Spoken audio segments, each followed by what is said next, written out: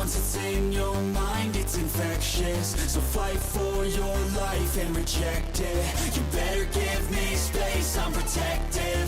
My adrenaline spikes when I'm threatened. And if you stay in my way, I'm aggressive. Cause when there's no exit, I'll kill when I'm desperate.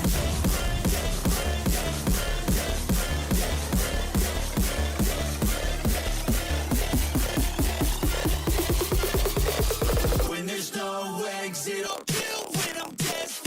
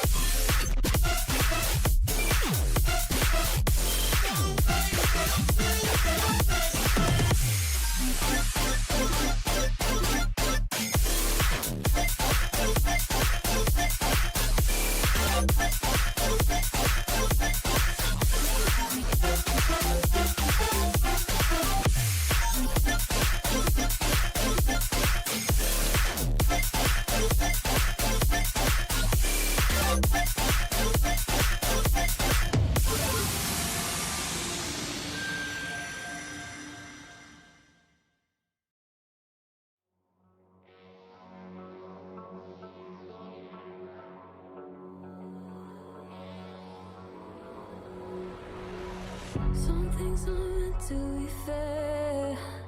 I know you left me down and out, and now the red is red. Got that hit on your head. Should've buried your dead. Should've listened to me and said, oh, how little you know. You better watch out, my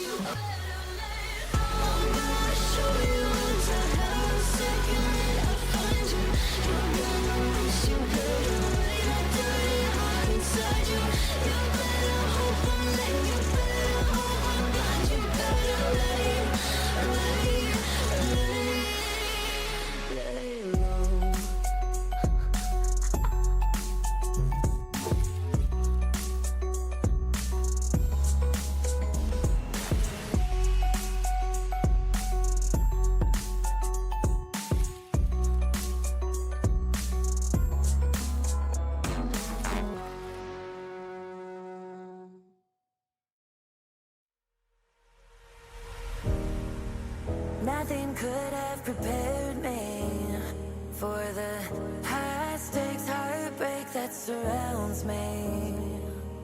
You want me, you won't let me go. burn slow. I can feel you coming like a wildfire. I'm just the fuel, baby, you're the lighter. If I'm not careful, you'll burn right through my soul. Burning like a wildfire. Dynamite.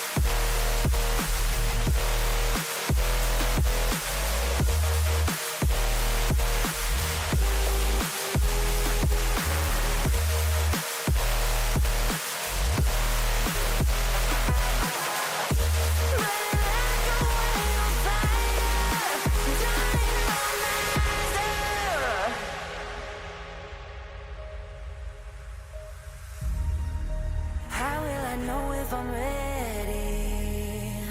The demons unleashed from your mind hold me steady. Yeah. 'Cause you want me, you won't let me go. So I burn slow. I can see you coming like a wildfire. I'm just the fuel, baby, you're the lighter. If I'm not careful, you'll burn right through my soul. Burning like a wildfire. Careful, you'll burn right through my soul. Burning like a wildfire. Dynamite.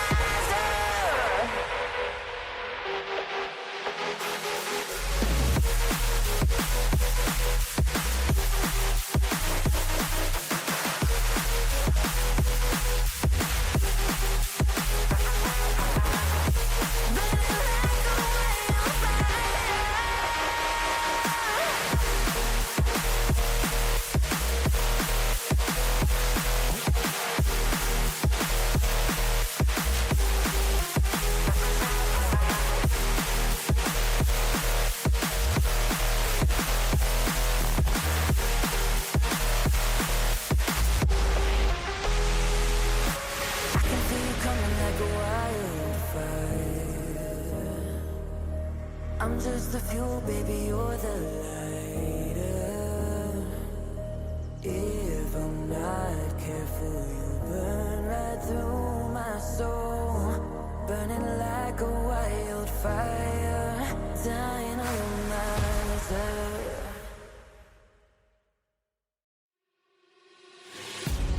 Can I be your star tonight? You fill my soul with light the day we met. I don't wanna leave your side. Have me by your side when the sun sets. Let's leave for an eternity. We'll sail across the lights beyond the sky. I'll be with you eternally. I'm an addict for your love, it keeps me high.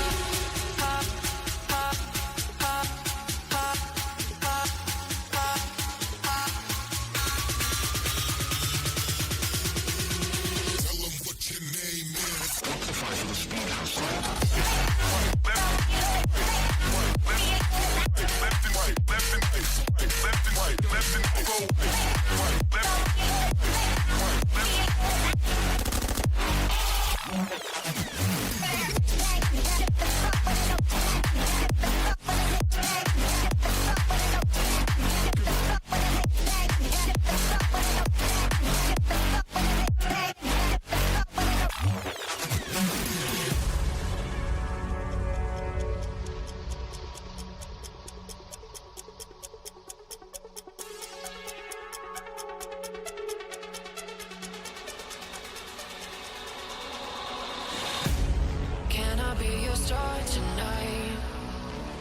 fill my soul with light the day we met. I don't wanna leave your side. Have me by your side when the sun sets. Let's leave for an eternity. We'll sail across the lights beyond the sky. I'll be with you eternally. I'm an addict for your love, it keeps me high.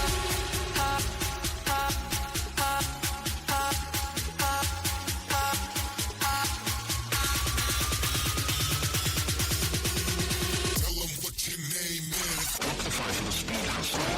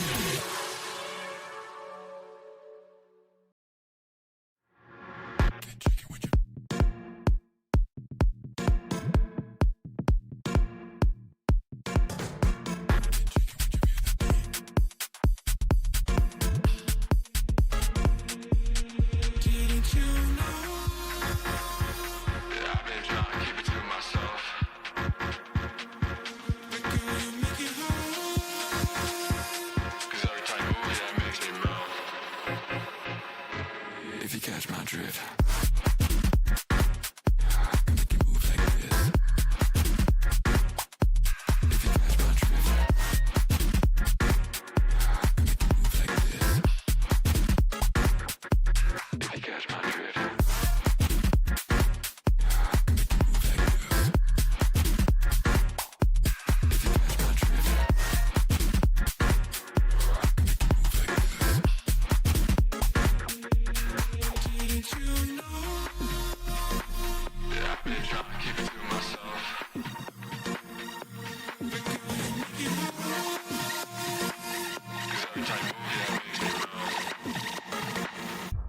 Right next to me, come on.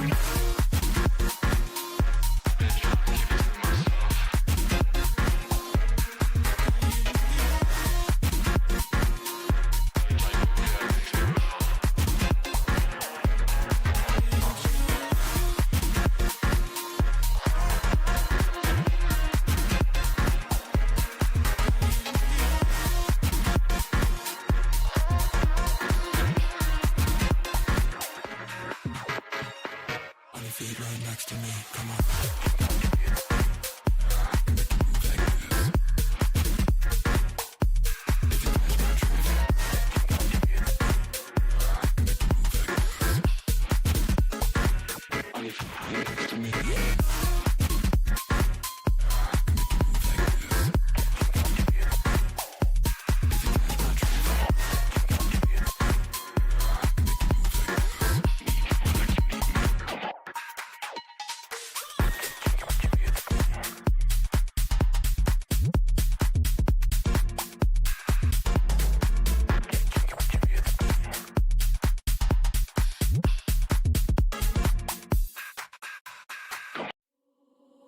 We can set the world on fire, fire.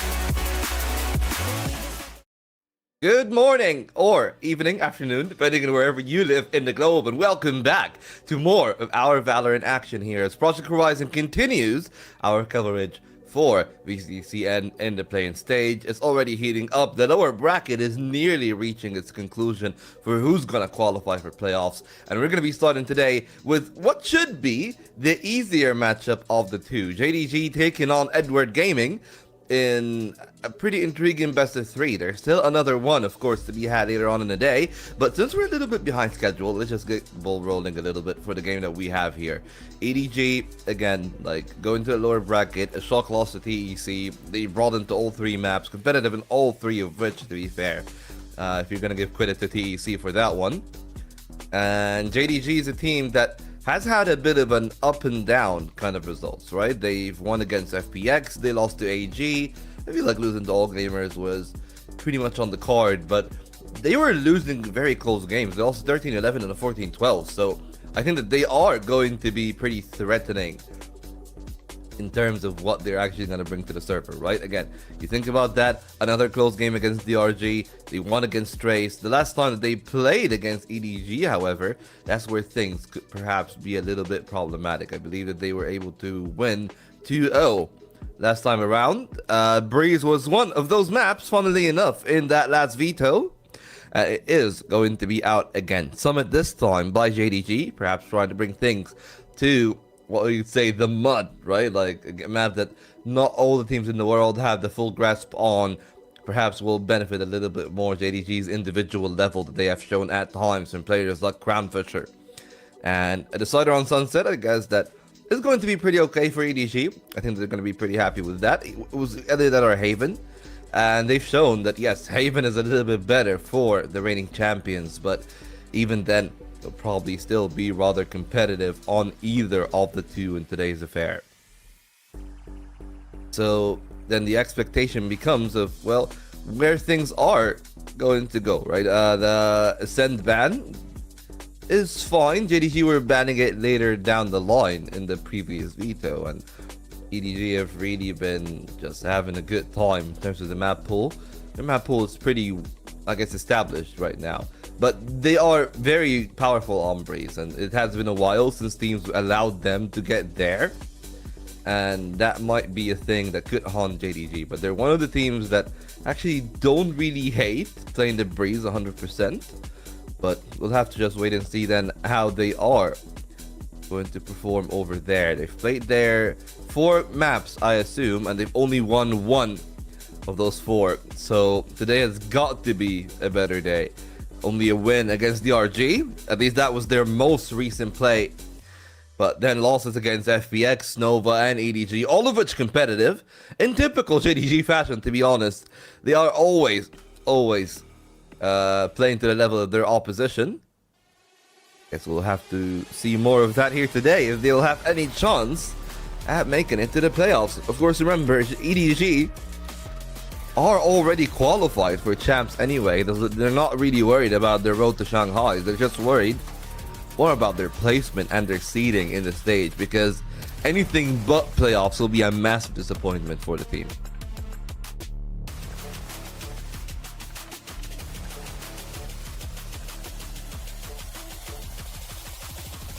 Well, for us, the lights are on in Chengdu. We'll have to wait and see if JDG are somehow going to be the ones that might catch EDG blinded by the lights.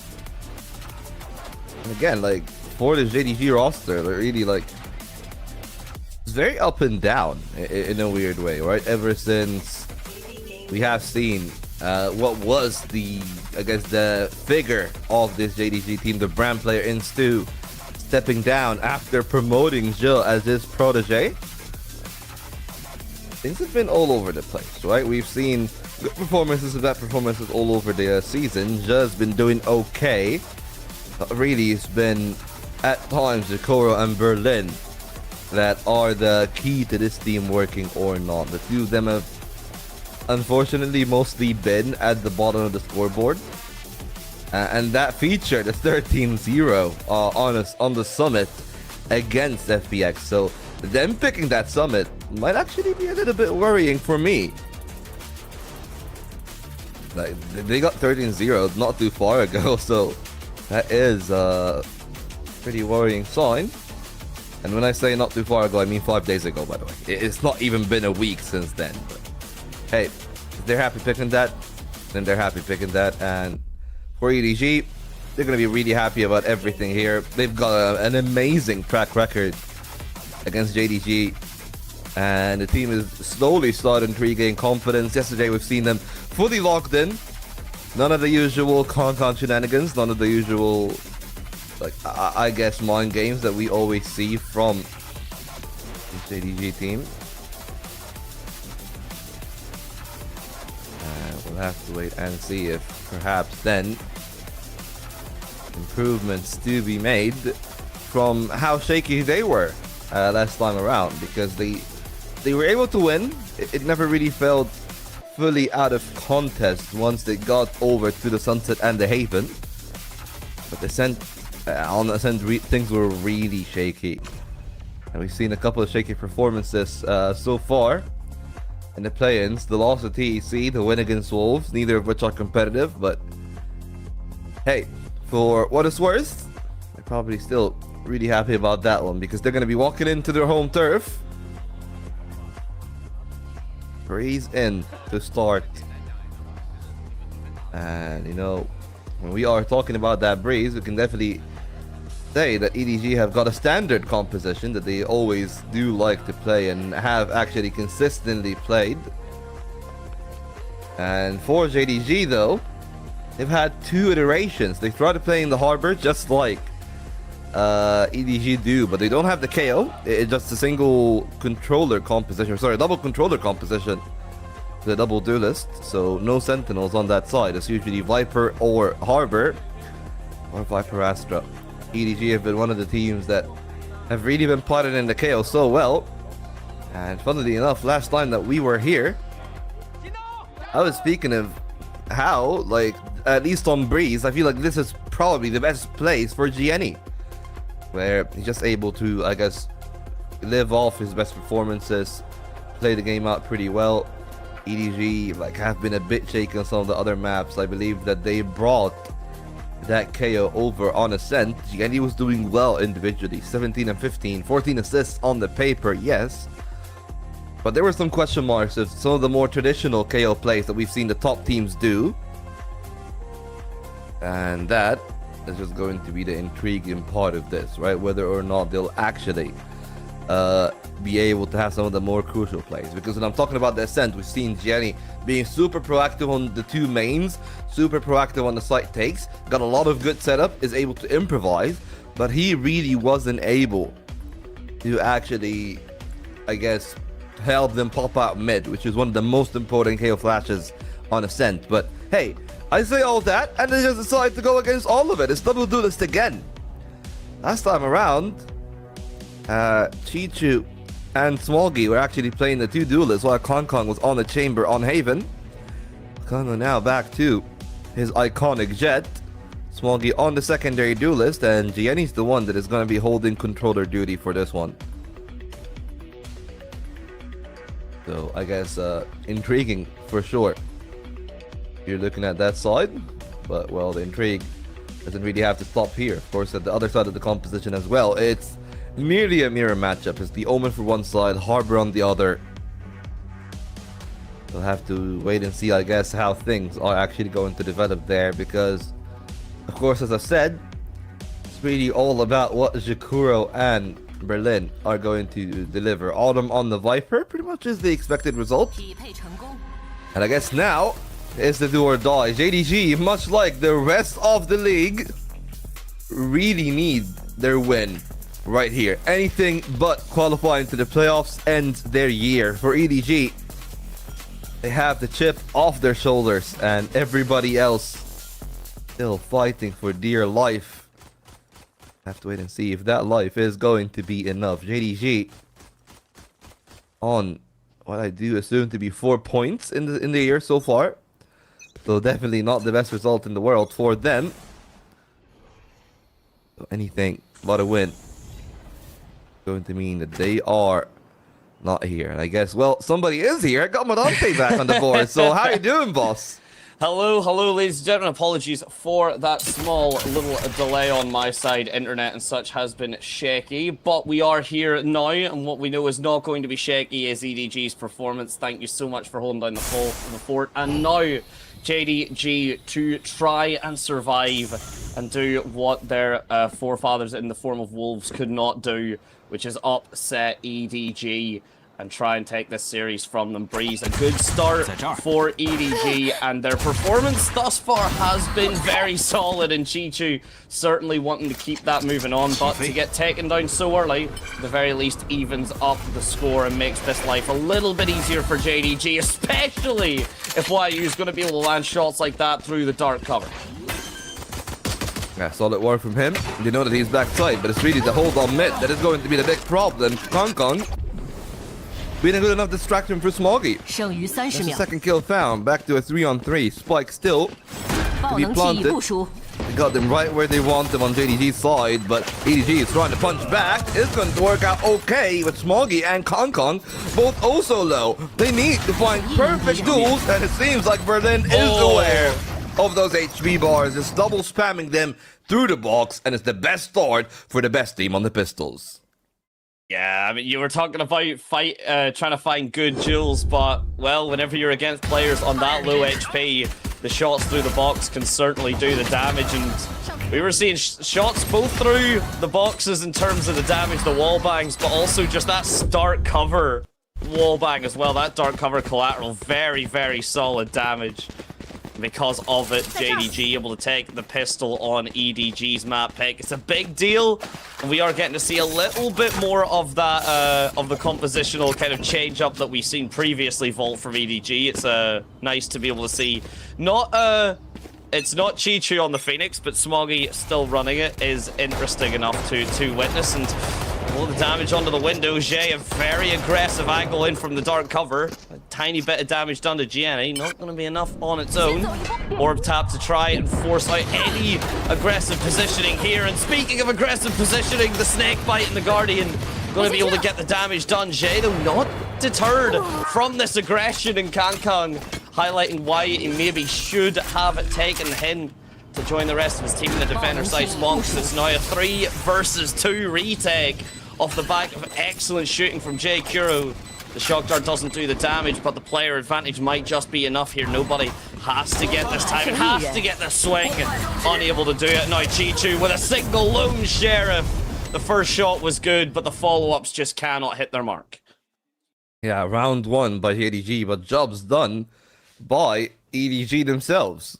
Spike down, 3 kills. That is just some beautiful stuff then that we've seen from the team, and perhaps, as he said, perhaps Joe just a little bit over eager there in terms of that duel. Of course, yes, we know how good he can be. Again, it's going to be about a lot more than just individual prowess in today's matchup. He's a team that have got so much in the tank. They're going to be starting this round against a much weaker boy. 2 Guardians is the best that JDG can afford.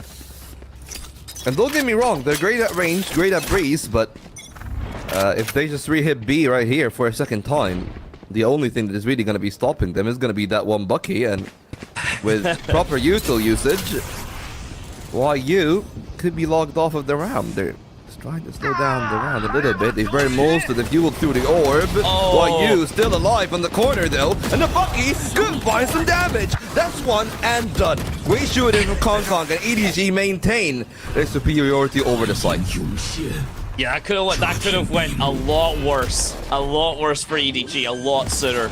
So to be able to stop that bleeding immediately is a big deal, but Jay's about to make this go pretty bad for EDG. That looked like it was just going to be a very confident push to try and stop the spike plant. Instead, Jay actually gives his life away to Gianni, and Chichu now on the lurk means that you're not going to have to worry too much about Crown Fisher. Does get the kill, trying to salvage the gun, but Gianni gonna make sure that's not going to be the case, and especially as the last man standing, all eyes on towards that site and towards Gianni getting that kill. The first 2 rounds go the way of JDG, but EDG answer back about as comfortably as they would like. and despite the fact that it could have been made a lot worse by YU. Yeah, some good work again from EDG. Perhaps, as we said, that round could have been had by chance, but the good thing for JDG is, you know, that Crown Fisher is very close to the Reckoning and can definitely be a powerful tool. But in 3 rounds, Smoggy's already got 1 running back and is looking to find the next. And right now, the 8K could be on. Pacey it is. Jakuro is trying to find the timing. It is going to be Crown Fisher yet again. Good read, good wall, but Chichu trades one back. The Reckoning comes in, and it's a good timing for JDG to try to push behind it. Berlin finds the 1, and the rest of EDG stumbling on the side. 2 more for the Harbor. It looks like he's just going to anchor them for that round. Let Smoggy have got some magic left in that Phoenix tank. Oh, and there it is. There's the start of it, potentially. Berlin knocked down. That is going to be a big frag, and the spike is in a recoverable position here for Smoggy. Able to use the Harbor smoke just to cause a bit of a distraction, or just to be able to clear out that mid-angle. Now we are seeing the swing comes through, but Crown Fisher gonna be the one to double up. Jay is seen, but Crown Fisher the one to do the damage. A very clean 4K, and a round basically slung on the back of JDG's Harbor player here. In fact, I'd say most of these rounds have been slung on the back of Crown Fisher. The damage has just been disgusting, and that ultimate as well to just really hammer the nail into the coffin. And well, it's a nice shot from Smoggy. A follow-up as well. Not going to be enough at the end of days. Crown Fisher currently on a roll. 7 and 3 for JDG to get a similar number on their half-line. To be fair, that has been the story of JDG. Crown Fisher just trying his best time and again. He's been so impactful. Most of the time he's on the Omen, so it's actually great to see that he's able to maintain that same sense of fragging on something that is a little bit less aggressive, is a little bit less self-sustainable. But hey, if it gets the job done, that's an even more impactful ultimate. I think any ultimate is more impactful than From the Shadows, to be fair. So like, it's not that hard of an ask. Yeah, I'd say From the Shadows still to this day.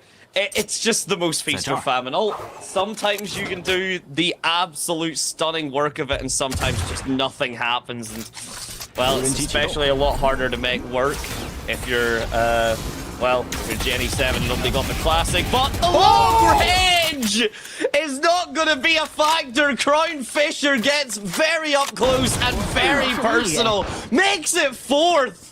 Even with the reload, it doesn't need to be Berlin with the judge, and Chichu has this mid control. YU's not going to let him live. The ace not be able to be found, but another 4K for Crown Fisher. That is some world-ending form right there from Crown Fisher. I mean, last time that he was here a couple of days ago, I thought that maybe we've seen the best. I mean, he was here yesterday up against AG. And back-to-back games, the guy has just been so ridiculous in the past span. And I mean, I don't even know what you're supposed to do on EDG slot if that's what happens. I mean, of course, great intuition from Crown Fisher to find the initial kill. Maybe if you are on the ADG slide, if you're all them there in that position, you might be thinking, okay, so we can definitely think about it a little bit, run it back. We don't need to walk into those Harbor util traps that much, right? Because the Cove, it's not just a smoke. Like, there's also the little bit of a bait and switch where Crown Fisher can spam for the 1, reinforce the Cove for a little bit more, and then he basically just got a kill for free, right? And those shenanigans can occur multiple times. And I think that most likely the most important thing for EDG is just to, I guess, avoid Crown Fisher for the start here today, because if they don't, I think that he's gonna do what he did to ADG, or sorry, AG rather, in the last time, where the guy was just such a menace on that sunset last time around. I believe he went 26 and 17. And the game ended in an OT, of course. Like, Shrimp had some monster performances over there. And right now, it is good performances from ADG, but they do not have a Titan that can stand up to Crown Fisher so far. No, not really viable at the moment. It's it's difficult to kind of stem the bleeding whenever you're against a performance like this, because the best cure for that sort of ailment is usually just have a similar performance yourself. If we can look at Chichu or Kang, even Smoggy, just someone to have that same performance. But you did say the best way may just to be avoid Crownfisher altogether, and what better way than from the shadows just to get the half-wall coverage and get complete control of the B site, while JDG were expanding and trying to cover these extremities. Viper's Pit now down, nobody covers the backline, so the flank not a concern just yet, but there's a lot more players ready to join that jet in J Kuro, and now Windows coverage as well here. This position onto nobody's gonna be found, and he's gonna fall. Everybody loves Neon sliding around now, don't they? Kong, well, he might actually be in a prime position for that round, because the reckoning comes from the other side. While Chikuro avoids him, he's going to be spammed by next player, but he's aware of any of those mess. The pit goes down, Kong adds to it, and so does Smoggy, the two duelists, carrying the round on a silver platter. Joe almost found them all, but the time was already too little, too late, and EDG find 2. He almost did all the damage, though. And it seems like we've been saying it quite a lot, particularly in China here, Volt, that the rounds are never cheap. Even if you walk away with the victory, even if it is spike diffused, or even if it is just the timer runs down and nothing else, the rest of it has been very, very much down to the gunplay. Very much down to the fact that it's down to the wire. One gun is the difference maker, but EDG, they break through the Viper's Pit. They manage to survive without really having to worry about YUs, and instead they make their own utility. The damage dealer, they make their own utility, what needs to be respected, and, well, the running back gonna be disrespected by Jay. The immediate shot coming through and trying just to beat the silver dart, but Crownfisher yet again. If a smoke is in front of him, there will be a spray and a double kill, it seems. Only gets the one this time, and Chichu wanting a double up of his own. The site finally cleared out. EDG surviving another kind of fire hose being pointed at them, and now a difficult retake for JDG. Yeah, YU, good spot, that's one. Jenny's out of commission. Kong's still alive, but they only have one half of the site, and that's an impeccable timing from Chichu. Right place, right time. They know that YU was up top, and Kong is just gonna able to smite him down. He got him over there. The operator recovered by the iconic sniper himself, and now we'll have to wait and see if JDG have got an answer to this, because that was a round that I felt like the initial start of it was so well from JDG. It's just they didn't anticipate the timing from Chichu at all, and perhaps those little nuances against other teams might pan out. Against EDG, it's a death sentence. Every single player is a game winner of their own.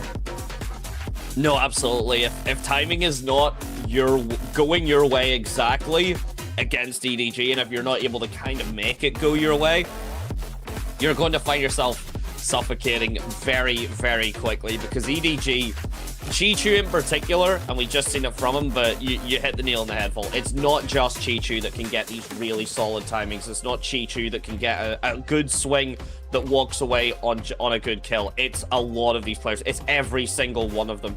And it's just depending on who shows up and who does that damage. And, well, JDG are currently looking at Kingfisher kind of as their kingmaker.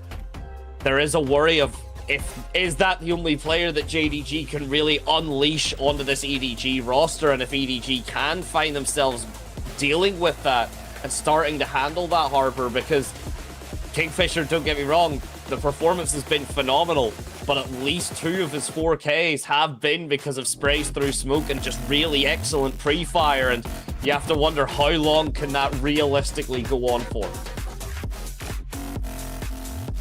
Yeah, I mean, here's the thing. Crownfisher has been so impressive for so long. Utility is there for JDG, but they don't have the guns, so they need to win this duel right here. And Berlin is going to be able to trade 2 Hunter's Fury for Hunter's Fury. It ends up being a win for JDG, but is it enough to win the round? Well, with that kill, it might be that. Kong on half health, and there's another blade to the face. And it is a round that has gone completely awry for EDG between the ultimates and just the heads-up duels. Everything going the way of JDG after the timeout. And it's just been and gone. One of the fastest rounds that we have seen for VCT China, and the timing from JDG. We've been seeing the Hunter's Fury, that kind of proactivity, sometimes really not do favors for teams, but that was incredible. And what a thrifty to land to get yourself right back into the driver's seat. Now the ultimates can come online. Now YU has a perfect moment and a perfect lull to get this damage done with the Viper's Pit and the Judge online. And now EDG, well, they were able to get onto the B site and make their Viper's Pit a living hell for JDG. But JDG didn't have to do that step one. They just make life difficult for EDG. The patience is very, very solid. All the extremities just taken. 3 players not even wanting to push up mid at all, so the oil drone gets no value. And Kong pushed up on towards the box and elbow. Try and steal the kill away with the bandit. Of course, not going to get anyone just yet. JDG know to play to their strengths, and 40 seconds have already passed. Half of the round. Nothing really found for the side of EDG, and not too much presence claimed. But with 40 seconds and counting, Crownfisher staring at a smoke, and Vaulty doesn't really seem to worry if he can't see his victims. Yeah, but hey, if he can see him, I think that he's going to have a much easier time. Not against the flash though, so he needs to find a good timing. Jakuro already on for the one. Another stunt to slow down the pacing. 25 seconds on the timer. And they have a last hurrah towards that B site. There's an operator there, but Jakuro is so low, so they'll need to get a move on.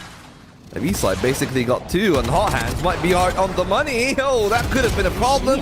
But YU holds it strong. Gets a single kill from Smoggy, and Chichu still a little too late to the party. The time is already gone, and JDG will get 6 rounds on their defense.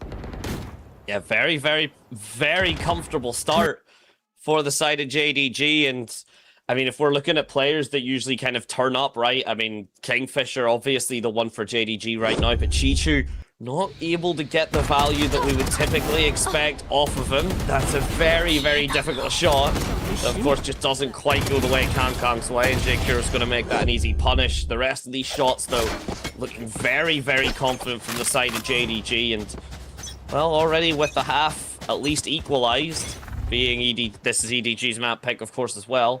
Does bode the not most comfortable tidings going into Summit. But still plenty of time to recover this round. Berlin, good first spot with the oil drone. Guardian echoes out, but no frags to be found. And Crownfisher still just the one to keep this mid side on at complete lockdown. And Kang going to be swinging in with the Marshal to try and get the shot. The timing, though, allows the Crownfisher to get that information and back out. And EDG playing this round basically exactly the way the last one was. Kang lurking up through mid. He's being watched. He's being checked. He does go for the re-swing of the Marshal. Doesn't pay for it with his life. And Jay, the big brother in operation and being held. If the A main cannot be broken through, the oil drone to try and stop this angle. And it's going to be enough, at the very least, to push Jay back. Still got an easy duel on Kong, who was trying to creep up. The space works in their favor. They know the Crownfisher is on the other side, but the high tide still waiting supreme so far. Very little space for EDG to play in the site. They cannot even go back to main. And every single shock dart is going to have a lot of value, thankfully, though.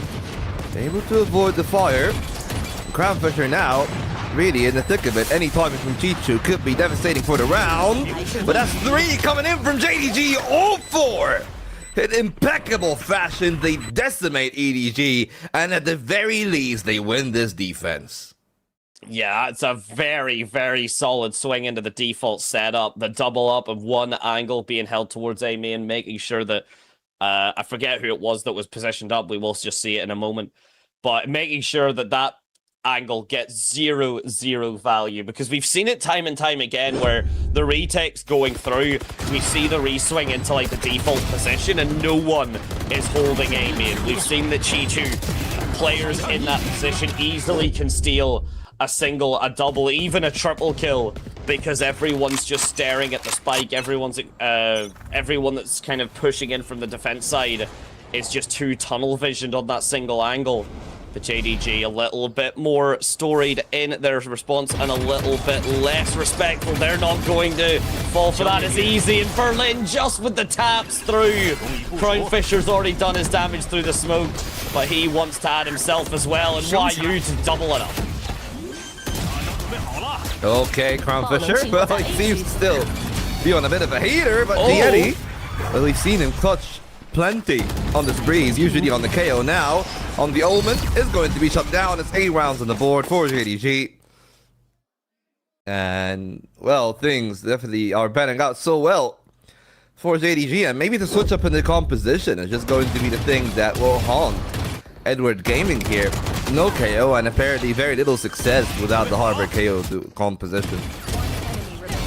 We've seen just how effective it was. We've watched EDG get a lot of value, get a lot of love kind of out of that composition. And well, if you look at Nobody, someone that's a player that we typically kind of look at as a cornerstone of EDG's roster, especially as you said, Volt, with that KO on a map like Breeze. So it's just maybe not fully working out, especially with the outlaw from Zhe to do the additional damage. The relay bolt means there's no real hope of a refrag, and JDG with a swing like that, with a double kill essentially on the Smoggy and the run it back, with the rest of EDG now following him into the afterlife. You can almost say that 9-3 is guaranteed for the side of JDG. From the shadows just to get the spike planted on the A site, but economy balance means nothing going into the next half, and the timing from Crown Fisher couldn't be any prettier. Reckoning thrown at his own team for no reason other than he can't carry it on,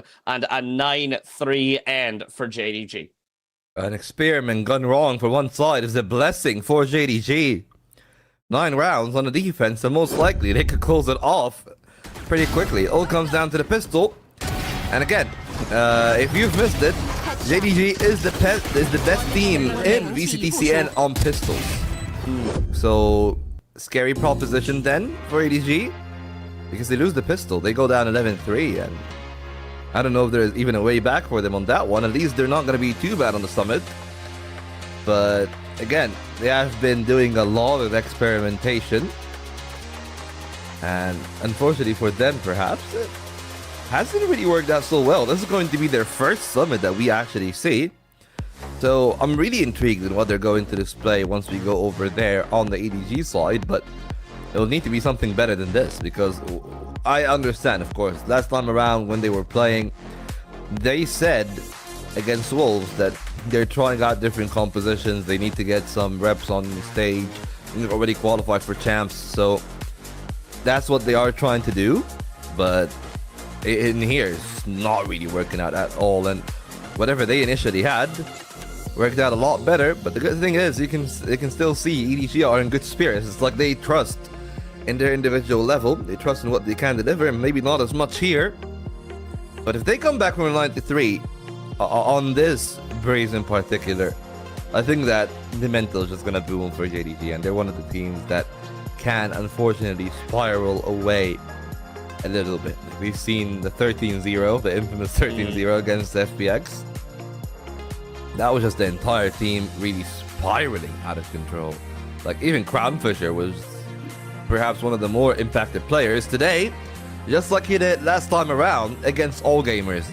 He still continues to be a phenom. 92% on the cast is kind of ridiculous numbers, right? Because even the best players, you would see them at like 75 to 85% at the very best.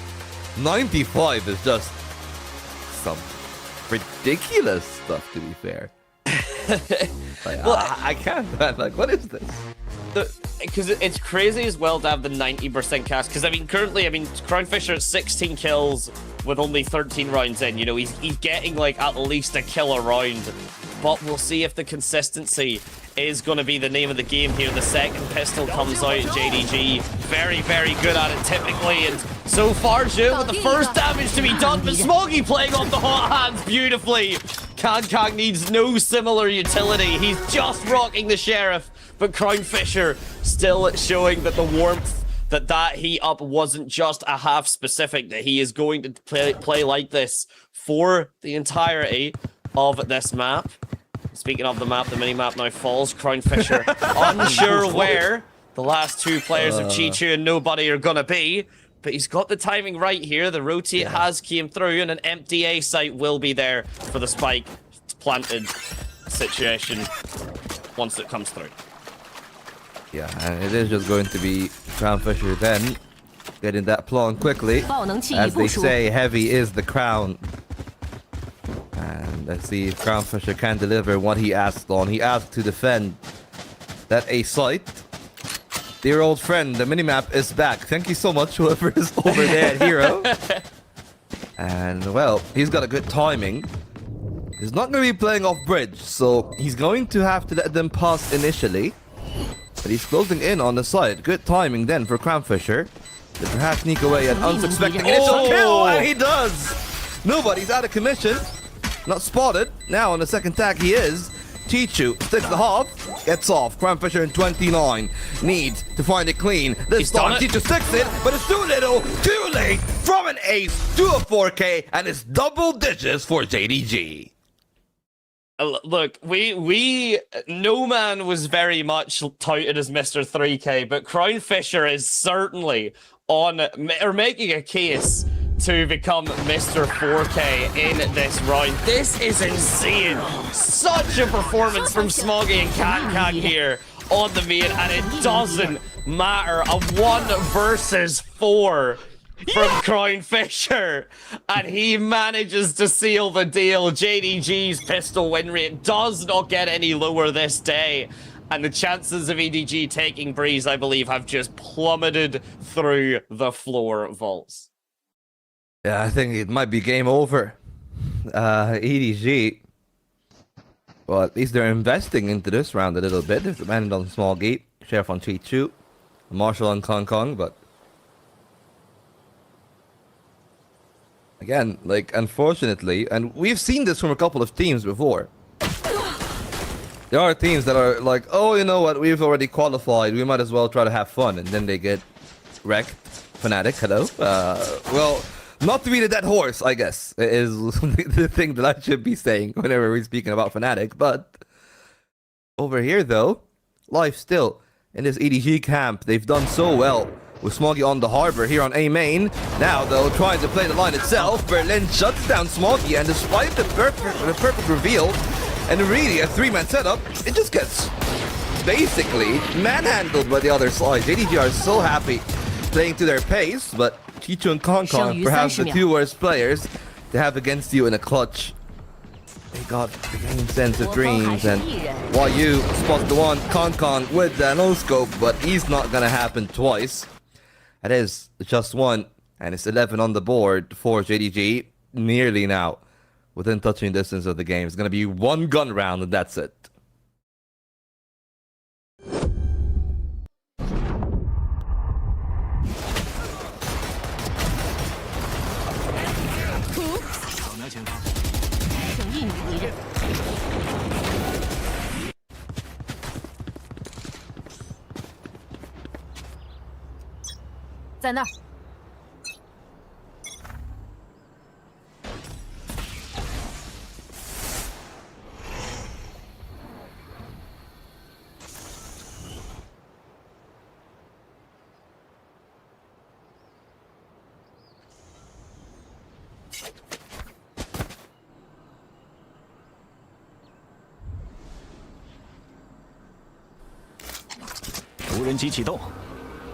Well, whatever it may be then,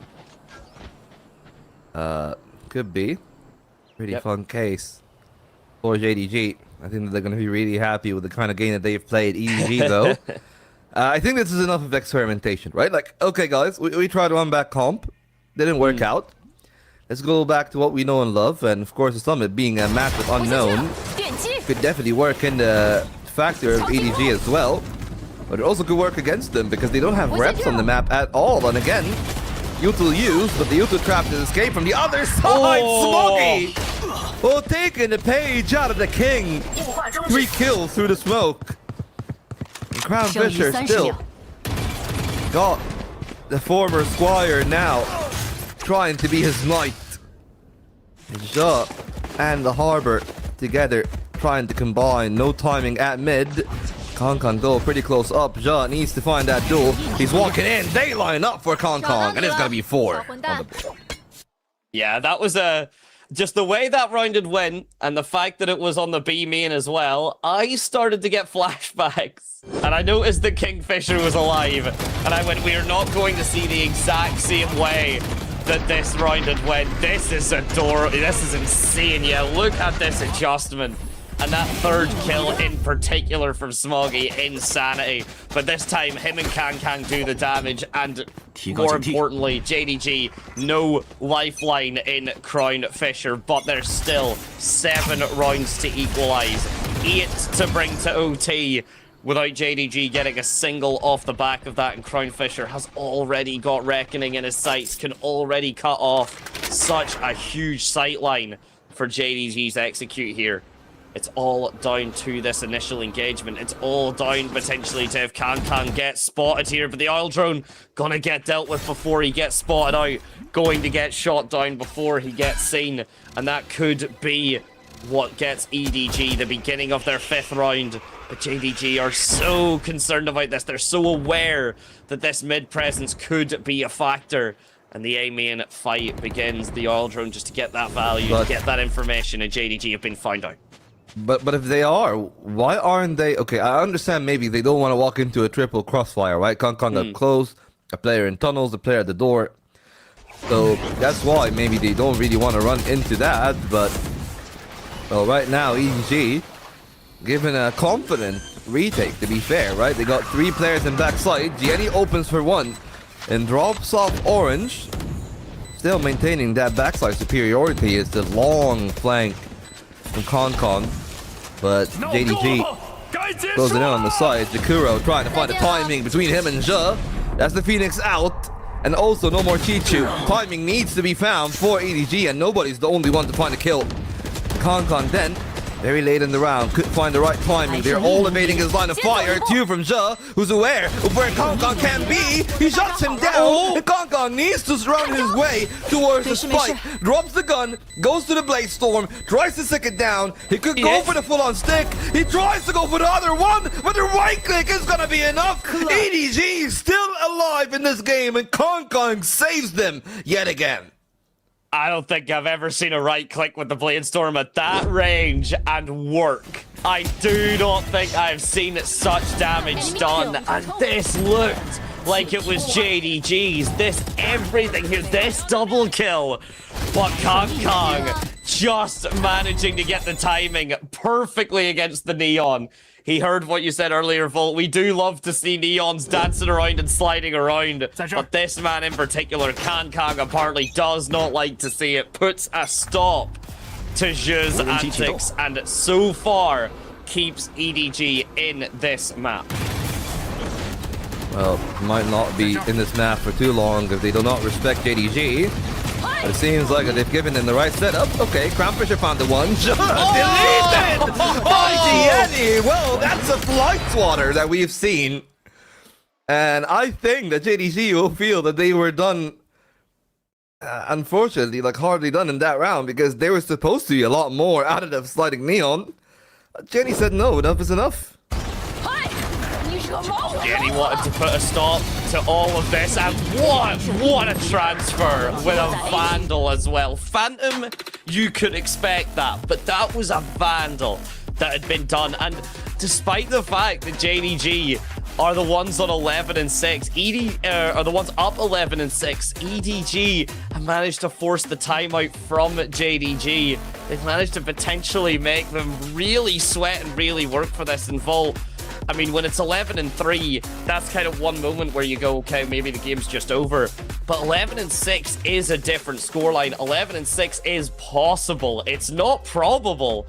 But every round that JDG feel to close out at this stage is one extra foothold that EDG managed to plant themselves and hold on to potentially bring this back.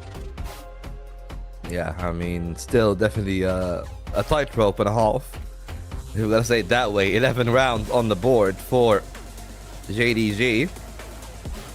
And I guess, you know, them being the mole that they are, they need to have the assortment right now because you know that EDG are going to be bringing everything in the kitchen sink into what remains of this game. There is a Reckoning, there is a Hunter's Fury, and Jakura is not far off of the Blade Storm, but I'm really looking at those two ultimates from the controller and the initiator to change the way that this game is going to go, because they need to find 12 and they need to find it here. We'll have to wait and see though, as things are going to be looking better. EDG only got 2 here on the B side defense, and the right pace, Kong and Chichu might not really be able to slow them down. Jakura doesn't go for the elevated jump. Instead, he tries to wait for the back side. Kong now got support.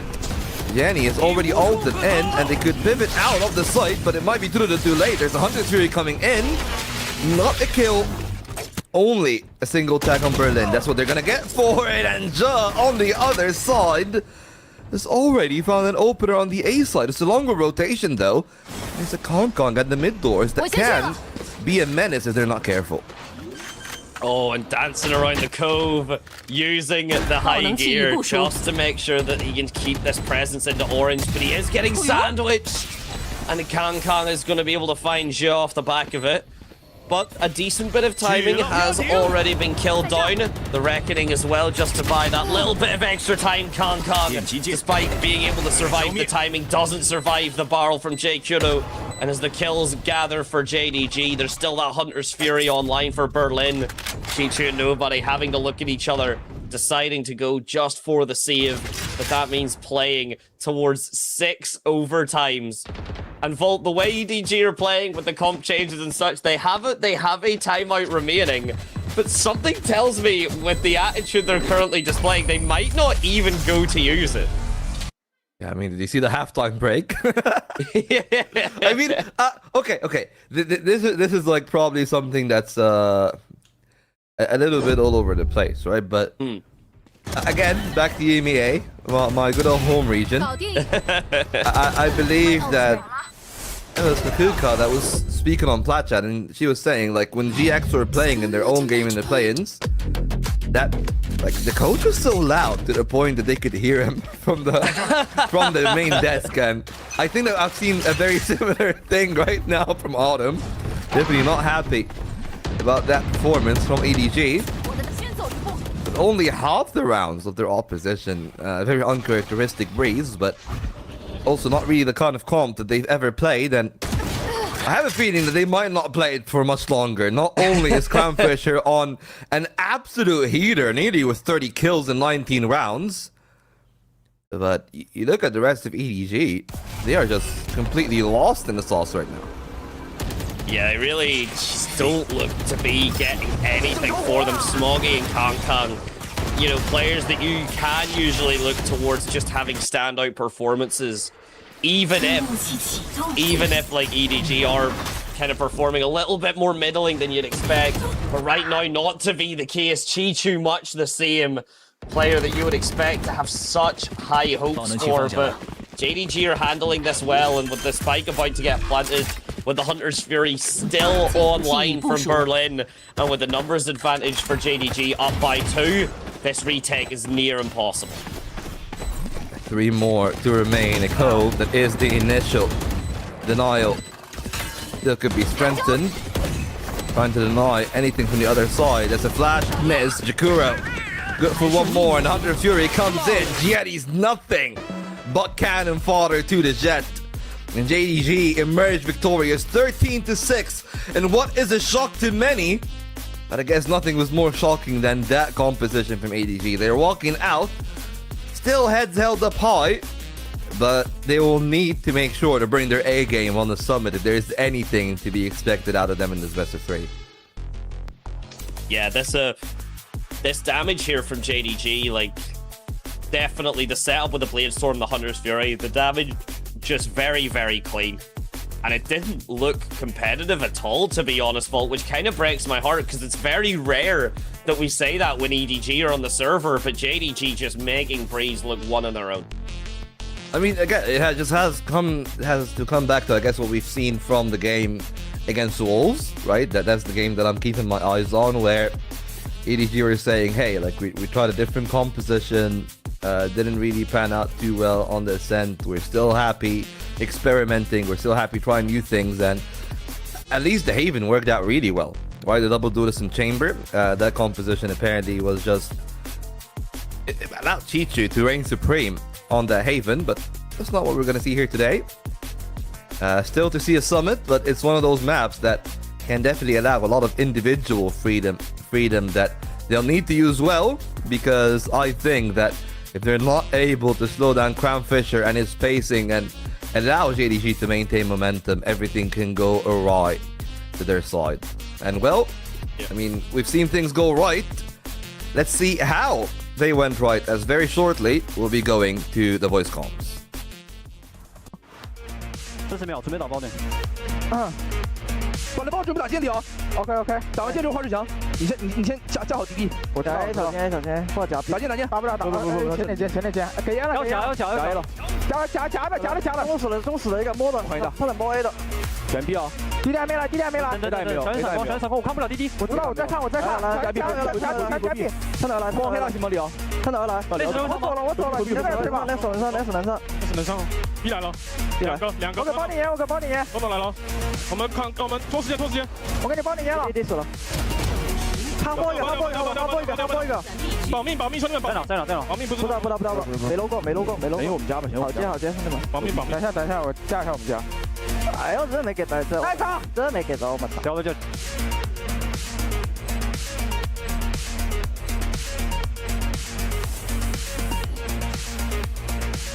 2个，1打1。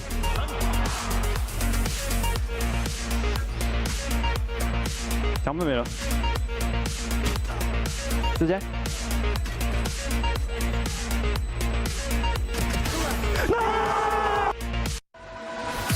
And, well, Mr. 4K himself, maybe just for this map, but if he can continue the way, demonstrating the skill that we have shown, a 3.4 KDA and only dropping to 89% cast from that 90% stat is absolutely incredible, and you cannot ask more from your Harbor player on Breeze. Yeah, like 350 ACS, almost 89% on the cast, and as you can tell, it's such a ridiculous kind of heat map, right? Like, especially considering that they were playing on defense for the entirety of the first half. The guy just basically was running the map, kills through the smoke, a couple of decent holes on the B site, and he was very mobile, and still, maybe the most important thing outside of that perfect hexagon is that he was also so supportive with his Harbor utilities. Not like he was playing fully selfish. Yes, there was like 1 or 2 stuns that he used for himself. Yeah, but you can tell like there was a very clear goal and a very clear reasoning to why they're playing the Harbor. And usually you would see other people benefiting out of it, but Crown Fisher, I guess, is just going to take affairs into his own hands in this game. I mean, he certainly did. I mean, you cannot say he did not just do a ridiculous amount of damage, and we're seeing it live. The heat map essentially get filled out in front of you guys for exactly why the damage was so heavy, and a little bit of a mistake from EDG. You know, they really did kind of try to force their story on towards the A site, and we've seen from the heat map from Crown Fisher that the retakes weren't really necessary, right? Crown Fisher didn't need to walk around to the B site to get many frags because JDG had actually held B very well at the same time. It's just EDG didn't have near as much of a belief in the B site as the A site, and I mean, yeah, a 3 KD is close to it, over a 3 KD with the assist. Yeah, Crown Fisher doing everything for JDG. That's not to say J. Kuro and Zhe, though, down at 15 kills, did not form a very solid structure for JDG to kind of form themselves around. Oh, absolutely. It was really the fact that JDG were basically corralling this EDG team into those extremities only executes. Like, very rarely we've seen successful mid splits from, to be fair, either team, but JDG didn't even need really to be intricate with their Breeze. They were just able to stampede their way through with their pistol win. And that's the thing for EDG, right? They only walked out through the mains. JDG were fully prepared, and you really gotta give a lot of credit to Zhe then in this game, because he was so mobile, always anywhere where anybody on the team needs him, and he still did pretty well considering that he was really like the handyman of the entire team. And hey, that is such a good start for them, but this is where things can become either a massive question mark or a straight email to map 3, because we've just seen a 13-0 against this JDG, not even getting a single round against FPX. This is EDG's first affair though on this new map, so we'll talk about it and a little bit more as we head into map 2, which could be the last one for EDG in this season. So stay tuned and we'll see you soon.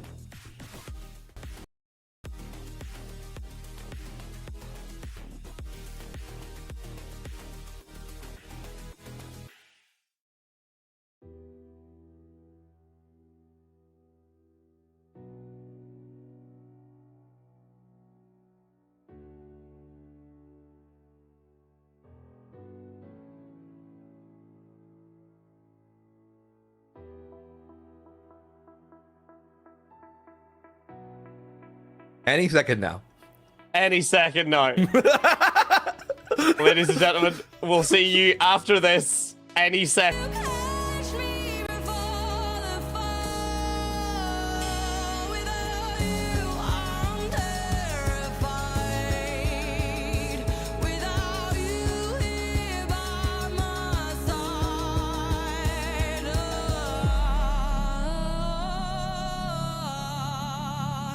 I'm so dependent.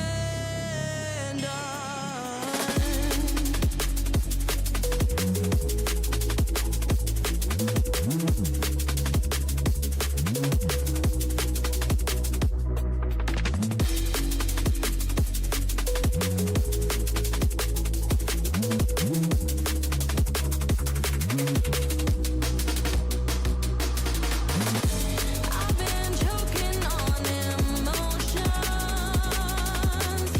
I've been tangled by my thoughts. 'Cause the longer I stay awake, the further I am from you. When I'm falling for good night, will you catch me before the fall? Without you, I'm terrified. Without you here by my side,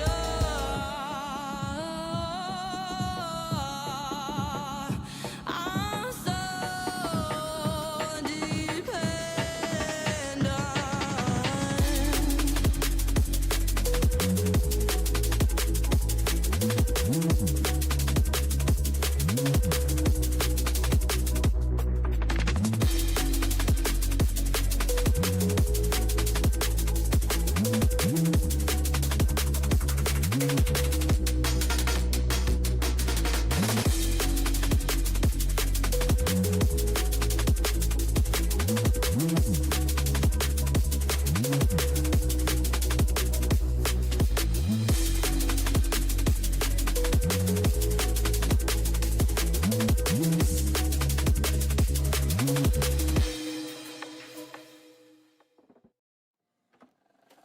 I just can't let you go. Lord knows that I've tried to. You said I was the only one. No one likes being lied to. You made this mess and left me with the pieces. Now I wanna burn all the bridges between us.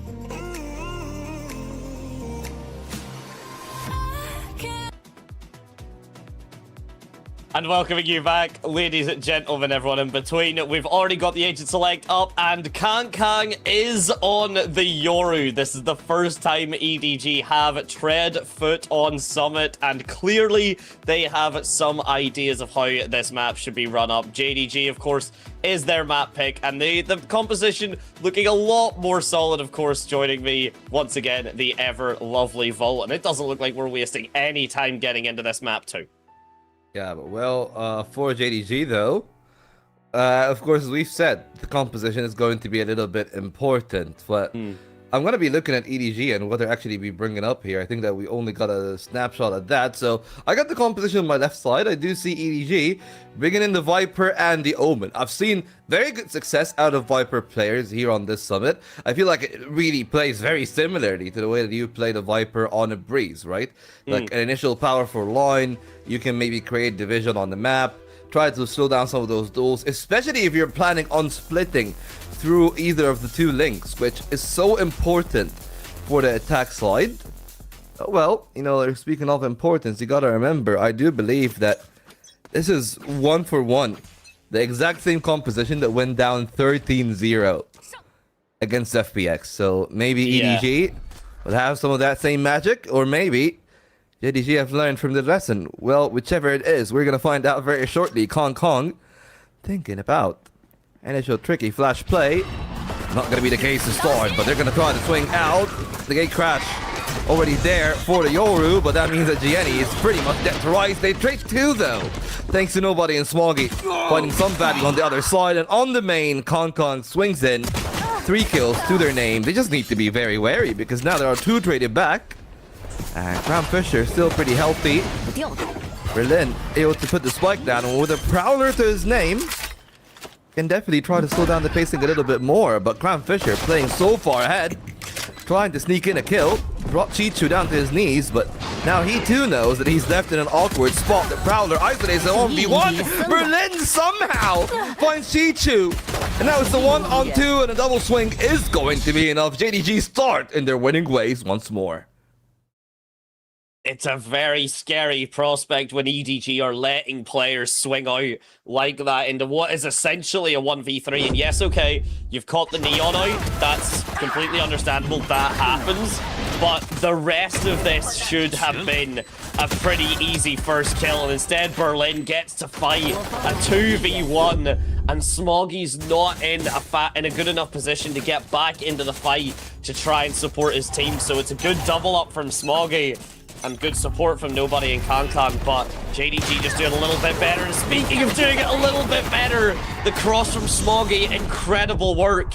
And it's the paint shells from J. Kuro to try and force EDG back onto the site that they should be defending. But EDG not going to play this too patiently, not going to respect JDG as much. And, well, JDG, it's up to you to really survive that. And a stolen kill onto Nobody. Completely snuck away is exactly how JDG want to answer this back. But Chichu with the bandit and the gun now saved. This is going to be a tougher push for JDG, and they're going to need to do it consistently. Well, Gianni steals away the 1. 2 dark covers now to play around. Can find the timing of Graham Fisher, and that he does. And that's a thrifty right back. EDG strike at the right time. The iron is still hot. And JDG could still be very volatile on this attack side. Yeah, definitely to be the case. We'll get to see that volatility, probably a little bit more in action coming up, but just what an answer back, and you get to see the angle on exactly how crazy YU's shot was with that Guardian. Not enough to kind of break, not enough to get EDG comfortably into this map just yet. JDG with that full buy up getting shut down, and EDG now the economy very much supporting them as JDG even contributed a little bit towards that strong economy. And another errant shot with the Guardian doing a lot of damage. Smoggy as well just in on the side. EDG wasting no time at all. The retake does not need setup, for it's already been and gone. I say that. Crown Fisher certainly making it gone, but the teleport with the Shrouded Step just not gonna find him any sort of comfort, any sort of safety, and EDG get their third. Or their second, they get the third. Yeah, that is some absolutely monstrous stuff from Crown Fisher again, but perhaps he got ahead of himself, thinking that there's going to be a quick trade off the back of that paranoia. That was the winning card then for EDG, who started the round so well. You can look at that there, the flash from Kong actually through that little window slit. And now Chichu just found an easy double. And that's like one of the reasons why I said, like, okay, maybe Asians like KO and Yoru could find a lot of value here, because there are a lot of those angles, whether it is like through the doors themselves, the longer sight lines, The flashes work out so well, and Kong now needs to be careful. Player on the green box finds the timing, but just immediately steals him back. Chichu holding on to for dear life on the side. The paranoia buys him valuable seconds for the nightmare to fall off. And they're still locked off the site itself, but if they get 2 kills, then the mission is a lot easier. Smoggy pressed, and unfortunately, will just walk into the line of fire himself, and they know where the last guy is. So, should be very easy to run back to the B side. Don't even need to do so. Just another easy duel, and well, it's pretty well played from this side then, right? Like every time I look at JDG, those are competent holds, and they know when to freeze, right? Like they killed Kong, froze the door, and didn't really full-on press on the site until they found their kills on the connector players.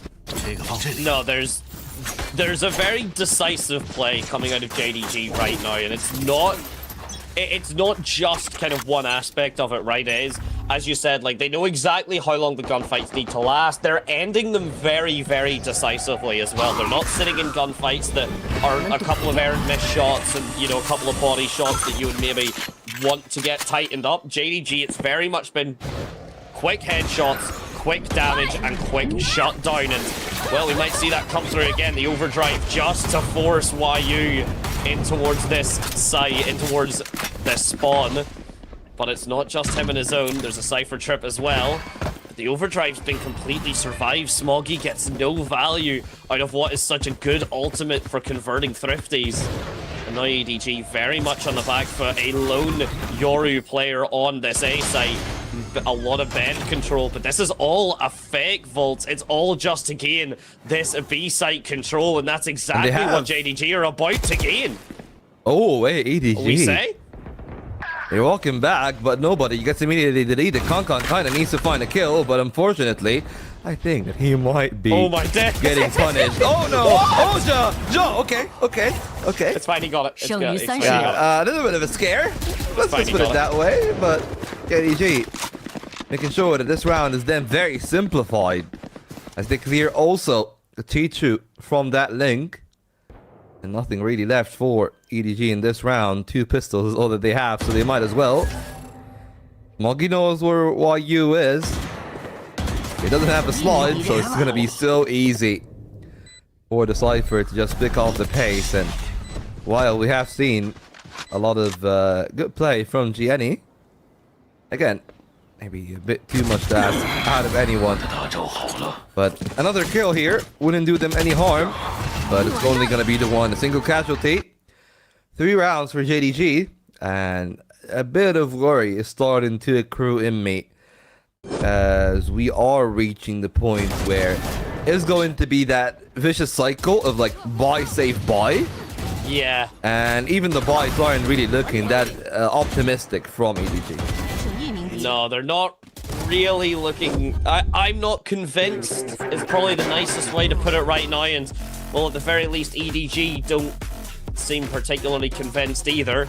The first timeout being called fairly early, all things considered, but if you look at the scoreline and how Breeze went, 6 and 13 is not really a scoreline that you can afford to replicate even twice. And JDG, you know, having that complete unfortunate showing on that 0-13 on this map once beforehand, not wanting that same performance even close. So if anything, JDG might be having a bit more of a vested interest in making a bit of a statement out of EDG.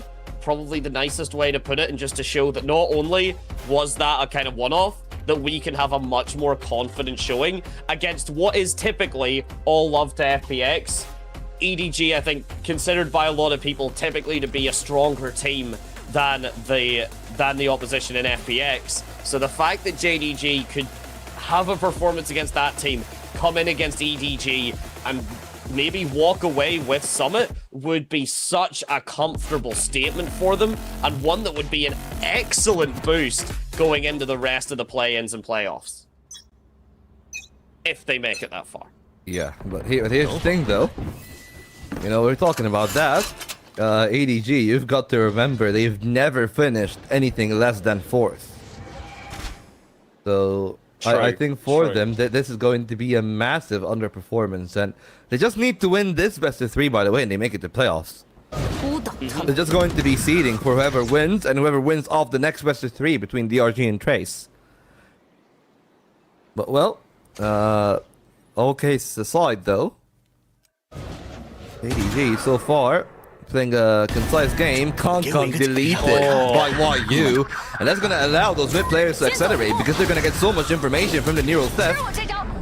Pressing on, Gianni denied and stunned, and even the paint shots are on point. Ja and Jakuro proven to be the perfect pair on attack, and that is the 4th round, most likely confirmed. EDG will want to save those 2 guns, because as we said, the cycle is vicious, and while Chichu and Smoggy are a decent player in their own right, but yeah, this is usually what is always gonna happen here. Chichu now left to somehow find an ace clutch, and I think that even he knows that that's too much to ask of anyone, even himself.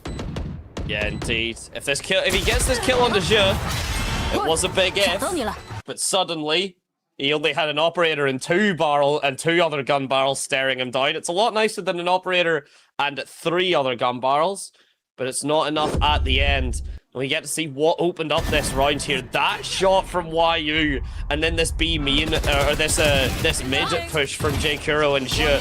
That relay bolt was so stunning from Jeu. It could have been a lot worse. That swing from Jenny could have been all the difference. But instead, it just ended in tears for EDG, and now another low buy. There is the ultimates online.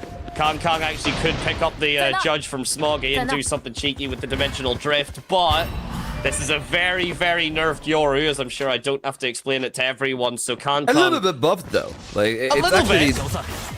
Look, it's the one flash, but the gate crash is basically between where the initial nerf was and where it was before the nerfs. Like 20 seconds right now in the TP. And I think that's healthy enough for, oh, I can be anywhere kind of mentality. You're not going to be an initiator, which is why we're still seeing the fade. But there's still at least one more flash on top of the paranoia, and then you can play it around with it. Well, that gate crash is just timed out. So unfortunately, Kong, the positioning that he's chosen, he's going to have to stay on. He can't get back on towards the site to help out his compatriots, and nobody's been figured out. He tries to hold it down, and he does actually get the kill. Traded out immediately in the Cypher cages just to try and get onto the site. But despite a lower buy, despite a weaker economy, it's looking like a confident push. J Kuro making sure that that economy doesn't look so weak anymore. A couple of pistols become a bazooka. And well, one versus the other, the pistol's not going to do their job. J Kuro's got a decent bit of information here against Smoggy. Knows the judge is being held, knows where the neon is, but Chichu finds the first shot with the sheriff. And the Phantom echoing out. There's still a lower buy. EDG making JDG sweat for this a little bit. Even more. Crownfisher and Berlin cannot get the timing of the swing. And YU now in 1 versus 2. He's got the 1. He just needs the 2. And Chichu has to reload. YU does hold his ground, hold the fort. And JDG for their 5th round vault.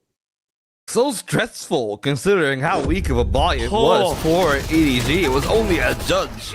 It's the only true investment. Everybody else on pistols. Yeah, Chichu and Gianni nearly made it work. And if Chichu was just able to stick his nerves there and find some classic Chichu shooting, things would have been a bit better. But YU is the biggest benefactor so far. 9 kills to his name.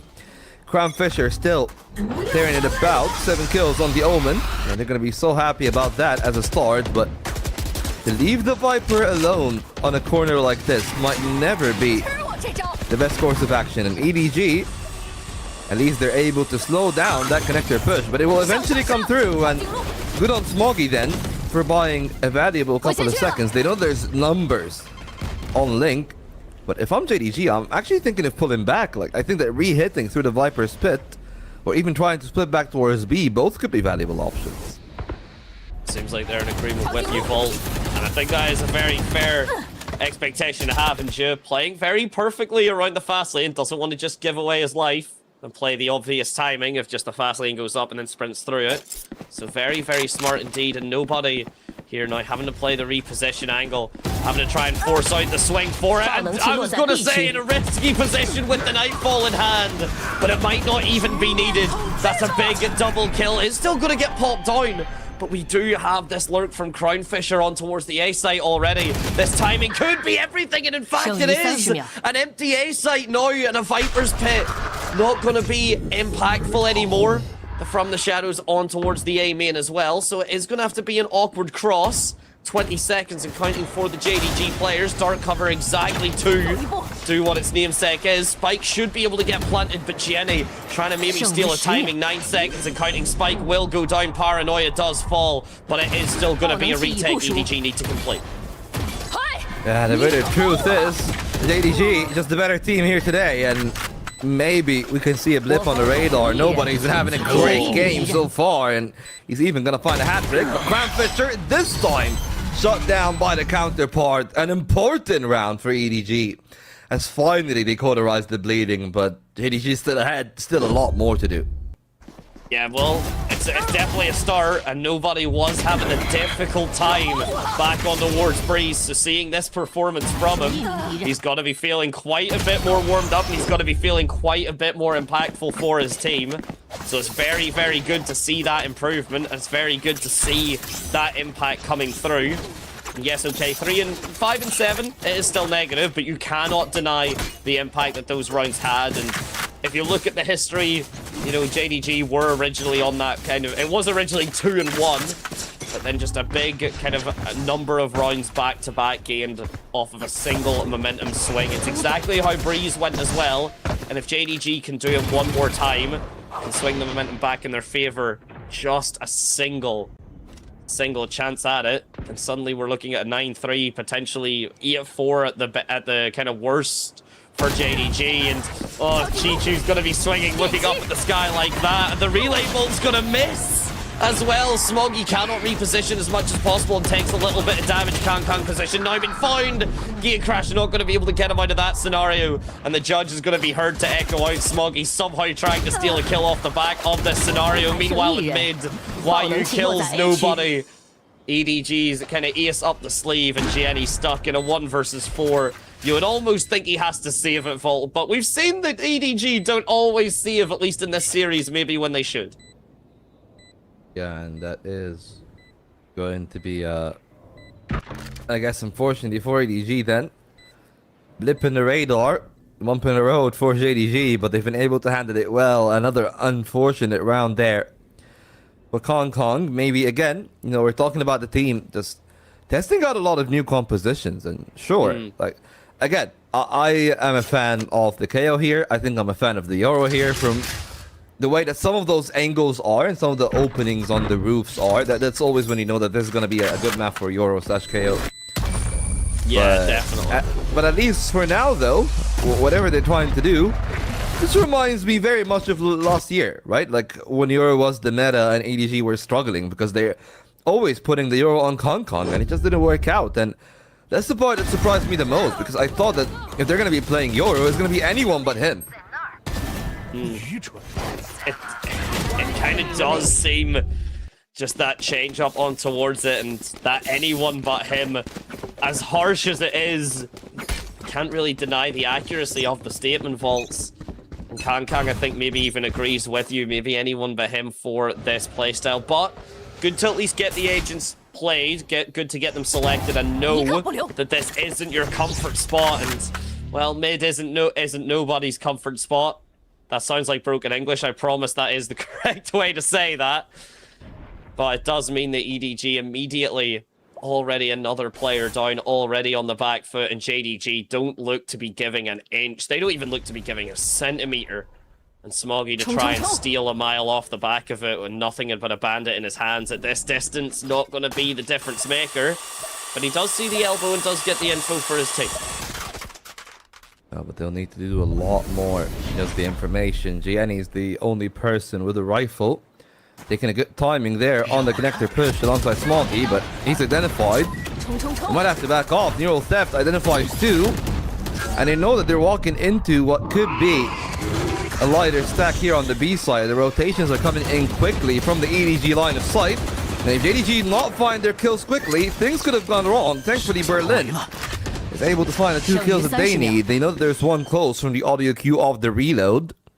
But can they clear YU without people on the other side being a problem? Well, they try to pick him dry, and he is going to reign supreme. JDG, again, victorious at another half early. There's the potential of another 9-3.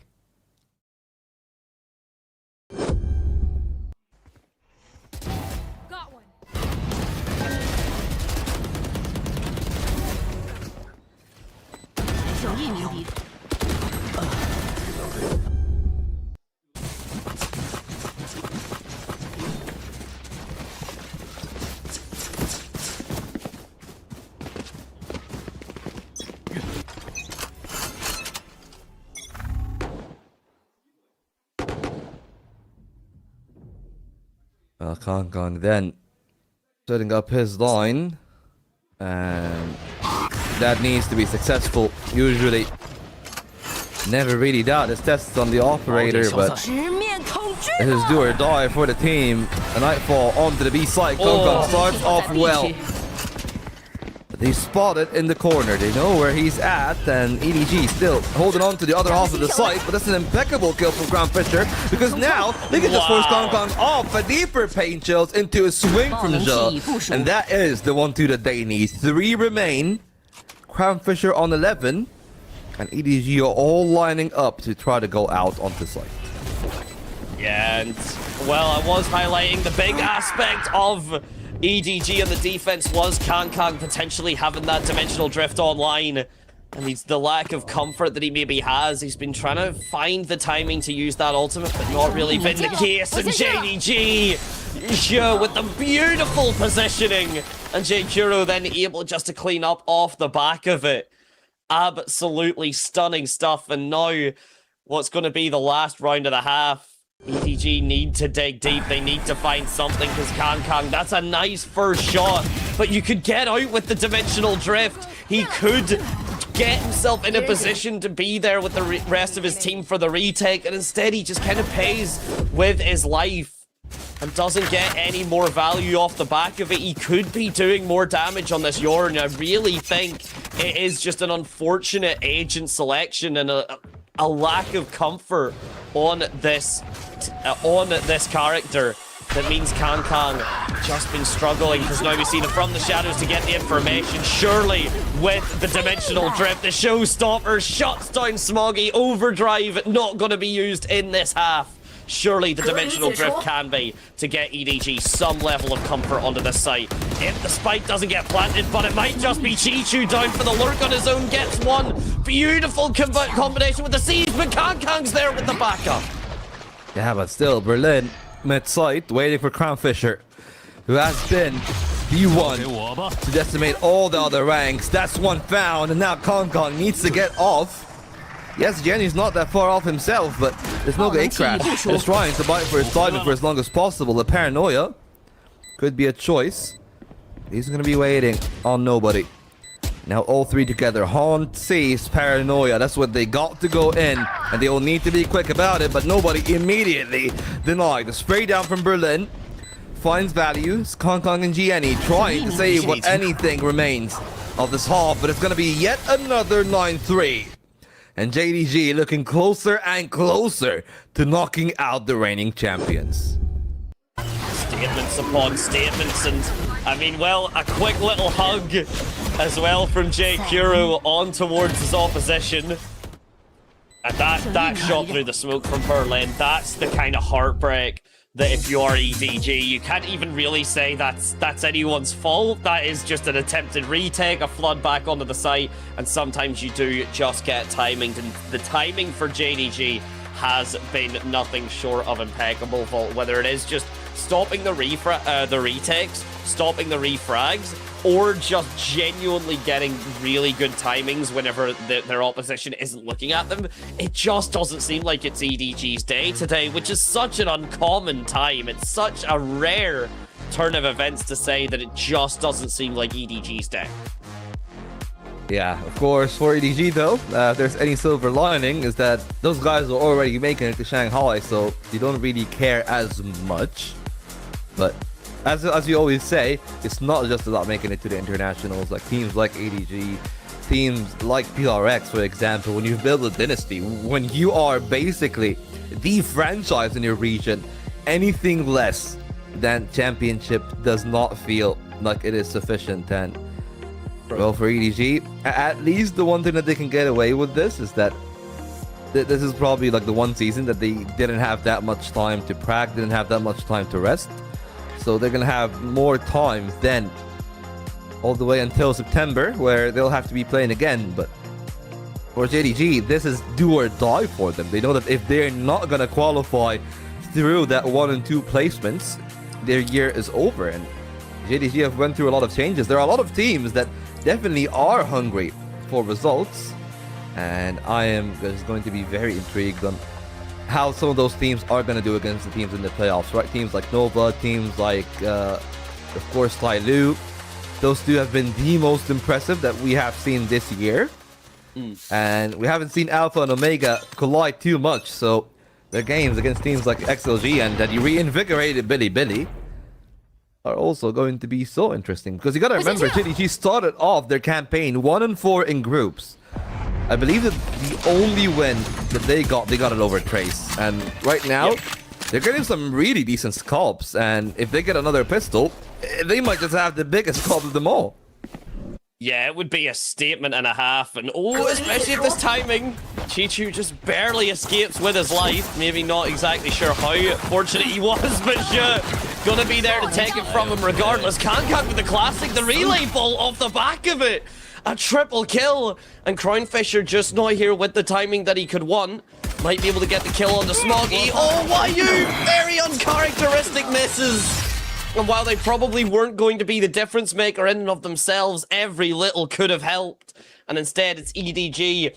Fairly comfortable second pistol round for them on the board. And now a chance at a redemption, a chance at making this close. But it's going to have to be every single fight still going the way of EDG, especially fights not going the way of JDG in particular, that way that it just didn't go for YU was the difference maker. And EDG with their 4th on the board. The first pistol of 4 is what also is the case here in this series.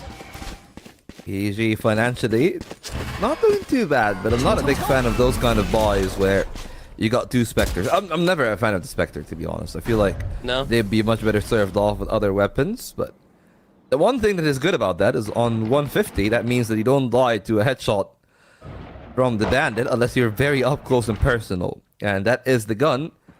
What you does have Marshall, though, pretty much best case scenario against those non-armored opposition for Kong, so he can try to go and farm, and they are eventually ending up here on this A site. Indeed. We'll see if it is enough to get on towards the A site. Berlin doing a little bit of damage, killing time. Oh, the C's coming in from nobody. Not able to get the same amount of value, and Berlin is just able to kill time, turns the first flash just off the audio cue, very nice, and trying to stop the timing from the paranoia, sidesteps every piece of utility, and somehow takes the life of Smoggy, and Kuro's doing a bit of damage himself with the classic, manages to get 2 in total for himself, or well, 3 in total, 2 for himself. And now Crownfisher in a position where, yes, he's not realistically going to take this round, not realistically going to take the win, but stops the plant coming down, and the guns have to be salvaged by EDG. That means they don't get the spike planted, so 1,500 credits not in their pockets, and some decent damage done here by Kuro to stop all of these guns being seen. Yeah, I mean, 3 kills is already, as we always say, is the magic number of basically harming the bonus, and it's the bonus no more. Like, look at EDG. Kind of fully investing into this round. Anybody that is not Smoggy or GNE is not going to be able to buy into the next. So if JDG wins this, they might have just saved this game. EDG are playing for all the marbles right here. Fake out. Good value from it. YU still trying to find the line, and he's gonna get 2! It seems like smokes are the allies of JDG. 3 are found in total. Finally, Kong trades one back, and they almost lined up for him. But he's going to be frozen on 2 kills. and leaves Jenny 1-on-3.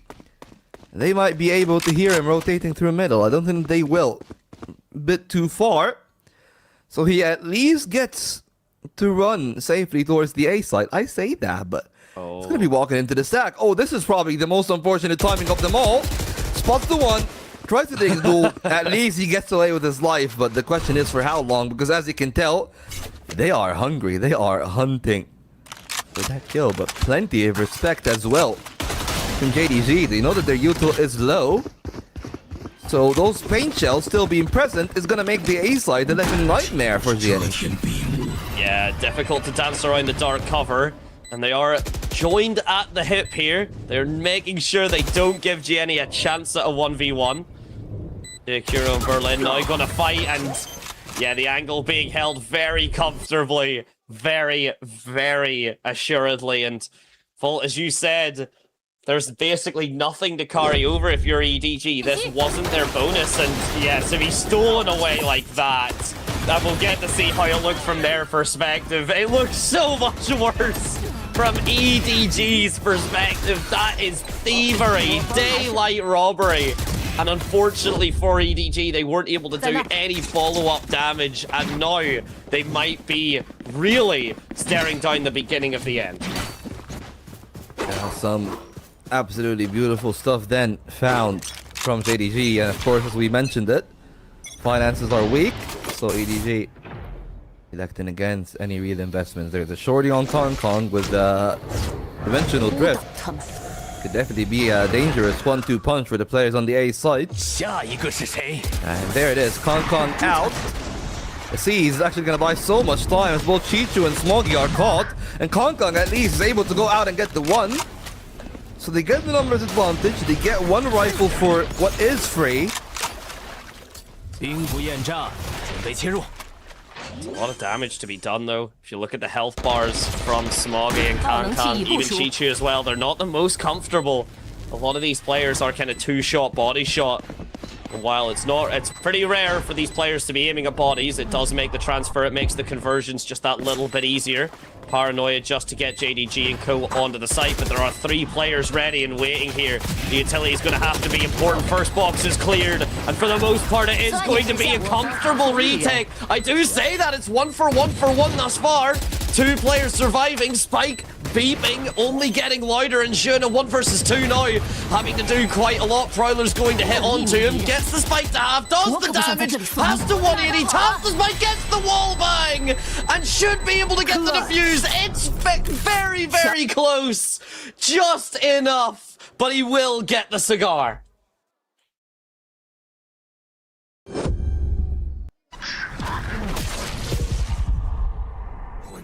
Very, very dangerous work to be done, and it started off scary. It started off very, very concerning for JDG, but this spray from Je just to catch Jenny. This is heartbreaking. EDG are being sprayed through walls, being sprayed through smokes. Every angle the EDG seem to try and play is just not the angle that works out for them, and JDG now only need 2 rounds. This is a far cry from the performance that they had against FPX. A completely different team, a completely different lineup that I did say would maybe look to make a statement against this EDG roster, to not only take them out of this map and kind of highlight that JDG were not wrong to pick it, but would take them out of their run and would put JDG into playoffs as well. Very, very comfortable, all things to be considered. And now Berlin, this opening frag could be everything, doesn't get the timing with the Prowler, and now it has been dealt with that little bit more. The relay bolt to try and push him back, but he is already pushed back in the horn.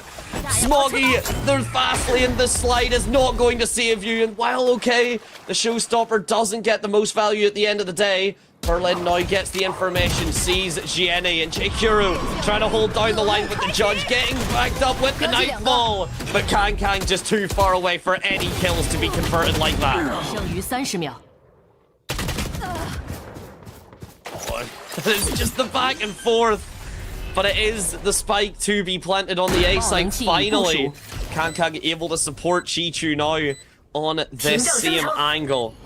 YU and Crownfisher, not too many ways of getting through. YU does have the camp, but I believe that has been placed up. No, it's about to be, but doesn't gain that much information, all things considered. Now it's two very close on this right side angle. That's going to need to be cleared. Dark cover, fake teleport to create a bit more paranoia. Meanwhile, it's a real gate crash from the side of EDG. JDG's patience might have actually done them a very, very big disservice here. Chichu's able to get one, but the spike now stuck. It's actually another one. He has time. I don't think. Never mind. I've gotten too excited. No, he does. He does. He absolutely does. I was right the first time and I doubted myself. How does YU get away with that 1 HP and the biggest dream that you have ever lived? No nightmares just yet.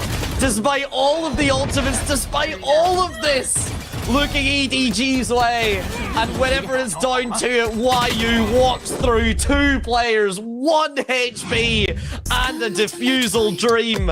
7 match points yet again. The exact way Breeze went for EDG, and it looks to be the similar, if not worse, performance, unless JDG... I was going to say, EDG need to find something, but JDG, if they just lose... It needs to be up to JDG just to lose their footing here. I don't think EDG can play this well enough to get the conversion at this stage. JDG just looking so solid, having the number of EDG. And again, is this the attitude of a team that have already gotten themselves the championship qualification and so aren't taking this as seriously, or at least maybe not letting this kind of weigh on their minds to the same heaviness is maybe the way I should describe it. This could all be the beginning of the end.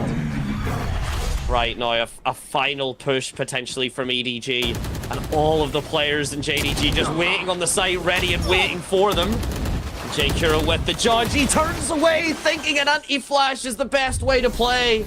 But he just gives away his life, and Je try and answer back with YU, but that's going to be a fairly confident push from EDG, and a fairly non-incidental one at that. Jenny's timing, not perfect, so doesn't get the easiest non-labored kill on the Berlin. A nice little double swing from EDG. They don't stack up either, and now 3 players holding Berlin in very different angles, no matter how small those differences are. In Valorant, they can make all the difference. And this is not the end of the road for EDG just yet. But JDG have so much time on their hands just to gain ultimates, just to gain space, just to play the war of attrition against EDG. And you have to wonder how long these hopes and dreams can EDG can realistically last.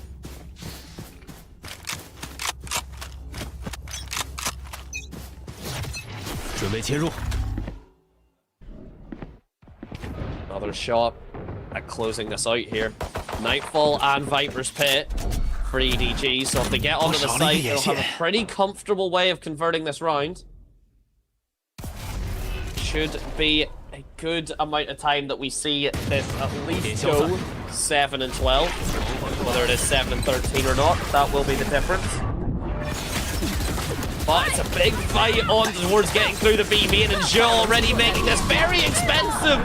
Overdrive for 2, and Nightfall, yes, does come down. But that's already such a confident start. Such a confident start for JDG. And they make it more damaging. Small game Kankang though to get the damage down. The Sheriff from YU and the timing. Oh, J Kuro, he's getting closer. The fake gate crash to create a bit of paranoia, and Kankang realizing he needs to check every extremity. J Kuro somehow got the cross back and forth. Somehow got this timing. But now the Boombot is going to give his position away. He sees the leg! He sees the leg of Kankang! But the gate crash has happened.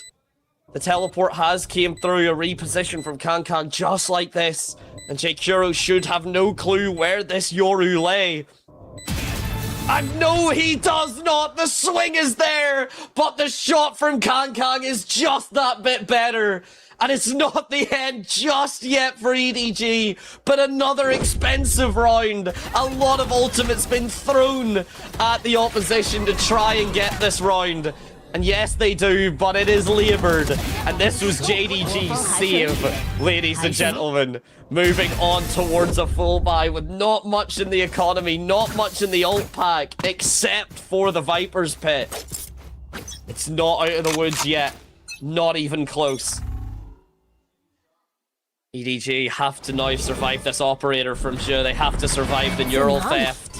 If YU is able to get a kill with it, there's still so much on the plate for EDG to try and finish before they can look at their dessert in Sunset. Even then, it would still have to be a hard-fought third map at that.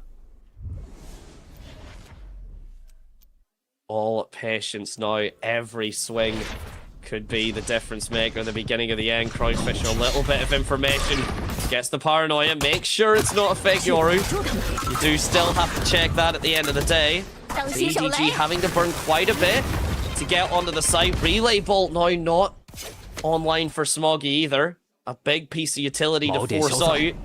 And every piece of utility used is just that more difficult for the side of EDG. Timing with the C's is good, but nobody stands strong. And Zhe has to reposition with the operator. He can't hold mate anymore. Relay bolts himself off, but able to still get the cross along with the fast lane. And now going for the re-swing. Numbers disadvantage. It's a very close angle in this Viper wall. It's being pre-aimed. It's being just held down, believing Kankang is there. But now the timer isn't going to be the case. And YU still gets the kill.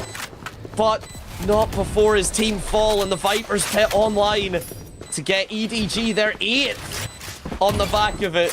YU now holding the operator in his hands, trying to get another kill. That will be a difficult one to land onto Jenny. And that's the thing. Jenny maybe cannot really afford to lose that gun. But lose it is exactly what's going to be the case. Nobody going in for the flank as well to maybe try and steal the operator from YU just before the spike detonates. But he's going to have to go now. YU doesn't seem at all prepped for this, but he's behind the box. He's just at the angle, the map awareness to make sure that he doesn't get that gun lost. He doesn't get the kill either, but I'm sure, again, more than happy with that. Nobody somehow stealing away that double kill. And what was such a beautiful seize was Kankang seizing the space onto the site, hiding behind that Viper's wall that was being pre-aimed, that was being pinged, but just held his ground long enough that the forgetful nature, I guess, of JDG, the rest of the map, the rest of the site had to be taken. And they decided that if he hasn't swung at this point, they're likely safe. Well, a false sense of security will lead to the demise of JDG. Another round for EDG. And, well, okay, it's 12-8, which is a lot easier said than what this scoreline was a couple of rounds ago. But now EDG, still a timeout in their hands. They ended Breeze with a timeout. So that may give you a little bit of an insight into how this team are playing and the attitude they currently have. JDG still have another one as well.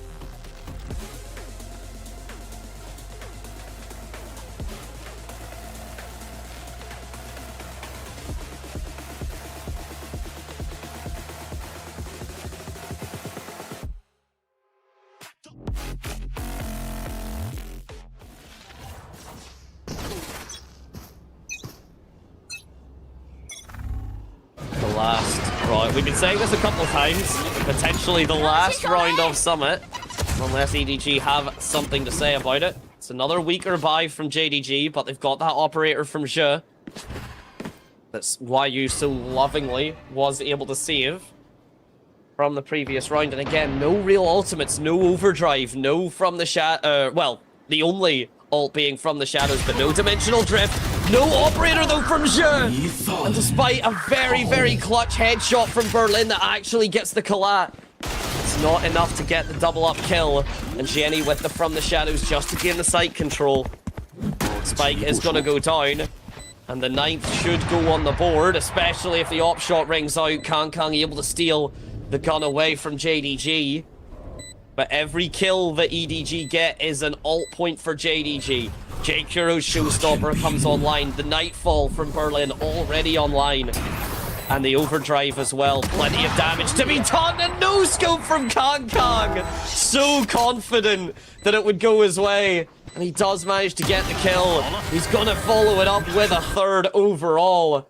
And the 9th round for EDG. Surely the comeback does not happen here. Surely there is no way JDG let this slip through their fingers.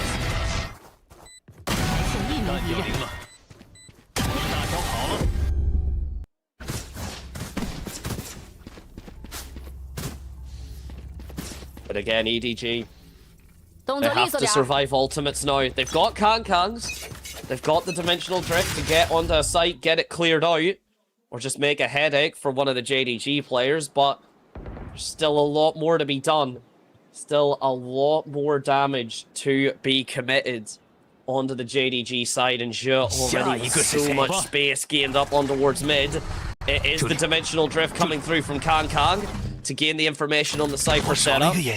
Gives his team everything that he needs, and YU's been figured out. Kang Kang comes out of the Dimensional Drift. Site has been taken essentially for free, but that does mean it's a big retake coming in from JDG with the ults to back it up. A fresh base, I believe, ladies and gentlemen, joining me a little bit early than his map was scheduled, but Veggie, how are you doing, boss? I'm good. They've called the tag team in, Dante. I've took the hot tag and we're here ready to go right at the very end. Like I said, EDG on this powerful comeback, but Yuko makes a bit of space, but Kang quickly entering back. Here we go now, the damage to be done. The neural left, the operator rings out, and a single player left. As the only greeting, Veggie, you get to join me to close it out. And that will be it. JDG move to playoffs 2-0 over EDG. And EDG's run has ended. We'll see them back at Champions, but for this stage, for this position in the year, that is EDG gone. And Veggie may as well join me in saying goodbye to them before you get the vocal cords warmed up before you get your own series.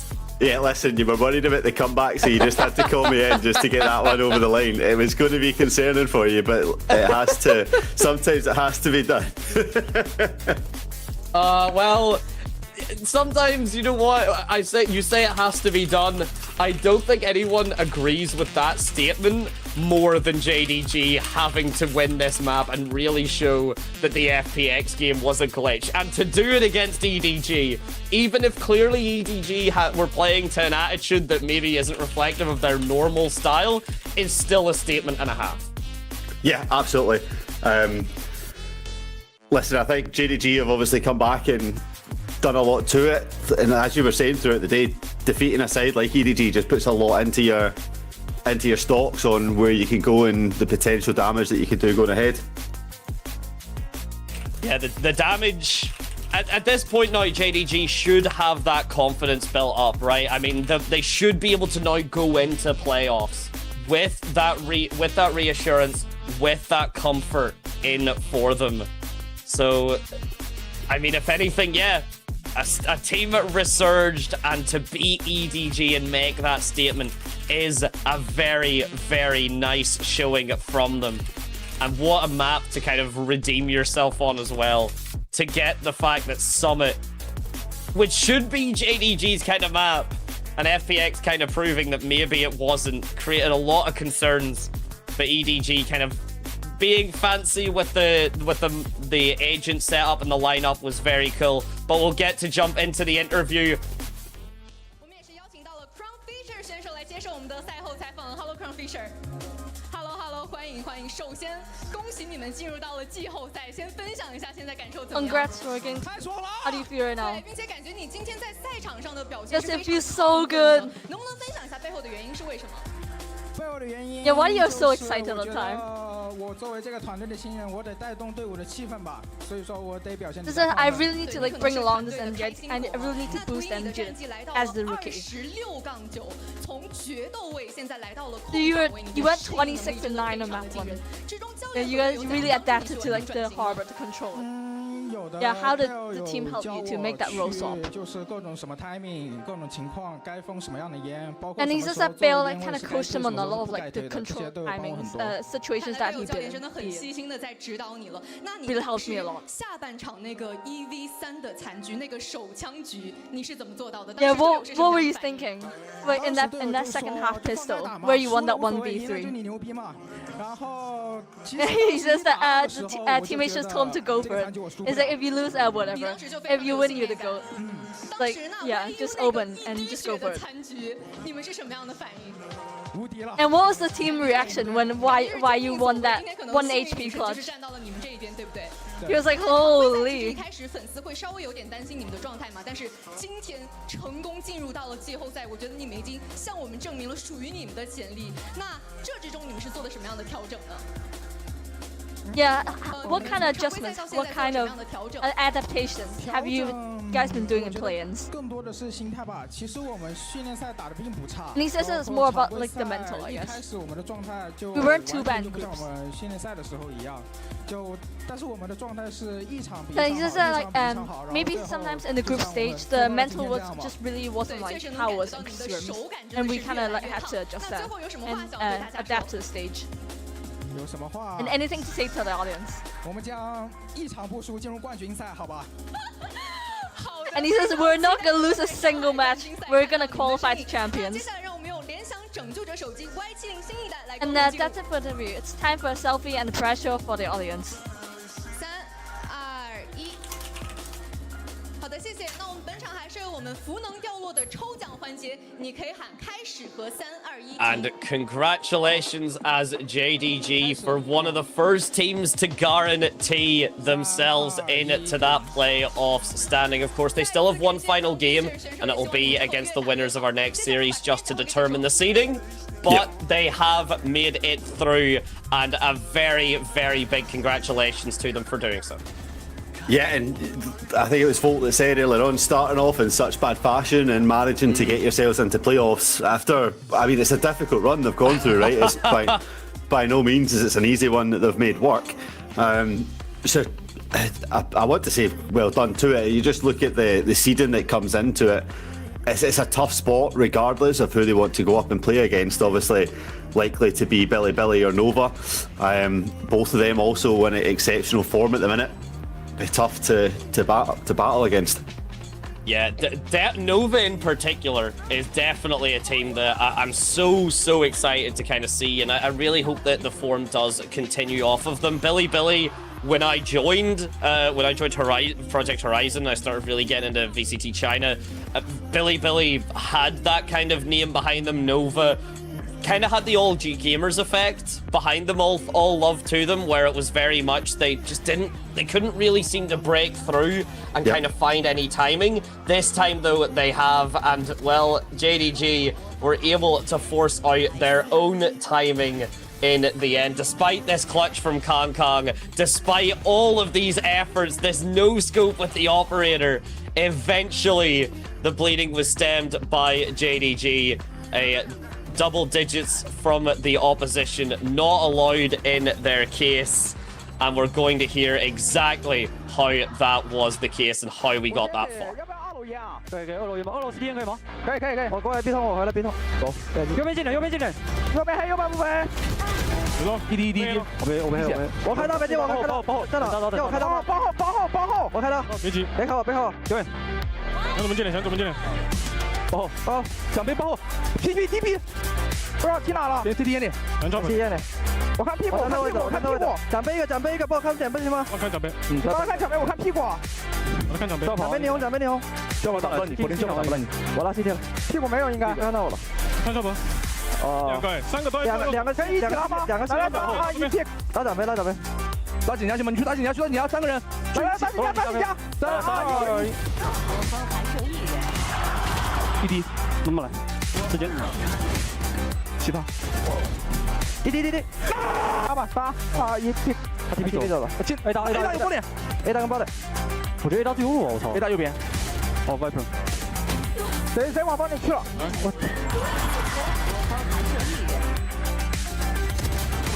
还有来姐。好，来得及，没来得及。YU. And everything all under control from the Sentinel and JDG. YU, a statement and a half, 2.1 KDA. And he wasn't doing the typical Cypher tricks. It wasn't just lurking up mid or waiting for the opposition to kind of give away a bit of map space and then get kills that way. YU was very much involved in the fray, in the thick of things right from the beginning, and he just showed how confident he was in his mechanics today. Yeah, and I think you're seeing a lot of people not picking up Sentinels when it comes to playing on Summit, and YU certainly... I think a mistake, personally. I think it's mixed, to be honest. I think a lot of teams are still trying to figure out their composition and how best to play on Summit, but YU is certainly showing right now why at least his Cypher should be in your roster and in your team lineup, knowing how to play it, locking it down, using a lot to their ability, and that, I mean, that clutch right at the end there is an absolute liability, let's make no shout about it. But huge performance for a huge game that was needed for such a huge stakes for JDG. Yeah, the clutch factor, I mean, there are 2 rounds you can point to, which should have been EDG's rounds, and then just kind of were stolen out from them. And all of a sudden you say that, we have an 11-11 scoreline, which looks, you know, which looks insane. Hey, we have an 11-11 first kill spread, apparently, as well. So, you know, things are fitting in that regard, and 8 out of 9 post-plant conversions from JDG on a map like Summit, where I'm not gonna lie, I think the post-plants are kind of hell. I think it's very difficult, especially on the A site, to do very much. You're usually just stuck in that one little square. So the fact that we are seeing, you know, 8 out of 9 post-plants is a highlight to just the map control, when the executes are actually happening, and then the repositioning off the back of it. And while we gave our flowers to YU, Kang's performance, nothing short of a bouquet itself. Yeah, especially on an agent that a lot of the chat around is how they're not comfortable playing Yoru. We've seen it kind of last stage as well, when sort of EDG were kind of clinging on towards that Yoru play that really held them back in terms of their performances at Masters and Champs before. So maybe a little glimpse into the progression that's been made behind the scenes, but I think for both of us, we probably still want to see him on a more comfortable agent. I think the difference between having him on a Yoru to a Jet, despite still being able to put up such good numbers, is just testament to the mechanical skill rather than the understanding of the agent. Unfortunately, we didn't get to see the third map where EDG might have been able to do a little bit more damage, or at least more experimentation in terms of preparing for Champs when it comes into that, having, like we said, already qualified off of points. But they'll certainly look at this one as a lesson learned. Yeah, they certainly should be looking at that as kind of the... Well, we know to respect Summit, and we maybe should be a little bit more respectful of our teams and such, and of our rosters that we do pick up. So with this, EDG are out, and we're going to reflect on exactly what they've been like throughout not just this stage, but the entirety of VCT CN thus far.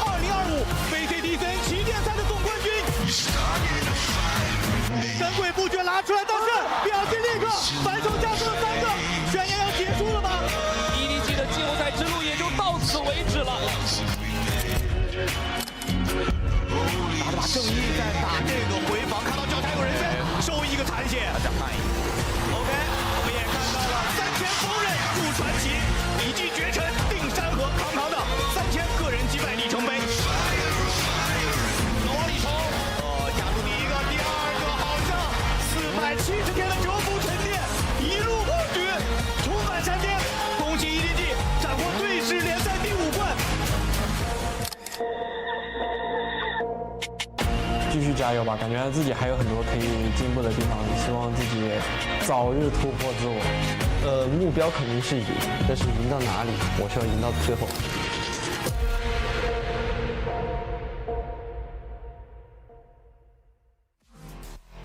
Well, the kings of the region have fallen. The crown has slightly tippled. Yeah, F's and respects all round. But the positive news is we've seen an EDG squad that have dropped off before and have always managed to come back and regain the crown. They don't quite have a stage to do it. They obviously have champions to do it. And a little bit of rest time throughout playoffs might just be what they need. Yeah, indeed. If there's anything fitting, to lose the crown to a Kingfisher, I think is something to really respect. So, thank you. You know what? I'm all right with that one, but commiserations to EDG and enjoy the rest, if anything, honestly. The fact that you've given so much time for champions is something to hopefully respect, and I'm sure whenever we do see them for champions, they will be back on tip-top form. Yeah, and I think that's exactly like the playoffs is a useful time for them to relook into the experiment that might need to be done, to just kind of re-galvanise as a squad, and also just to use a well-rested break, right? A lot of these teams, especially EDG, who were at Masters, didn't get such a break between coming into these stages, so a chance for them to re-galvanise the squad is certainly what's going to be needed. And talking about re-galvanising, we're going to take a short little break so the caster that just came in at the very last second can regain some energy for the next series. Dante, it's been a pleasure. Thank you for bringing us EDG versus EDG, but don't go anywhere, folks, because we have another qualification match coming up right after this. Bye, everyone.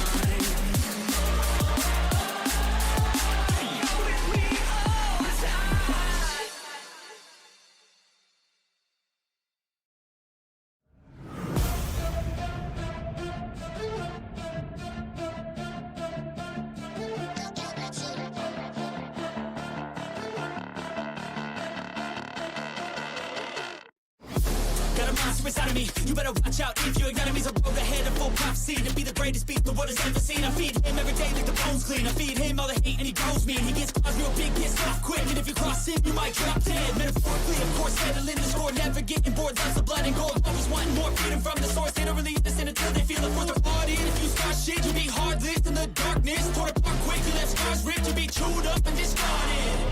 And this world ain't right, won't accept it. Negative energy, I expect it. Once it's in your mind, it's infectious. So fight for your life and reject it. You better give me space, I'm protective. My adrenaline spikes when I'm threatened. And if you stay in my way, I'm aggressive. Cause when there's no exit, I'll kill when I'm desperate.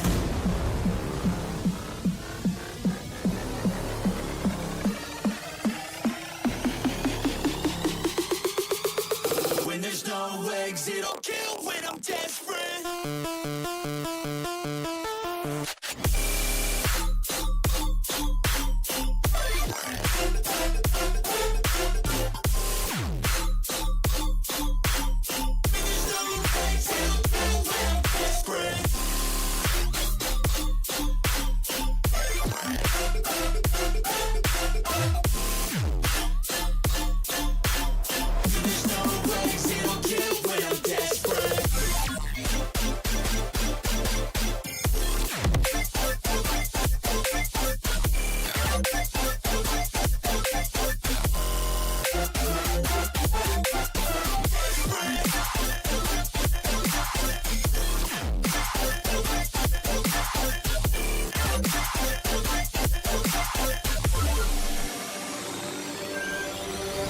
And this world ain't right, won't accept it.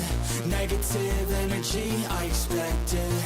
Once it's in your mind, it's infectious. So fight for your life and reject it. You better give me space, I'm protective. My adrenaline spikes when I'm threatened. And if you stay in my way, I'm Welcome back to Project Horizon. We are back for our second qualification series of the day. JDG just dispatched of EDG like a parcel being delivered by FedEx, but Snow, we are here to see Trace take on DRG.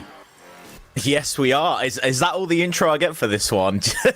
Yeah. These are the teams we're watching. But not only Trace take on DRG, a revitalized Trace who seems to be on the up and up recently. I was going to say not even really a close match versus FPX. They kind of just decimated FPX in their last match. And now really looking to take that momentum and just look to qualify into the main stage of playoffs. Yeah, and I think on the flip side, as you can see, this DRG squad, they're a team that have always kind of been up there in the upper echelons of should be qualifying. You would have actually probably thought they should have qualified through playoffs. The fact that they have to come in through play-ins will be a surprise to the many. However, it's had to be some big performances from their star player of Vukashu to kind of step up and make sure they're able to get over the line. Spirit Z1's also had a lot of impact in these play-in brackets, but I think that to bring it to that Trace side, like you said, we had the privilege of watching them up against A-Team back here on day one for the play-ins, and I don't think either of us were all that impressed with kind of how they went along. A-Team kind of took a lot out of them and actually could have caused a little bit of damage, but clearly since then, having butts up their ideas, taking one map off of AG, and then like you said, dispatching of FPX in such clinical fashion, it's a squad that really looks like they're starting to get their act together. Yeah, and when everything starts clicking and you have that momentum, it's going to be a lot easier to just carry that through. For DRG on the flip side, though, it's always our Lord and Saviour Vukashu. That's who we're looking to have those big performances. But you look at their performance against Titan Esports Club, Vukashu almost dropped 50 in that series. And yeah, while it was a 3-game series, if Vukashu's dropping those numbers and they still can't convert those rounds, it is looking a bit difficult for DRG. Yeah, massively, and I think this would probably be one of the, I'm going to say, bigger embarrassments for them since they've kind of become a well-established CN team, is that if they were able to not make it to playoffs by losing to a team that was 0-5 in group stages in what now is one of the most important matches for them in their season to keep it alive, to kind of get themselves up there not only in champs points but to try and win the playoffs to get themselves back to champs, it could be abysmal. And when we look at this you look at maybe a little bit of map veto, what has been going on, and what I do notice is that one benefit for DRG is that their Ascent has looked really strong. I mean, against Titan, the one map they won was a 13-1 on Ascent.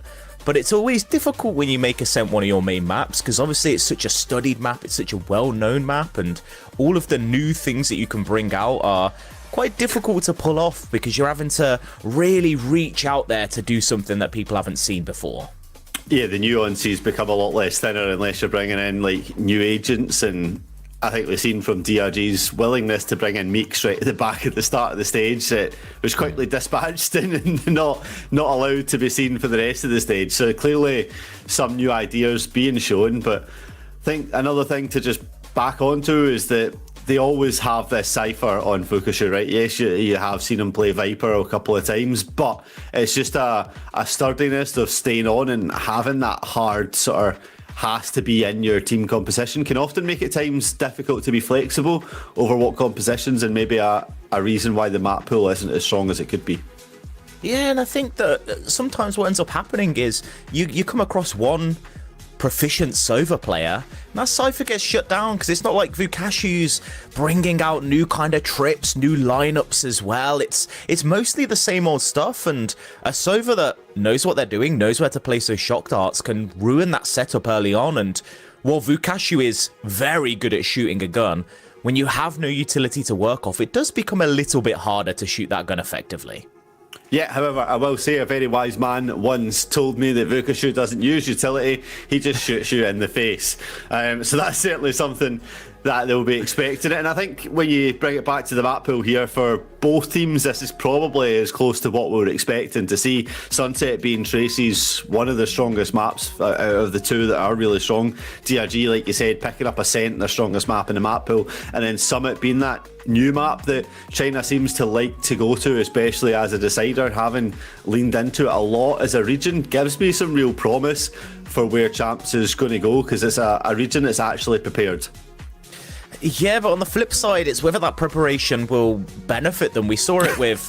True, EMEA Peril. Yeah, okay, yeah, fair point. Yeah. So with Pearl, with EMEA, like we've seen it with Abyss in the past, where teams have picked it up and then they get to Champs and just get dominated. It's always all well and good when you play a map within your own region and do well, but to be honest, at the moment, both these teams only really looking to do well in their region. They're not looking and vying for those top spots. They are still battling for their survival, and this match is the final one to pull them through into playoffs, and if you don't manage to win this one, you're out for good.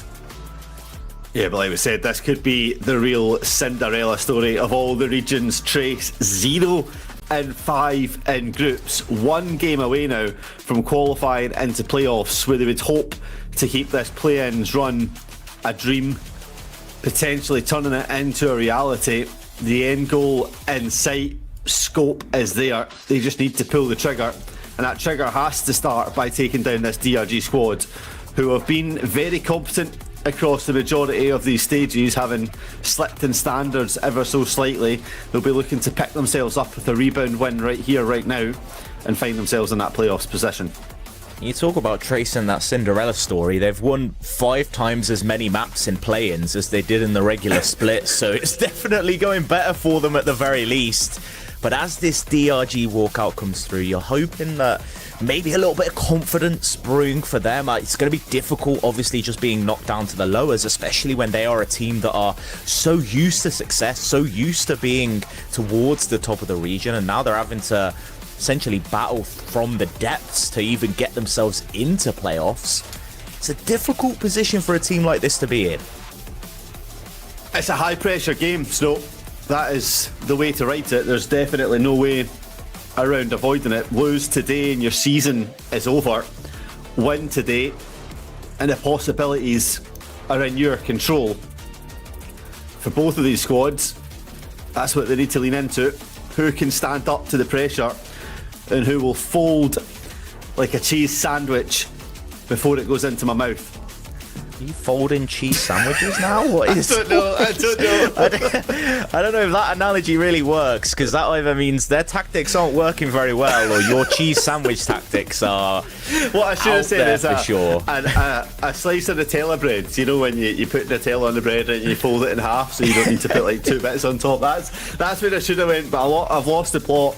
It's the last series joining for one round has really thrown me off physically and mentally here. But as you can see, Trace make their way to the stage here, and they'll be hoping when they leave this stage it's only going to be traces of wins that they smell. Or the full thing, I guess they'll want to smell. I'm all out of sorts, man. They're not hoping for traces, Veggie. I'm very glad that they brought you in that last series just to lose it. They bring you in for one round and the series instantly ends. That's what you're good for. But talking about traces of wins, both these teams going to be hoping for a bit more than a trace. Us as general viewers are maybe going to be hoping for a bit of a trace so that we get some close games. A nice long series would be good. A bit of back and forth between these two teams, but coaching staff, that would be their nightmare. I think any kind of close match when you come to these clutch situations, it's always going to favor a team like DRG that are very storied, have these players like VCT that are so familiar with these clutch situations as well. Yeah, the self-titled V-God will want to make sure that he's on top of the leaderboard, looking down on the lobby below him. And we certainly know that he has the potential to do that. We've seen many matches over this year where DRG have looked down and out and have had to rely on VCT to win 1 versus 5s, 1 versus 4s. I'd very much like to see the statistic across every region on what player has a higher clutch rate, because his has to be right up there as one of the largest. Yeah, definitely. And the fact that DRG do just sometimes win those rounds out of nowhere that can really be the difference makers for them. You think about the 13-11s that they've won, are the very close maps, and at the end it comes down to those 1 or 2 rounds where somebody on this team pops off and pulls out a round that they shouldn't have, and that's that X factor that sometimes you need within these close matches. And we've seen that for Trace, Kai can be that member sometimes. We just haven't seen that consistency that they had in the past. Yeah, we need the other players in the squad to step up and set him up for success and not really force out a lot of hero plays. You can see some overheats come from Kai just to try and get the squad back into it. But as we get set for this first map over on Sunset, Trace coming in with the single duelist, bringing in pretty much the PRX style of Sage on that F key. DRG leaning in to the double duelist, which has become very meta over the days with the Yoru and Neon being picked in, and of course VCT on that Cypher. Yeah, meta within this region, but I'm yet to see a lot of it in other regions. I feel the Yoru coming back into play, it's an interesting one because we haven't seen it be used to great success. I feel like the times that it's done well has really been the player just executing well themselves rather than it fitting in compositionally with the rest of the team. Yeah, certainly ever since that Whaley nerfs has kind of come through, you've seen Whaley drop off, and it's traditionally been Phoenix that's picked up a lot of the slack to come in and fill the gap left behind. And obviously DRG not feeling comfortable to pick that one up, but as the spike implodes, DRG and Trace get set for this all or nothing matchup. Playoffs is the name of the game. Elimination is the loss condition. And it's the first map here over on Sunset, where the litmus test will be set for both of these squads. The true showing of what we can expect throughout this series.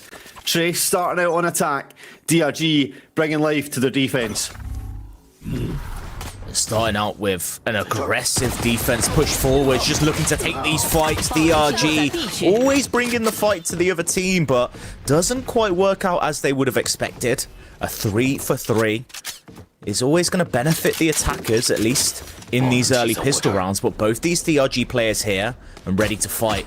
VCT from this smoke, looking to pounce. Spike is tapped, just going to take their time, knows where the player is. The swing out is good. And Delby left all alone in a clutch situation, easily taken down there, and DRG gets the first one on the board. And how ironic that it's life for DRG that takes it away from Trace in this opening round. Really set them up for success, allowed the hold, the remaining two players to get into a position on site. Big statement in round number one here. Not willing to allow sites to be taken for free. Happy to push up the tempo and really apply some early aggression onto Trace. Make sure that utility is going to have to be used to start clearing out angles faster than typically does. Right off of that first choke point, you've seen how DRG want to up the aggression. Just constantly trying to hold that space towards B as much as they can. Push out, but it's going to be a market split. Kai going very aggressive. Wall going to be used as well to just split them on towards site. But they can't claim backside just yet. The smokes only give them a short angle to work with. And they need to try maybe find a pick, find some fights. But it's DRG that are closing in on them bit by bit. Yeah, since Wolof has closed some stuff down, this retake is actually quite difficult to do, especially with all the angles being held. But Cage and Smokes will start to come up, and it's going to be Spirits who opens up that site like a can of worms. But it is traded out by Kai very quickly, and members just having to run in now, trying to sacrifice their bodies to get themselves towards the spike.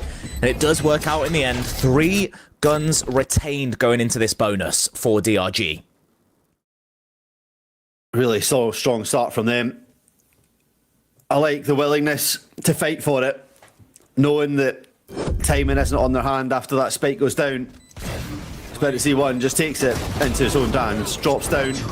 Only a sheriff, so not the biggest loss on the body either.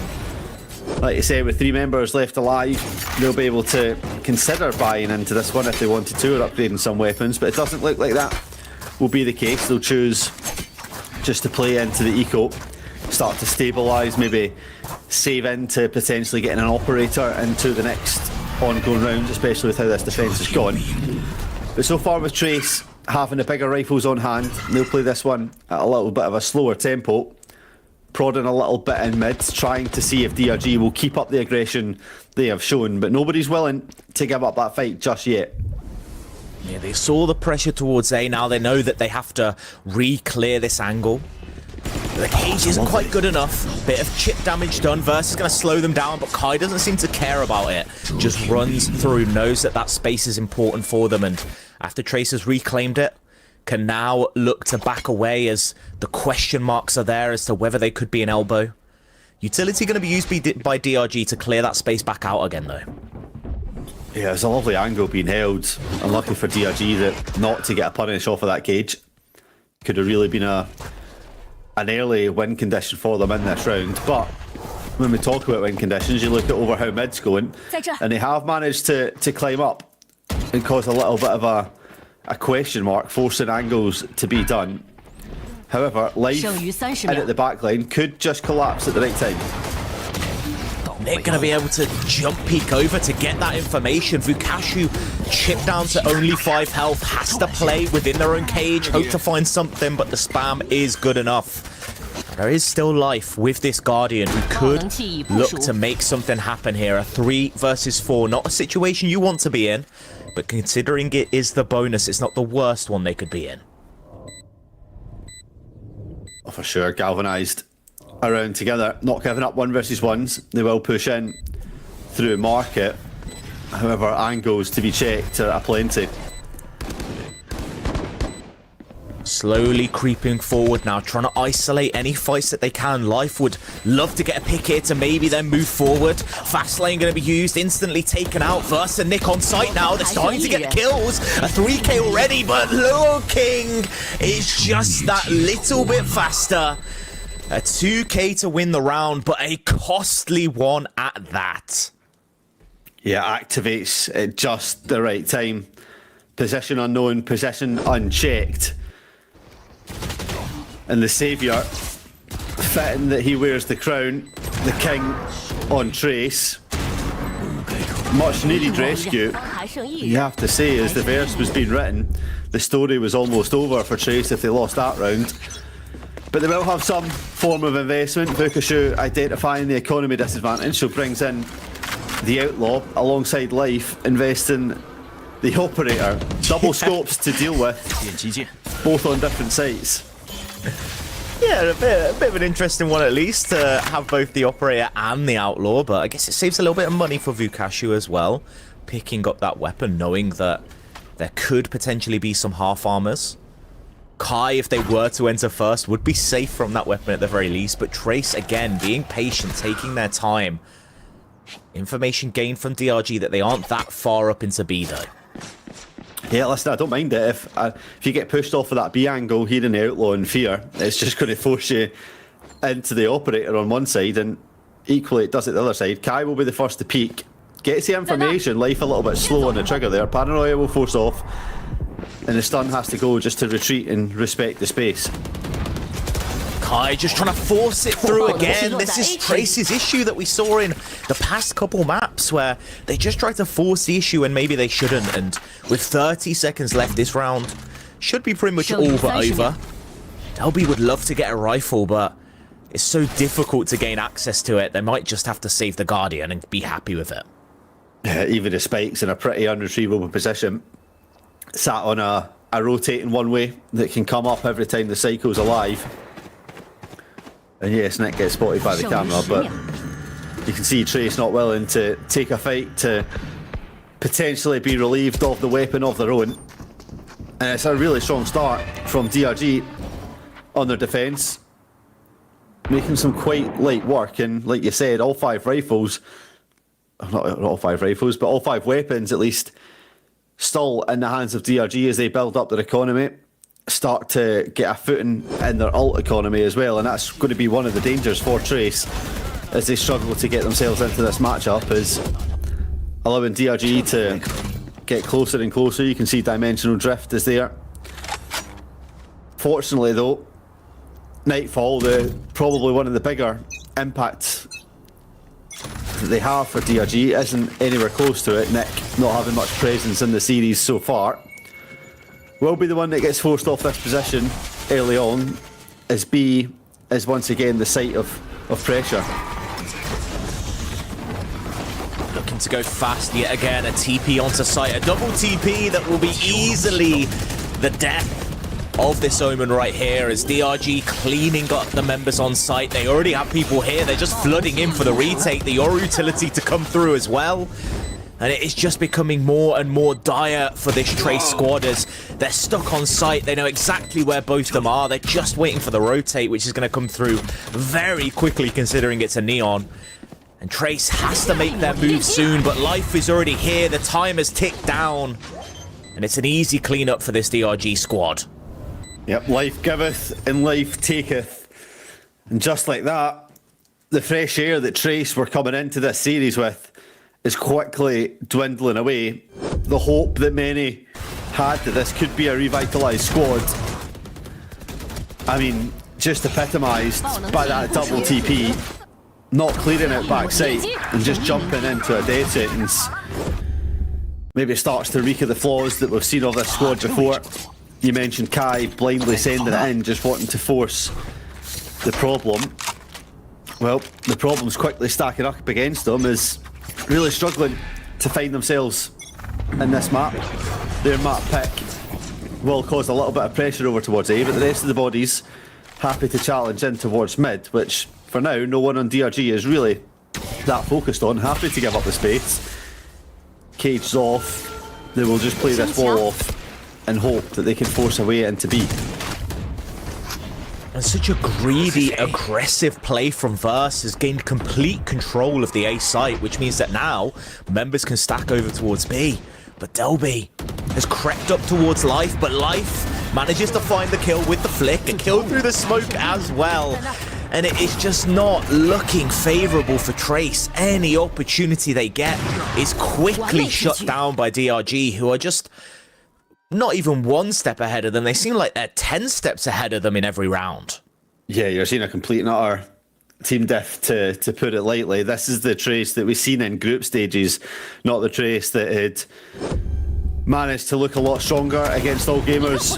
DRG clearly feeling disrespected by the fact that they're in this position, having lost one game, dropped into an elimination straight off the back. They have come to play, and I think what sparks for me is it's often we see it as the Vukashu show, like we highlighted in pre-show about how he can be a massive win condition. It's not been that. Everyone in the team has been there, equal footing above this Trace squad, and that's why this timeout comes super early on, 6 rounds in, and I wouldn't have even felt too bad if it came even earlier. Yeah, and I think it should have came as soon as we started to see those issues of cohesion in terms of the pushes for Trace. Yeah, round one. But it's the difficulty is that Trace is. It feels like they're not together. You look at half these times where it's one player getting multiple kills for DRG. They're getting isolated 1v1s. It's TPs into backside alone. It's Kai trying to dash through a smoke with no one supporting. They're just not linking together as well as we've seen Trace do in the past. And like you said, this is looking like them in the group stages. It's not looking like what they've shown in playing so far.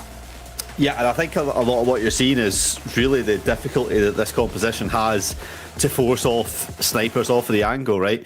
The only real bit of utility that can clear anything is Fang Fang's drone, and obviously you've got the dart that can follow it, but everything else is just pure bodies sprinting through it. Kai's your best shot to cause a bit of chaos on speed, but no real way to go through it. And after this timeout, granted it's only on a pistol, DRG are making light work of anyone that tries to challenge it in. 2k and a 1k for Verse. I think that round lasted less time than the timeout in itself.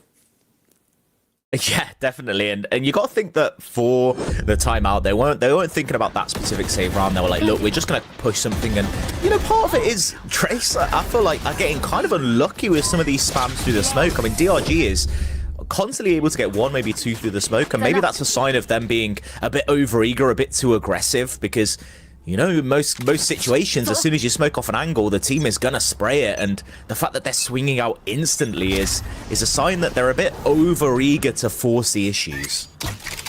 Yeah, overeager, maybe even overwhelmed with the stakes at this game. I think often from the timeout, you're looking to see what fresh ideas have come up with that can start to be implemented. Granted, that pistol isn't the round where you expect to see a win, but where you expect to see at least a different outlook, and DRG handled that outlook fairly well. Trace will, though, try and push up onto mid. 2 players ready and waiting to receive for the side of DRG, but this time it's the F key who manages to spam and pick up the 2 kills. Yeah, F key using that W key to get themselves onto site. Just says, I'll do it myself, I guess. Has the res as well available, so if someone was to be picked up on this site take, it's not the biggest detriment to the squad. But they are just slowly dismantling DRG, and this is what we were hoping for. A bit more cohesion, swinging these angles together, taking those fights as a team, using that numbers advantage. And we can see that if the team pulls it off together, it can really work well. Yeah, a lot of this win conditions just down to the first blood falling in the side of Trace and quickly picking it up as a double kill.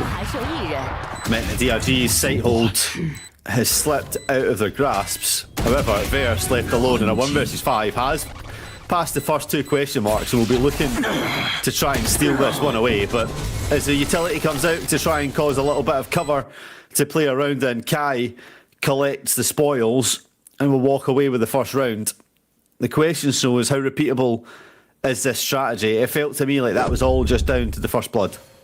But the thing is, this is very repeatable. Swinging an angle together, it's one of the easiest skills in Valorant to learn. You just, both of you hold D or A at the same time. Make sure you take the fight together. It's not too difficult for them to replicate, especially because DRG is so willing to take some of these opening fights. If Trace just takes advantage of that and overwhelms them with numbers, it can work really effectively. Let's see if they keep it up. They've chose not to go back to mid. They'll try and challenge over towards A.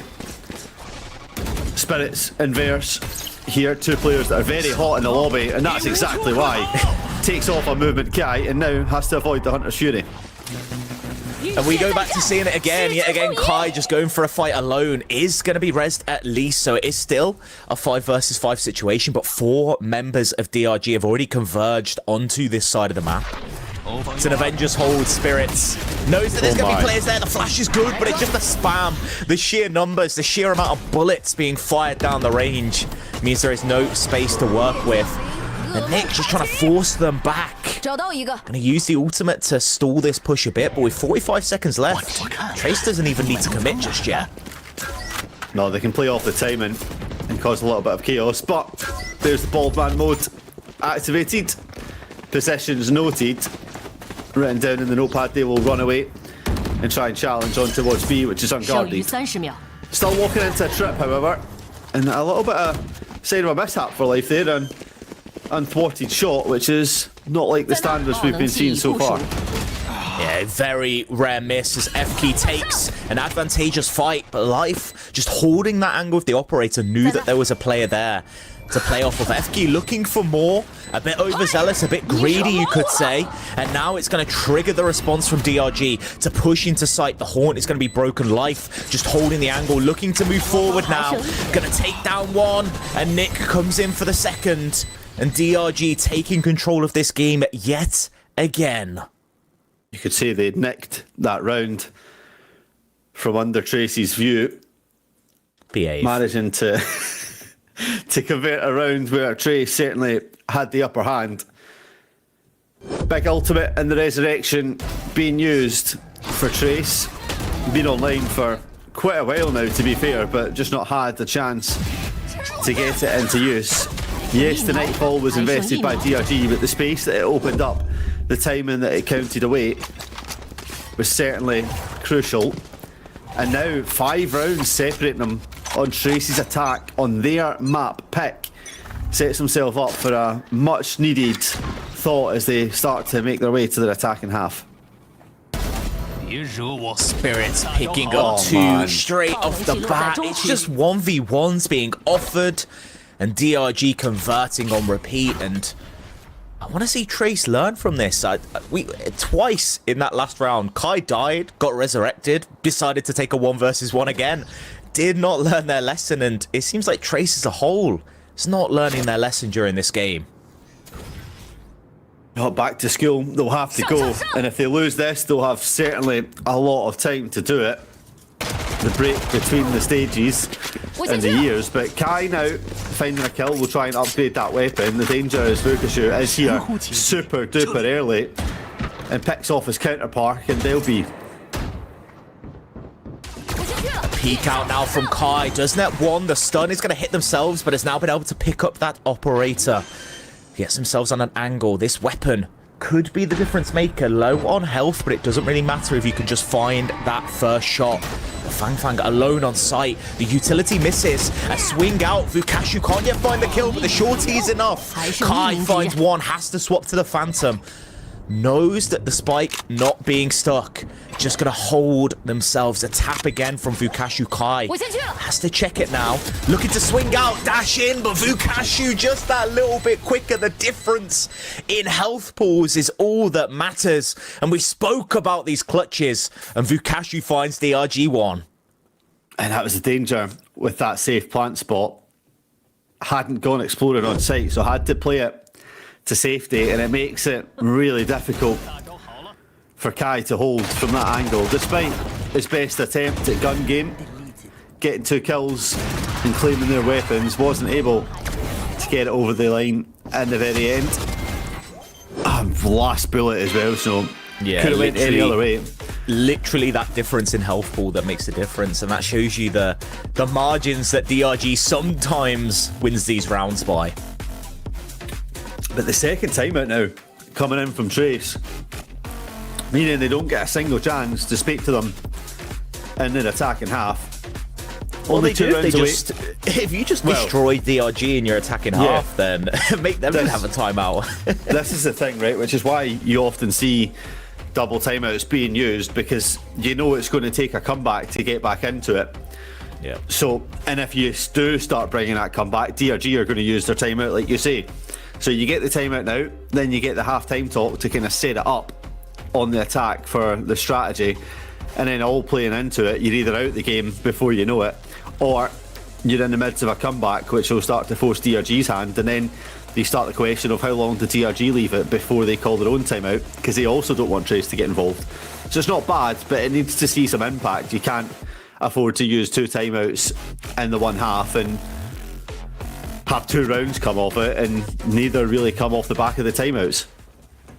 And I'm just begging that Trace does not use this opportunity lightly. They've taken that time out. They've managed to hopefully cook something up, and if that cook is send Cayenne to die, then I'm going to be upset. And Veggie, I'm a very upset person, because it's again the same mistake we saw from Trace before, and DRG capitalizing on it great, because all they need to do is just wait for this Trace squad to walk into their crosshairs.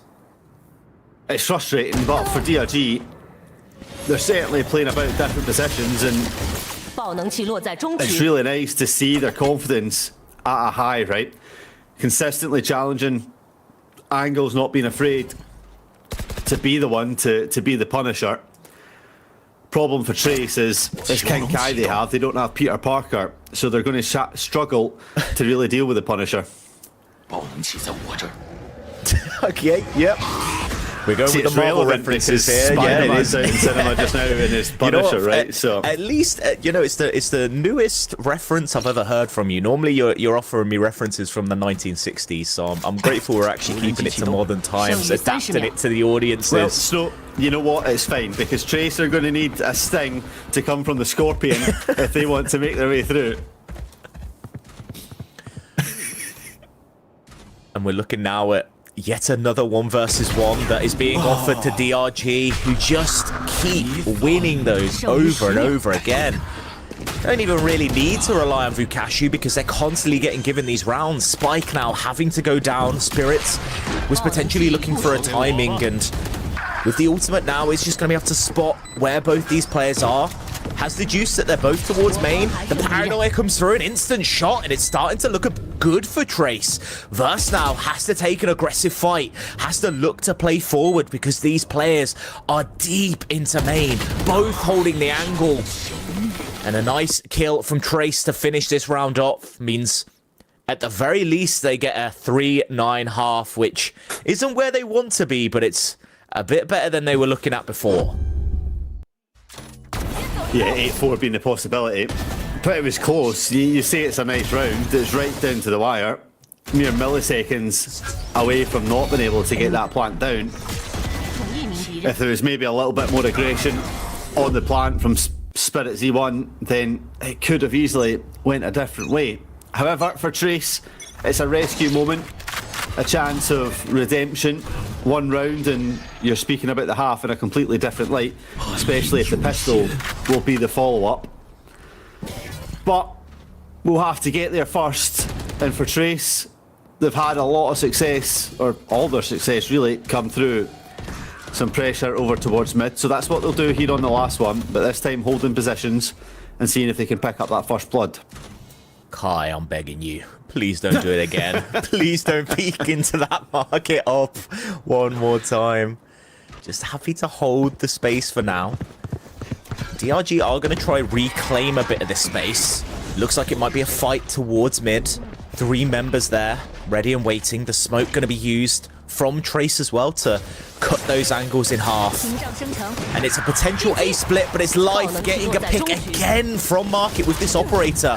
And Vukashu slowly creeping up behind from spawn, but isn't going to have a chance to activate, as Trace are just being dismantled from all positions. A perfect paranoia nets a kill for Verse. And Life again with that operator taking away their namesake from the side of Trace. And it's a 9-3 half for DRG, as they just look like they are in the driver's seat. And they do not want to give that seat up. Yeah, I mean, DRG just have the songbook to how to play this Trace squad. And it's verse after verse that it seems to look more confident. The chorus is about to start ringing out for them, Snow, as the end credits are rolling down on this map quickly. And I need to see something more from Trace. We've seen more in the rest of these play-ins, and maybe it's the high pressure situation. It's knowing that if they get this win, they make it through, but If they don't, they're completely out. The other games before were a bit lower stakes. Now this one, it's difficult for them. The pressure is mounting, but we are seeing them crumble a little bit. I feel like they're offering so many 1 versus 1s to this DRG squad, and we know DRG are known for having so many proficient shooters. When you offer them those 1v1s, they are going to capitalize. Yeah, and I think that's exactly it, right? It's when you start to break down CN as a region, DRG aren't exactly known for being the tactical overlords and the most in-depth strat book, right? It is a team that thrives off of their ones, off of individuals being there in big moments. And Trace just look without any shadow of a doubt like they aren't playing to what their own win conditions need to be to go up against this DRG squad. They'll have had to have known that this was a potential match outlook for them. They'll have had time to prep into it, and I'm not really seeing any anti-strat being put to use right now. It's a lot of just rinse and repeating the same thing. And I think part of it maybe comes down to how difficult these compositions can be to play. I mean, Trace, we look at how aggressive Kai is being. With a player like this, you kind of want a bit more supporting utility, right? You want something like the Sky, like a Breach to help Kai force those fights, but they don't really have any options with this comp. Yeah, and there's no one really to follow it up, right? Besides Lua King's teleport that can be that second sort of strat to come through. Nothing there. But anyway, this round starts off similar to the first one. Both teams guessing the site right. But unlike Trace, DRG get on without losing a member. It's an absolute mishap. Both teams whipping a few shots back and forth here, but it is going the way of DRG. And this pistol round, so important for Trace. 2 people left alive will need to be the heroes of their squad if they are to win this one. Lower King gets one, Delby picks up another. This round looking a bit more winnable. Spike out in the open, the smoke gonna go down as well, but Vukashu just no fear, swings through it. Taps as well. That plant is finally gonna go down. They are gonna have to wait out this smoke. Just electing to walk through it instead, just try getting that information. It's Delby versus Vukashu. Cypher on Cypher battle. And Delby breathes a sigh of relief into this Trace squad. It was a pistol they needed and a pistol that they were very much hoping for. Yeah, it's a Cypher on the opposition that clutches up. I'm not sure you can call a 2 versus 1 a clutch right enough, but for Trace, they will certainly look at it that way. Finally, a round conversion going into their favour, despite the odds maybe stacking against them in certain spots. Huge round from Delby with that 3k to make sure that DRG don't close themselves up towards double digits. The real concern is what Vukashu's decided to bring into their hands, and that's that outlaw. However, 2 members maybe thinking about it with full shields. And it's a very effective play from Trace to slow them down. The Sage is doing good work, and Fang Fang a 3k to shut down this push. That Outlaw still alive, still able to do some major damage with 2 of these players on Trace being in that one-shot territory. It's only Larking who would be able to survive this weapon. But it doesn't even matter when Vukashu can find headshots like this. The Spirits now, the sole player left alive, low HP, Bulldog on Bulldog battle. Delby has no idea where they are. He's just going to back away and let them pick up this spike. Snow the doubt could be costly. Spike gathered. However, Delby can also use this to their advantage. The more silence is heard, the more Spirits will start to worry about elsewhere. The possibilities endless for both opponents. It's a battle of the mind games right now. 25 seconds left. We'll have to start running at some point soon if they are to make it onto this B site. Has to commit. Just going back towards A, hoping that Delby has maybe had a little bit of doubt, but Delby's been waiting this entire time. Spike going to be planted. Delby's going to be on the angle. Spirits has no idea. And it's an easy kill for a player of this caliber. And Trace, it's not a clean round, but it is a round win. And that's all that matters for them at this point in time. Doesn't matter how clean it is, you just need to get the job done. And you can't ask much more of them.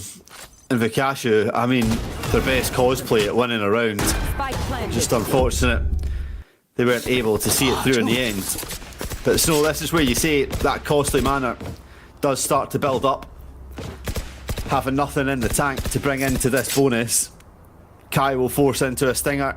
Bulldog still being kept. I'm surprised LB hasn't allowed the ghost to fall across to a member of the team. Maybe a slight comm issue there, but DRG get full rifles in hand and will start to ascend their own sights. DRG potentially looking to split through towards B. A bit of pressure being created. Spirits looking to TP in with life. Just overwhelmed LB on this site. But they have managed to find an A angle to play through with this cage. Just backing away, playing for that retake. Weaponry not favoured for Trace. They would need to get back onto this site quick if they want to force some of these shorter angles. Spike goes down now. Still 2 players in mid. This could be an advantageous fight for Trace if they can push the tempo, if they can look for these fights soon, but they're taking their time now. Just trying to see if the Sheriffs can do any work before they commit to an overall push. No real utility to work with. A dash out as well from FK getting a kill. And now Verse in the backside. Kai, no health to work with, has a Phantom, but not much more than that. And it is a DRG round win, pushing them up towards double digits. Yeah, so the problem really for Trace there is they didn't have the information that there was so many players held off site, right? Should you know that there's 3 players effectively coming in through mid, then maybe you start to apply more pressure onto site faster, but Verse did a really good job of activating as late as possible. Vukashu the same. Could have, in a world, went a different way. Unfortunately for Trace, it's not that world that we're living in. We're living in reality, and the reality is that they're 5 rounds away from the gap, 3 away from losing their first map. DRG has a pretty strong buy here. It's only 1 Bulldog, so definitely looking to take some of these fights. Maybe create some space, but again, they've pinched themselves onto site. They are going to get the spike down, but it's at what cost? Trace is already here containing them into such a small number of angles. Drone was used as well to clear out stairs. They know that it has to be towards main. There is a mid lurk that's going to activate late, and it is going to get a kill. And it's DRG trying to fight back towards these players, trying to find any angle they can. But the information is gained. It forces DRG into safety. Trace now looking for these fights. There's so many smokes around. The paranoia used as well. The relay bolt spots nothing. Delby's already on for 3. Make it 4. And Trace starting to get a little bit of hope in this game. It's going to need more than hope to bring this one back. But without a Trace, without a doubt, there is a possibility. DRG maybe slight oversteps in confidence, allowing LB to really get themselves back in. Been a pivotal player on this defensive half for them. Both major rounds that you would have to criticise back for Trace have been in his hands. Pistol and now round 16.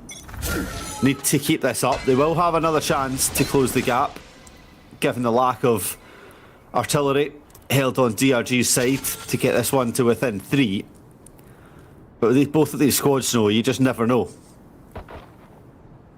DRG now holding over towards A. We're maybe hoping that Vukashu could find something towards mid, find a potential kill. As FK gets an orb for free. Seems like they're just gonna maybe wait out this wall before looking to push through it afterwards. They are going to look to break it, are going to look to push through it. FK easily slows them down. A bit of chip damage done towards them. The heal will make it so it's not that prevalent. Hunter's Fury used to force them back and netting a kill. It's a perfect situation for this Trace squad to just slow DRG down. Make them question whether they actually want to hit onto this site, but DRG unrelenting in their pressure. Still mounting presence towards A. Yeah, you have to keep an eye on Verse, who was going to be one of the thorns. The opposition Omen and Lua King well ahead, and this round just gets more and more difficult for the side of Trace. But here comes Vukashu with his best win in cosplay. And if you want a rifle in anyone's hand, it's this player right here. But they need to find the kills quickly. It's FKey that manages to find 2 at the back end. And Trace eking that round count ever closer. And we spoke about timeouts. If you start to make this comeback, maybe you can force a timeout from DRG. And Veggie, are we approaching that inevitable point where DRG needs to take a timeout? I think if it's not already been called, you're certainly getting quite close to it. I'd like to see them be given the freedom of a couple more rounds to try and stabilise in themselves, because like I said, you really don't want the coaches from Trace to get involved so early to keep fixing it, but clearly that's not going to be the case here. The DRG squad want to seal this one a lot faster, and you have to say for Trace, this is a real victory. This is exactly what they would have been hoping for and needing coming off of that defensive half. Or that attacking half, sorry. I think what we've seen from DRG so far is I love the idea of this mid-pressure into splitting site, especially with what we've seen on A, where they've kept 2 players towards mid to cut off rotates. But Trace are so fast on those rotates, and they're always taking the safe route through spawn. So these mid players are never really a factor, and it gets to that point where the mid players go, oh gosh, we need to get back on site. They're already taking the site back, and Trace playing this defense half a lot better than we saw on attack. The cohesion really there, and it's actually DRG that are struggling to pull something together. Yeah, starting to actually believe that this is their map pick. Something that, granted, looking at it, you wouldn't have thought based on how we were playing off. And it is a map, like we said, that they have been very strong on it. They come into this with a much stronger defensive win record, having 56% of the round wins coming on defense. So this was always going to be where their strongest side is. I think the key point is the late resurgence in that attacking half might have just been enough to buy them the possibilities. DRG maybe ruin their opportunities that could have really made this a lot tougher in a fight and bridge the gap. Oh, and that's awkward. Yep. Ultimate use, but it's going to be known exactly where it is. Gets the information there's a player on site. Spirit's just holding towards elbow. FKey, no utility to slow them down. But here come the supporting cast yet again. Trace, so fast to rotate. Knows that DRG aren't a team that likes to fake a lot. Just wants to commit to site. And Trace already flooded. The spike hasn't even been tapped and they're already on site. They just want to battle into it. They just want to fight on the timing, and it is working for them. Kill by kill, they are clawing themselves back into this game. And it's Nick on site alone, peeking into 2. They know exactly where this player is. Shock Dart going to be used as well. A double hold, a high-low position that Nick has to swing into if they are to try win this round. Slowly creeping up is this Omen, but Nick's found the kill. It's a 1v1 now. Shock Dart to try chip him down, but as the time dwindles, Nick has to commit to something, and it is the fight. Nick somehow pulling around out of nowhere, and it's that DRG magic that comes through yet again. Turn that last C into an E, and what you're left with, nice. And that's what that was. Very nice from Nick, well handled in the 1 versus 3, making sure that the ones were always inevitable. Use the box to its absolute maximum advantage, and then knowing the Fang might need to play away to bait off the spike, just takes the fight and wins. Beautiful clutch moment, and maybe just the spark that ignites normality for DRG. And I'm going to guess that's not what the coach called in the timeout. I don't think the coach said, Nick, go clutch a 1 versus 3, but... No, it was probably Vukashu go clutch a 1 versus 5. Yeah. It's just the wrong player. Come on, guys. The strats didn't work out. Vukashi didn't get the clutch. It was Nick instead. What are we doing here? But instead, it's DRG now slowing the pace down again. Just taking a bit of time before they now decide to hit. And Kai trying to fight into them. He is isolated, is alone, but is managing to stall out these players. They're not quite sure how many could be here. DRG trying to split the site, maybe seeing if they could potentially get through towards backside, force some fights here. There are a couple of players on lower weaponry, to say the least. Kai looking to play forward. Bandit gets 1 kill, dashing through again, creating space for the rest of the team. And it's Nick again. Oh no, don't break the hopes and dreams of these fans again! But it is Trace that this time gets that sigh of relief. And it is a clenching round as a clutch comes through. But my gosh, are the heart rates of every Trace fan in the area going to be elevated?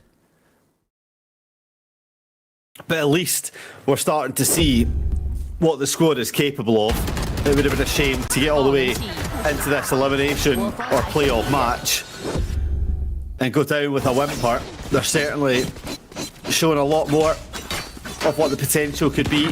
Another real low buy for DRG here. Only Vukashu with the hero rifle, putting himself all the way down to 0 credits. I feel like every round, every round Vukashi just buys whatever. I think the rest of the team just accepts it. They're like, yep, if we have one rifle, that rifle should be on Vukashi. But FK, knowing the economic situation, picks up that outlaw, picks up an opening pick as well. And it becomes a bit more dicey for this Trace squad as now DRG pushes forwards, but it's Kai, a player who we said has been quite quiet, who picks up a 3k, but it's Vukashu left alive. We spoke about it, we joked about it in that timeout, that the coach said, Vukashu, go win us a clutch. And there's no way, right, Veggie? There's no way that Trace gives this to them. Nah, I'm not a believer in this circumstance. Shrek is not here. The dragon, the donkey.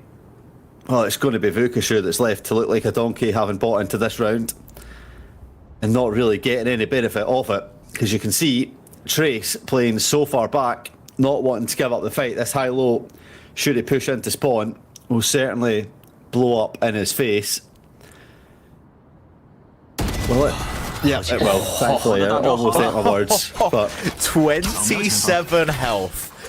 That could have been devastating if that kill went through, but it didn't, and that's not the storyline we get to talk about. Instead, we get to talk about Trace making this comeback round by round. They seem to be able to counter what DRG is doing. It's unrelenting aggression from DRG, and Trace able to counter it. Yeah, big close down. 5 rounds become 2. DRG, however, 2 rounds away from stealing the map. But FK just gives them yet another lifeline into this. Huge kill, rifle unretrievable for Vukashu so far, and that wall will only delay it. Slow orb as well to delay it even more. A slight gap in the cage. Vukashu doesn't know about it, is going to know about it now, but gets the rifle as a return. The Hunter's Fury forcing them to back away as Spirits finds a kill through mid.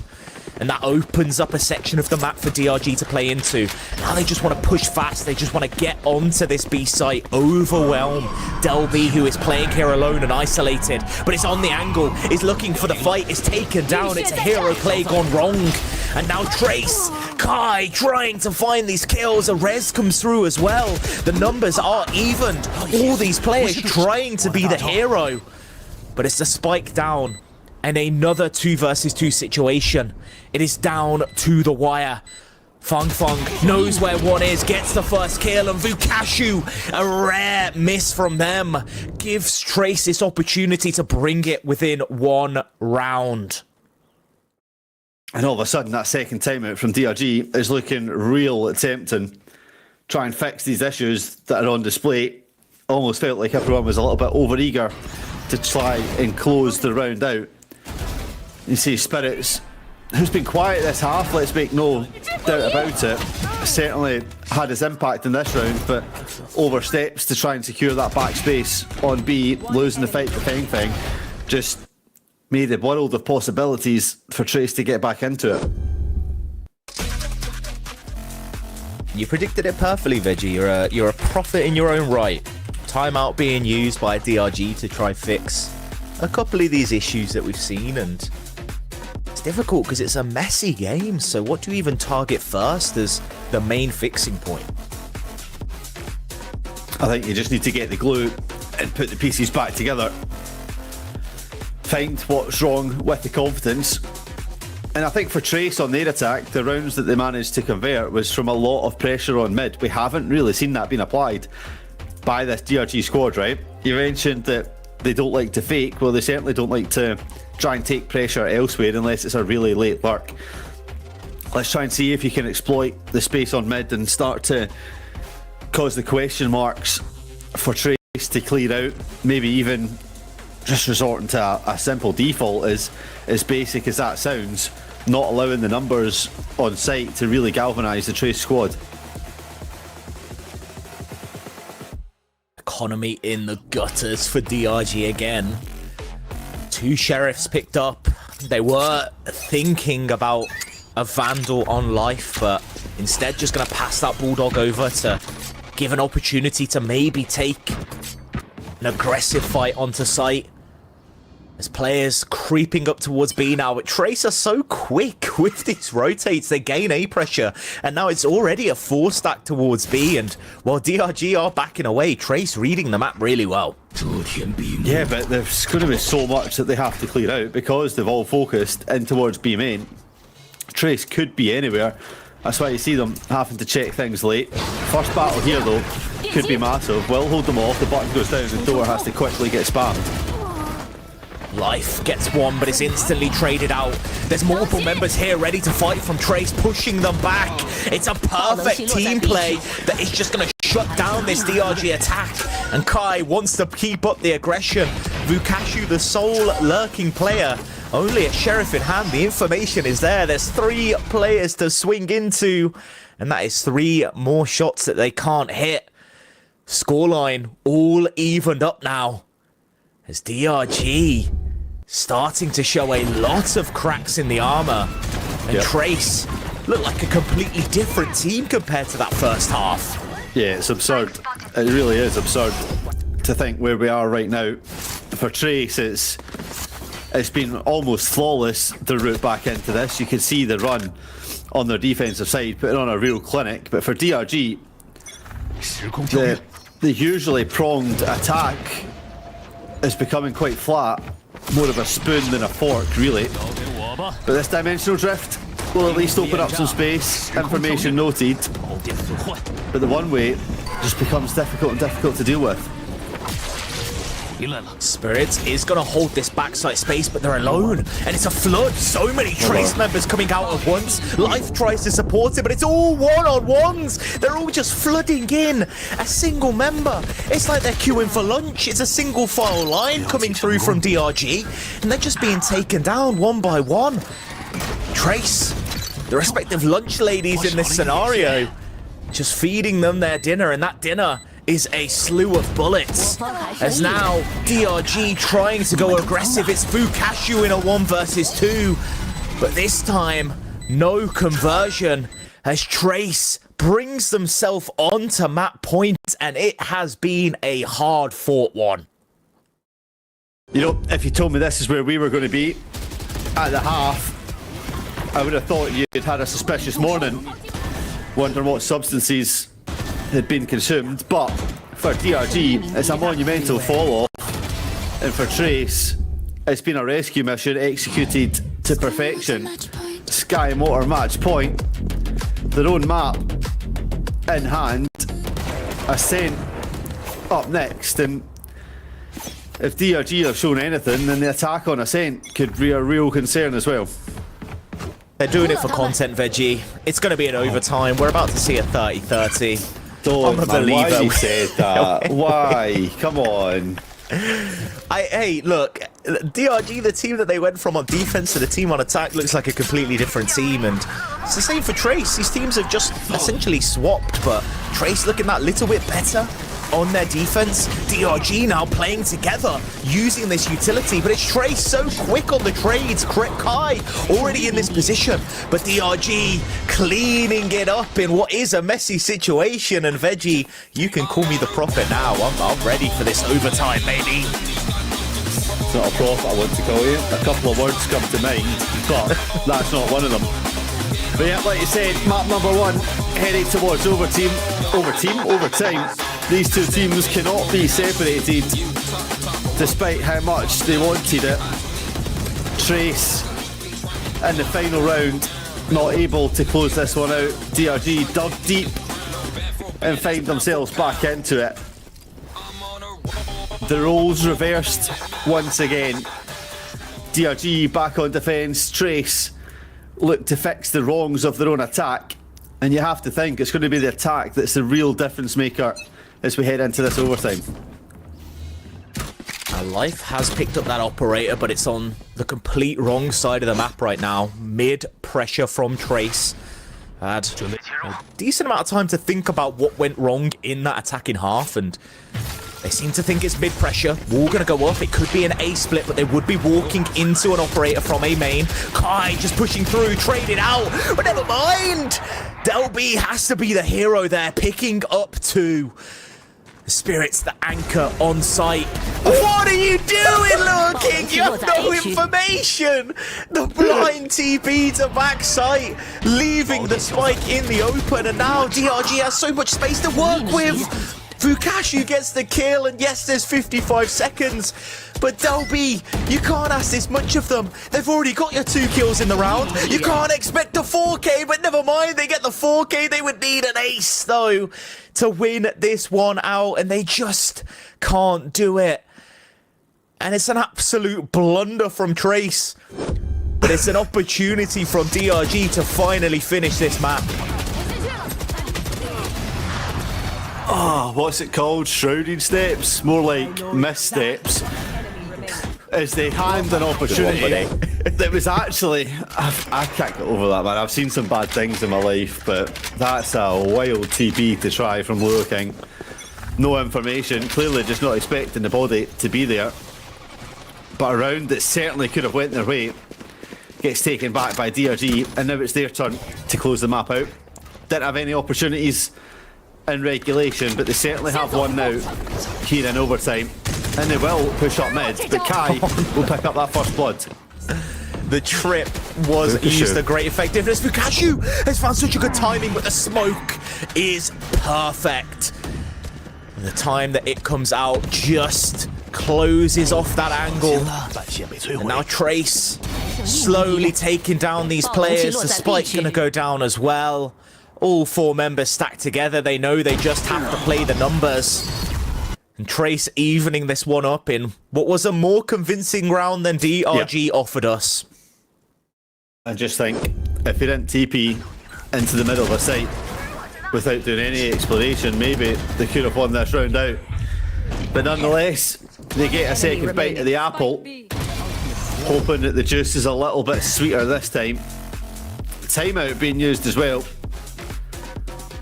First Trace timeout since the very first half of this map. Coaches want to try and seal this one out faster than they like. Maybe some frailties over the voice communications, the plan's been formulated, or maybe just as simple as seeing an opening that they can exploit.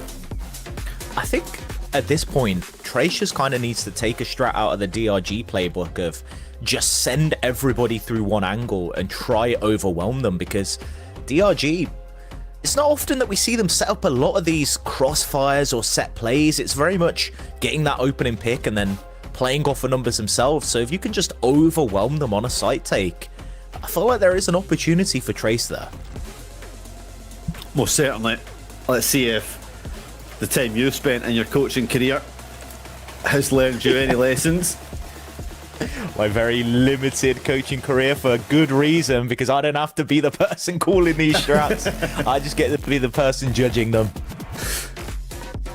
feel like it's maybe one of the more funner roles in esports of just slamming your desk, especially when you look at the likes of Alex, but certainly far beyond my skill ceiling. That's why I just talk about the game, because actually I don't know what I'm doing or talking about. I just get to yap. But the yapping is done from the coaches. It's back in the players' hands to try and convert this round. A distraction over towards B to try and draw out some utility. The Prowler getting dealt with will mean that this paranoia should at least remain in hands, but now it gets utilised and the speed up of mid can commence. That's beautiful. They're swapping sides now as these players stuck in towards main, but it's DRG coming out on top, finding these kills. Spike is down as well, and Trace has to try find a way to pinch, but not really much utility to do it with. Just raw gunfights. As DRG are just dismantling them at every opportunity. Delby trying to be the hero, but not able to make anything work.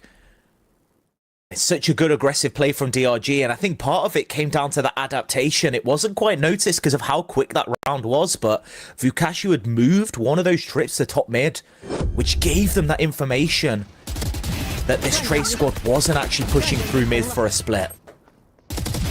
Yeah, but I mean, the attack actually looked pretty good. The distraction over towards main, when the rest of the bodies could speed up into Market and Boba, but just unable to capitalise and really convert the round, could once again be costly as DRG get a chance to clean up what has been a pretty despondent attacking side problem in all displays, but it's only going to take one to close it out, and we know they can have one or two in the bag.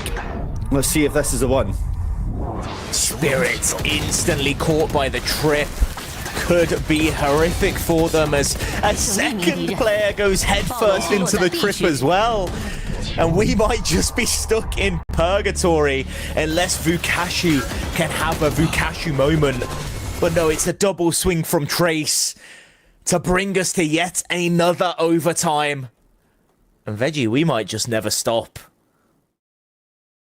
Pretty sure I can hear someone in my garden shouting "fight forever." And that's where this is going to be going, unless one of these teams can figure out how to make an attack look smoother.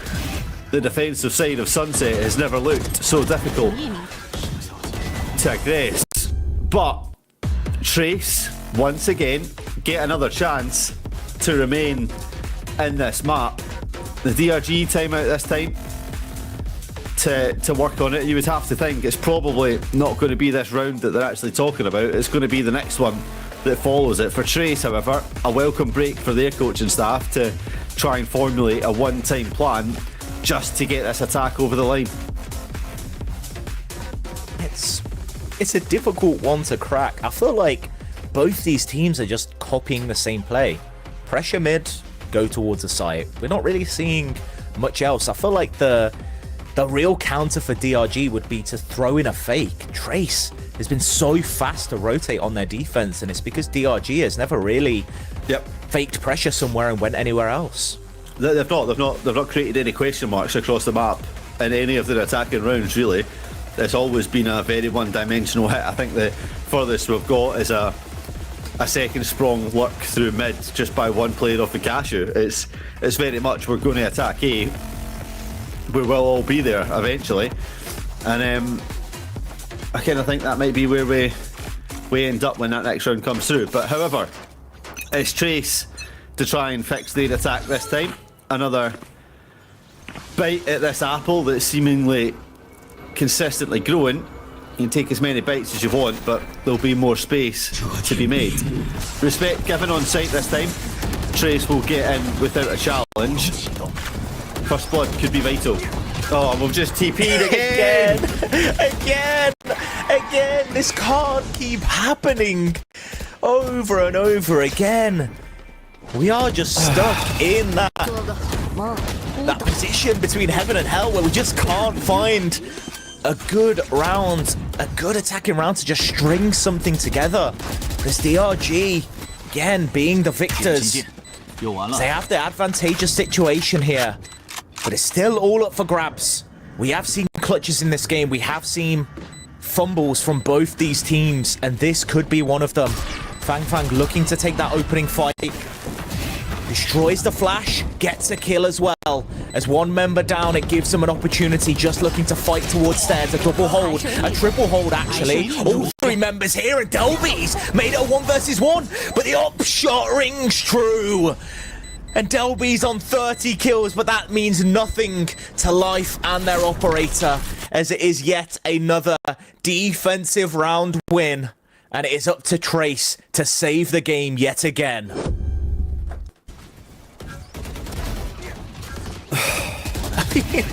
TPing to where the dart is an interesting play, because that's where all the crosshairs are already. I feel like Lua King's maybe never played Omen before, and he's like, or just discovered what that ability does, and just wants to like see what fun plays they can do. Unfortunately, there's just no substance behind it, right? You're not going into a smoke. You're not paranoid to then go back into it. You're just TPing into obscenity. But anyway, DRG, another time that they can find an attacking way to close this one out. A little bit slower off the mark. For the first time, we might see a fake being put into B. The problem is the stage wall has just slowed down all of A, so that path will be denied temporarily while that one slowly decays down. Trap dealt with in mid means the question mark is raised, and that's why you see the drone coming out to clear all that fog that's just been created. However, right off the back of that, DRG progress and claim that space back as their own. Barking, waiting with this potential paranoia to slow down a push. It's going to be taken out by Spirits, and I think that's the first time we've seen first blood for the attacking side during this overtime, and that could be everything. And DRG playing it smart, just backing away and regrouping.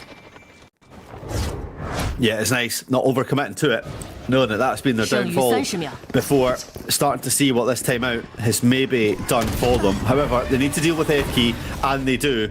That's the second attempt.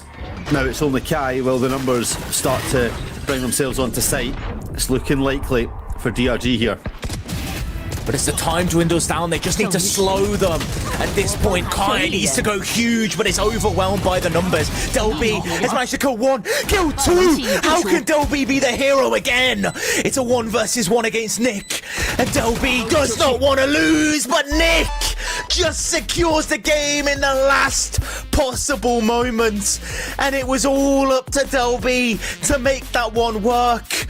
But DRG finally can breathe that last sigh of relief and know that this game is over. Yeah, wheeling and dealing, but didn't have the chips to bargain with. Nick, the present, the hero, to finally save us all from sunset.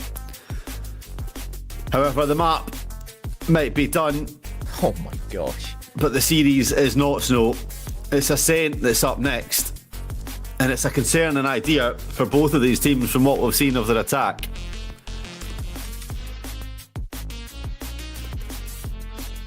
And I just have no words for this game. I know, man. I'm with you. I'm with you. This might be the first game where I wouldn't be surprised if the losing team got MVP, because Delby single-handedly was keeping Trace in this game with so many big plays. I mean, what was it? I think 34, 35 kills by the end of it. Just being an absolute monster, and was just wishing for some help at certain points in these rounds. Yeah, the team performance wasn't massively there for Trace. We had mentioned that Kai can often be a standout, but like you mentioned on the attack, was really struggling to find any impact. Defensive, I felt like Kai was a lot more impactful. Certainly was able to help with flood retakes and up the tempo. The team pacing looked a lot more organised on that side of the game. However, the attack just really struggled to possess any threat, really. And ultimately, that's what's cost them, right? They had the opportunity to close the map out. They certainly had a lot of chances, and in overtime as well. They weren't able to convert the rounds, but they got close to it to make it punishable, but not to be seen. And they will rue the day that they let some rounds slip away. and it has to be mentioned, but Trace are going to be looking back at that, and a couple of those TP blunders from Luo King, which, I mean, we see it there, potentially just cost rounds that were winnable, and it's difficult when you have one player having such a good performance, but let's take a listen into the comms. 我没烟了，我们先打吧，来，丢，踢着什么 ？Cyber close， 风有 timing， 我把 camera 打了。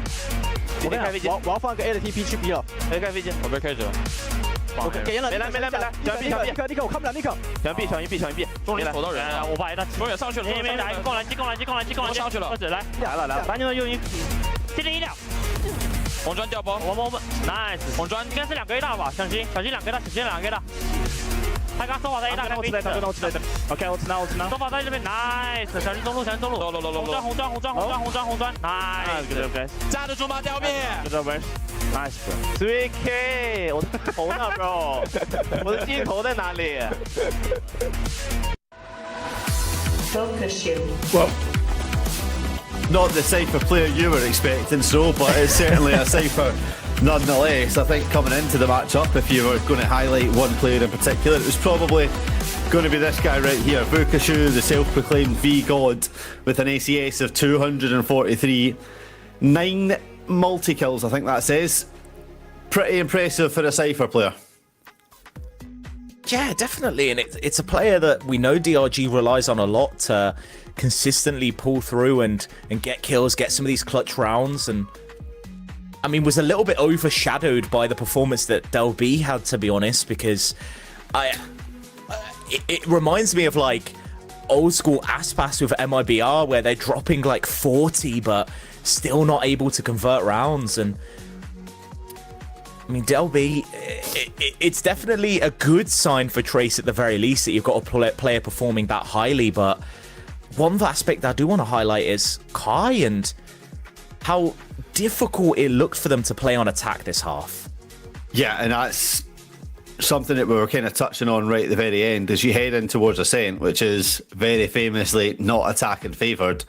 A real concern heading into that map on how you're going to make this one work. It was very much a defensive display from both sides over on Sunset, and that will certainly continue on map 2. And I think, yeah, that right there is one of the key problems, right? Is DRG 20 first kills compared to Trace's, and Trace were just really stuck, especially on that attacking side, with how those first kills were going. I mean, that shows you how much work Del B did with those multi-kills. The fact that it was 20 to 10 in first kills and Trace still got 14 rounds.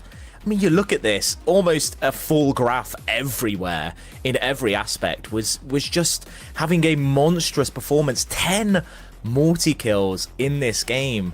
10 rounds where they got a 3k or more is crazy work.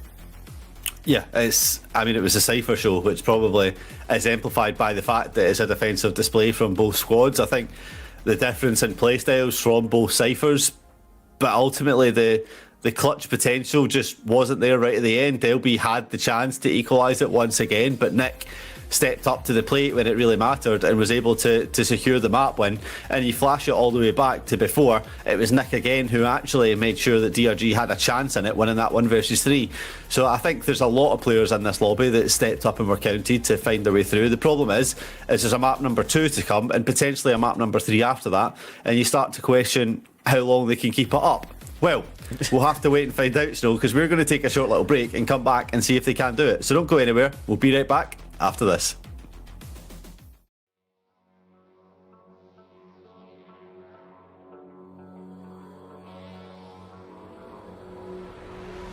Some things are meant to be fair. I know you left me down and out, and now the river is red. Got that hit on your head. Should have buried your dead. Should have listened to me and said, oh, how will you know? You better watch out, my friend. When it goes dark, you better lay.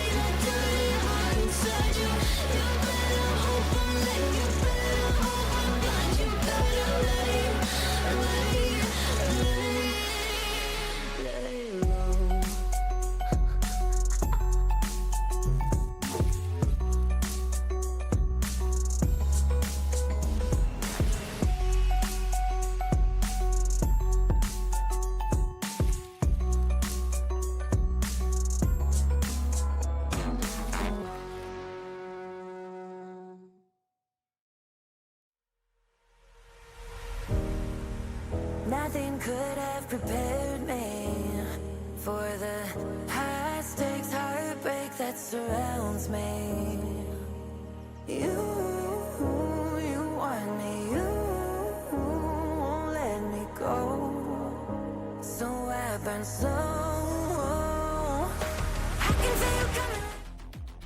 Welcome back to the defensive dominance that we are getting to see from DRG versus Trace. Snow, it's a map that will long be forgotten in history, but it's a scent that stands in the way of DRG in playoffs. It's a scent that Trace need to overcome, otherwise elimination is there for them. And looking at the compositions that are being shown below, do you have any faith that Trace might be able to rescue this one? Look, I think for me, the one benefit, we spoke about it a little bit in that last map, but we were talking about how Kai as a player kind of needs a bit more of that supporting cast. And I think locking in a KO is offering Kai that supporting cast. You're saying, look, Kai, you can dash in, you can take these aggressive fights, you can be that player that goes in solo, because we're going to have that utility to back you up this time. Whereas we didn't really see that on Sunset. Kai was still doing those aggressive plays, but did not have the utility to back them up, and instead would just die in a 1 versus 1. Yeah, I think you're absolutely spot on. I think if we are going to see a difference in the attack, it's obviously going to come from that duelist.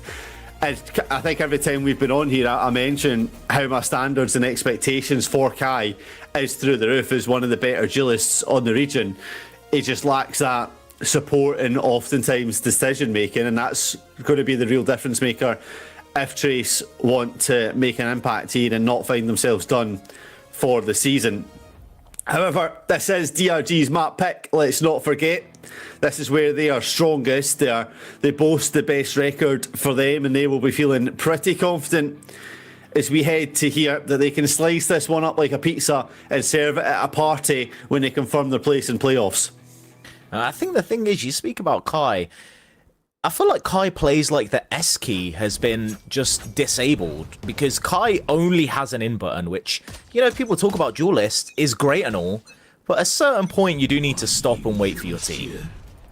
Yep, and I think they're bringing on to Jet makes that a little bit easier. The Neon offering up some timing issues between the rest of the team. But we won't get to see that for a while as Trace do start themselves off on defence here. DRG on their weaker side of attack from at least what we've seen on today's display.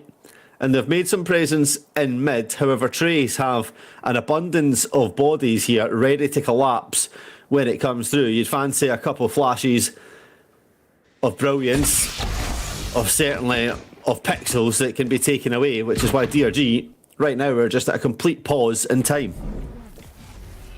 Potentially looking to leave VuKashu as an insert here. That knife is going to clear out B main, or at least most of it, and give them the information that no one is there just yet. DRG just hoping that they can catch someone being a bit overzealous, a bit eager for a peek, even if it is just a jump peek to give that information. But Trace just being smart, holding on, and now backing towards his B site, sensing that it has to be this B split with the time dwindling down. Life is going to push through, but it's going to be taken out by FK, who's stuck in logs, but has members here to support them. The double duelist combo has found their way into sight, and it's an awkward position, but that insert from VuKashu finally pays off, as now Kai left alone. You said you wanted to see a little bit more of them. This is Kai's chance to be the hero, to convert this round. Has primed the dash already, has found one kill onto VuKashu, and with Verse on such low health, Spirits in a position where they could be isolated for a fight, just jiggling out, doesn't manage to find the shots, is going to have to back away to relative safety. And it's up to Kai now. Which fight do they want to take? Which fight do they want to commit to? Spirits ready and waiting for that one. Read that one like a book. Knew where to reposition. And it's the perfect call. First point goes DRG's way in this map. An attacking round. Didn't see many of them. This is something very unusual, folks. But an attacking round to be won, albeit the pistol. But now you can see the scoped weapons back in hand for DRG. VuKashu loves the outlaw. and rightly so, knows he can eco farm up as many people as he wants.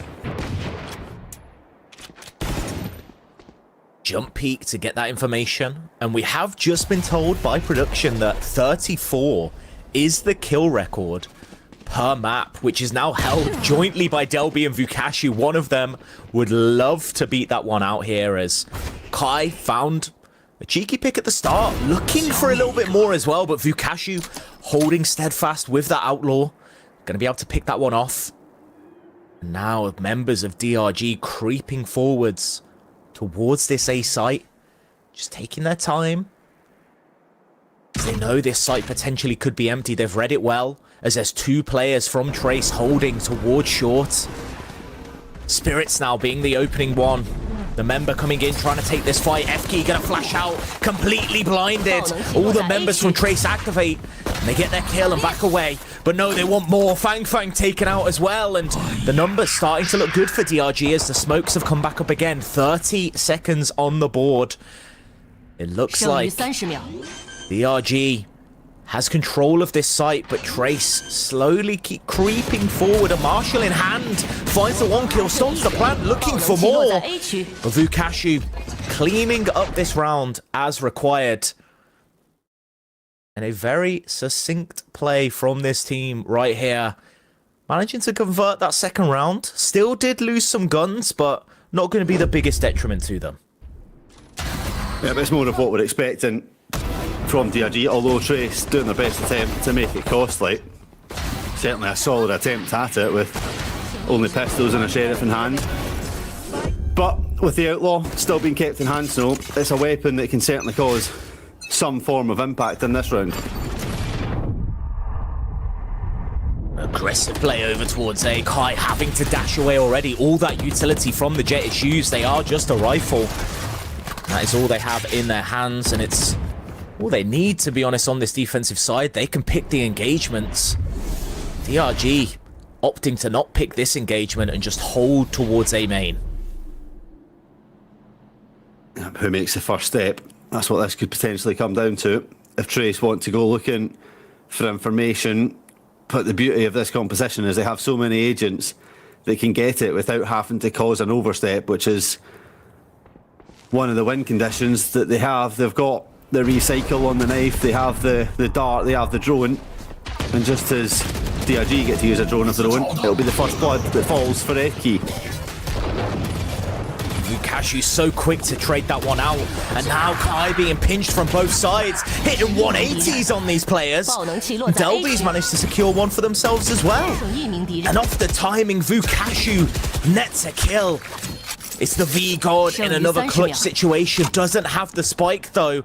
And Fang trying to find the angle, trying to find the position. Vukashi trying to put doubt into their mind.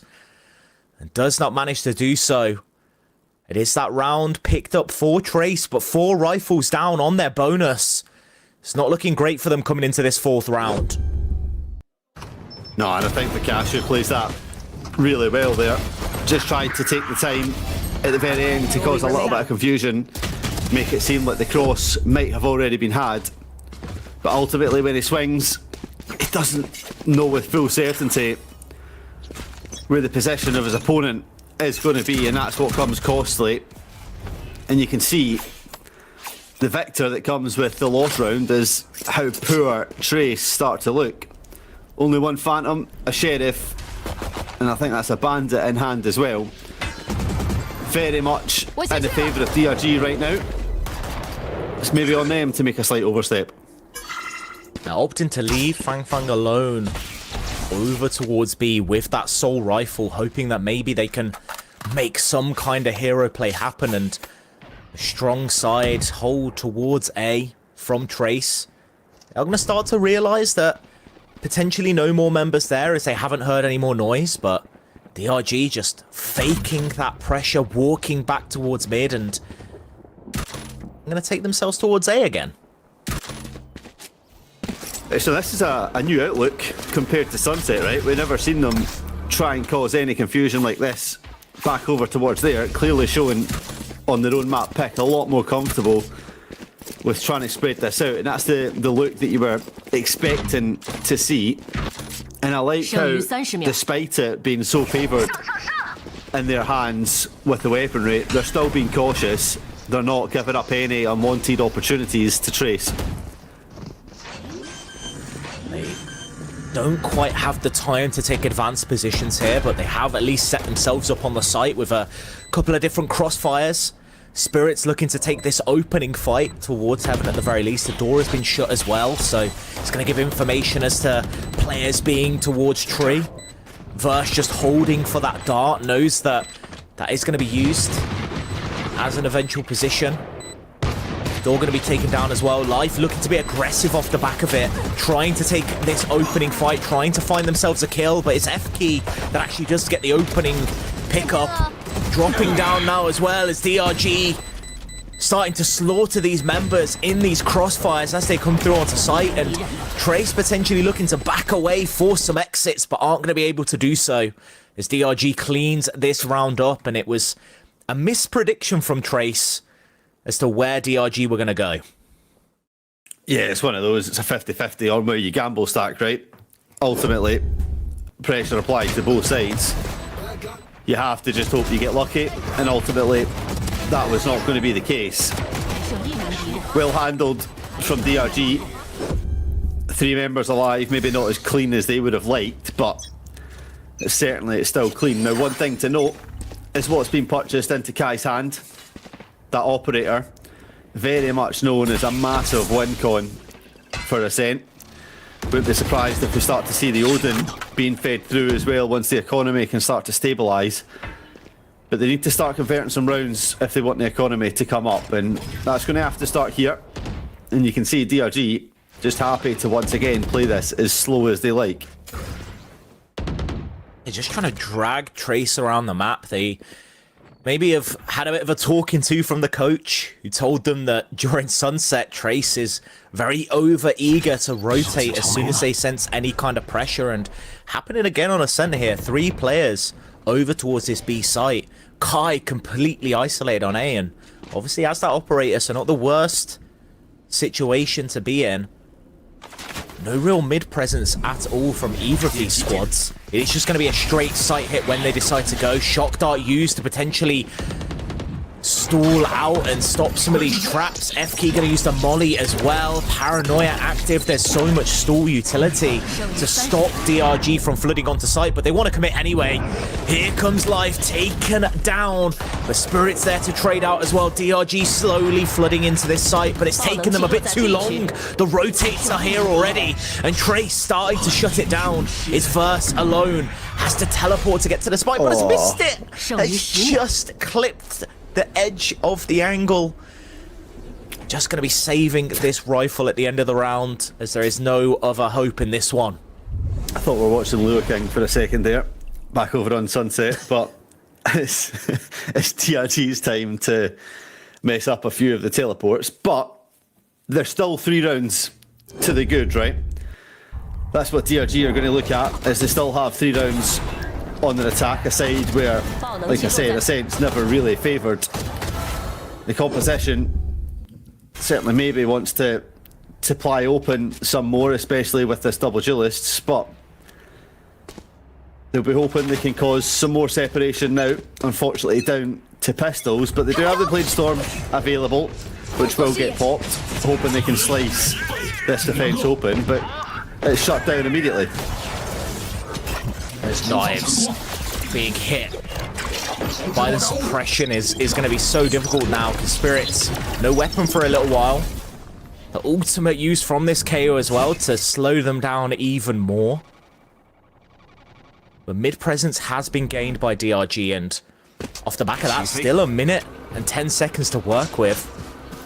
And 2 ultimates already being invested. Slowed this DRG squad down, but they have regrouped and they are ready to push again. F-Key would be the one to take this opening fight, has access to 1 flash, just looking to creep forward. Knows that they have to support Kai with the op. First kill goes down, and Kai can't get back on the angle. Just trying to no-scope, has the shorty now, but has to back away. Yeah, tries to catch anyone pushing into the smoke to get cheeky off the space. Big duel here that Luo King comes on top of, and Spike now down. Advantage Trace. Fang looking for more as well. Door gonna be broken.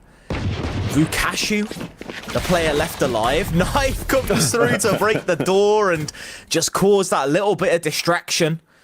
And it's Trace picking up the round, bringing this round count closer together.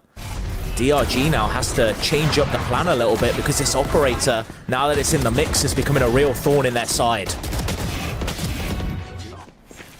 You almost feel like the time game that DRG are playing is going to start to cost them and has cost them, but the problem is it's a Trace with the initiators that they've chosen have a lot of stall potential, right? That knife can just stop you having those explosive bursts, which I guess is why DRG are opting to play into this slower, methodical pace than what we've typically seen from them.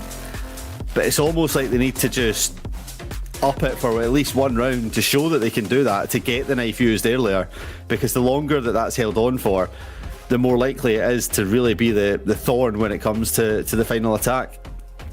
I think it's been great effective use of that knife from Trace because, like you said, those double duelists, as soon as that knife comes out, you have no entry. It's not like they are agents that throw abilities from afar, like a Sova that could maybe play for a lineup instead. They have to go in, and when they are hit by that knife, they've got nothing but their little feet. The little feet, just to run around as if they're cats on the map, lost in the big city, just looking for their meal ticket. But this meal ticket that's on offer is a massive spot in the playoffs. A position to try and secure champs.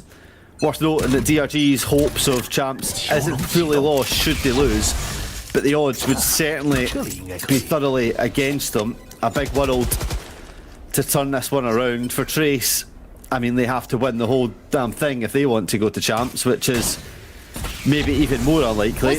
But a world exists, and the improvements have to come along for that to be the case. Knife again, slowing this push down. They have just opted to walk through the utility, but it is trying to be countered by Trace, who are now out on the angles. Flash comes through as well to set up Fang, who manages to find the kill. And it just trades back and forth. These flood retakes from Trace are just becoming a detriment to DRG. But first, finding an angle, Kai pushing forwards, the right click on the knives. They said it's been nerfed, but it does not matter. Doesn't matter, if you stab someone, you stab someone. First will end up in a metaphorical hospital to be revitalised for this next round. DRG's timeout used for no effect. Trace still walking away with the spoils of war, the victory in hand.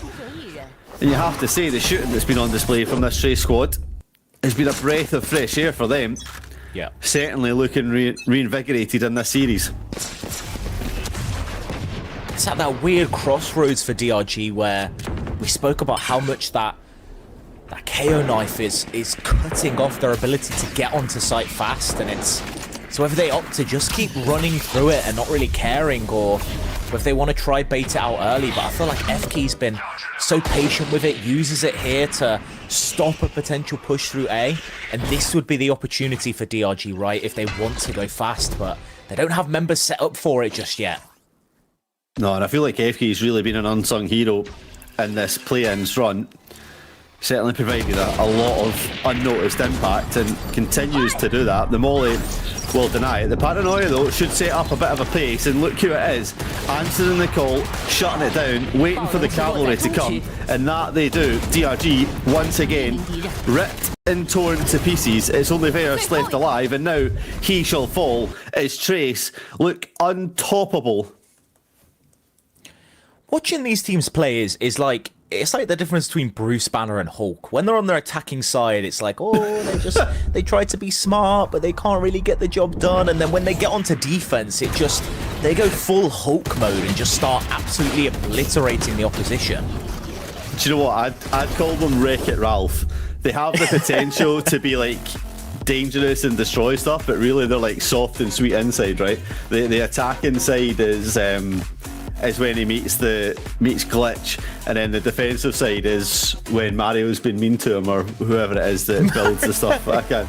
My analogy's gone a little bit there. Felix, that's it. Oh, Felix, that's it. Yeah. And the coaches of DRG very much hoping to be Fix-It Felix and solve the problems of this squad right now. As second timeout being used, this is pretty much the inverse of what we saw from Sunset, where it was obviously DRG on that defensive side first, and now they're the team trying to get these attacking rounds. But I would expect a similar thing on this map where the defensive team has the advantage. Yeah, I mean, the crucial point to this one, so, is how early this second timeout's come through, right? Tracy's second timeout was pretty close to the end of the first half. This one, we've still got almost halfway to go in the half, and they've used both of them, and yet still haven't seen any improvements. The coaching staff clearly really concerned about how this attack is going, which maybe opens up a sign for worrying into the defence as well. Given there's only 2 rounds that separate them, it could certainly be a whole lot more. And it's FK who's once again halting the attack, comboed up by the Hunter's Fury, finds a body, no extra chip damage to it, but certainly halts it for now. Opening pick is great for this Trace squad as well. They've been so good at these flood retakes. I feel like we're not even seeing DRG get the chance to put the spike down before Trace is already fighting them. And now with numbers advantage as well, it's going to make that issue even more prominent. What was it, 20-10 first bloods for DRG last map? Well, you'd be a little bit confused reading that stat over here on Ascent. Granted, it is only the first half and it is defense on Ascent. However, this is like the opening scene to the anime. The movie's about to start, and that movie has to be DRG's comeback. But Kai will present an opportunity as if DRG can take advantage of it. Still trying to hold the angle, trying to take every fight they can to slow these players down, and utility almost all but exhausted, and now Kai gets the swing for free. Has members here to support as well, lurking in the backside, has used that from the shadows. Knows that Kai needs that support. The information going to be gained. Vukashu activates that Bowman buff and is going to look for some kills, going to look for some fights. He's managed to find one Hunter's Fury to put Kai in a risky position. And now Trey trying to flood through. It's a 1 versus 1. Kai, how are you still here? Still has that operator. Still wants to look for that peak. And manages to find the kill. The swap to the Phantom. And you spoke about Kai, you spoke about them being one of the more promising duelists of the region, and they are showing us why right here. We might have seen the kings of EDG fall short today, but the king in this match of King Kai has stood tall, kept his crown, and absolutely stole around for Trace here. A 1 versus 4, 3 of them on site. Incredible outlook as Trace are certainly looking like a new outlook on Ascent here. Keep in mind, it is still the defensive half, Veggie. We saw this same thing on Sunset from both these squads. Get carried away. Don't take this from me. I will get carried away. Yeah, Veggie, no matter what, is getting hyped up. Finally, his predictions are coming true about Kai and the untapped potential, and we're starting to see it here. 14-4 so far. Big performance from this player. Trace going to be really glad about Kai doing a big majority of that heavy lifting. It was Del B that they needed last time. Separate player steps up. It's a promising sign for Trace, to say the least. However, we do need to rein ourselves back in, but for DRG, they are once again forced down to pistols. A common theme across this series for the attacking sides. And once again, time very much against them as they try and explode on towards A. The paranoia will clear and allow for the sight hold to just be fully succinct. Paranoia will clear, but Trace will clear most of these members out. Vice, the user of that paranoia, brings a bit more fear into this Trace squad. Spike finally going to go down for DRG, but again, it's Trace already looking to take the fights, already looking to flood back in, and they know all three of these players have to be towards Gen, but it's first finding another kill, giving more space to these DRG players who are just peeking back and forth. Kai needs to be the hero now. The shorty goes huge, pops the knives. You talk about the anime battle, but Kai brings the anime to life. There's another converted round off the back of this player. What a standout map for this duelist. Set in stone why he belongs, why this squad has been built around the backbone. The confidence to jump in and to pull this one away from DRG. This is absolutely obscene. And DRG no more timeouts to work with. They've had those chats with the coaches. It's all up to the players now. And they have to find a way to shut out Life, who is just playing with... Sorry, Kai, who is just playing with so much confidence. And Delby's getting a bit involved as well now. A spam through the smoke, shutting down both these duelists. Now DRG has no way to make it onto site. They just have to swing through. They just have to try find the kills. Blind. VCT has made it here. He's going to tap the spike. He's going to look for some of these kills. Has managed to find one. He's out of bullets, but the classic. How are you finding these kills? It's almost out of bullets. And you've got to feel like if they had just a few more bullets in the chamber, they could have maybe made it work.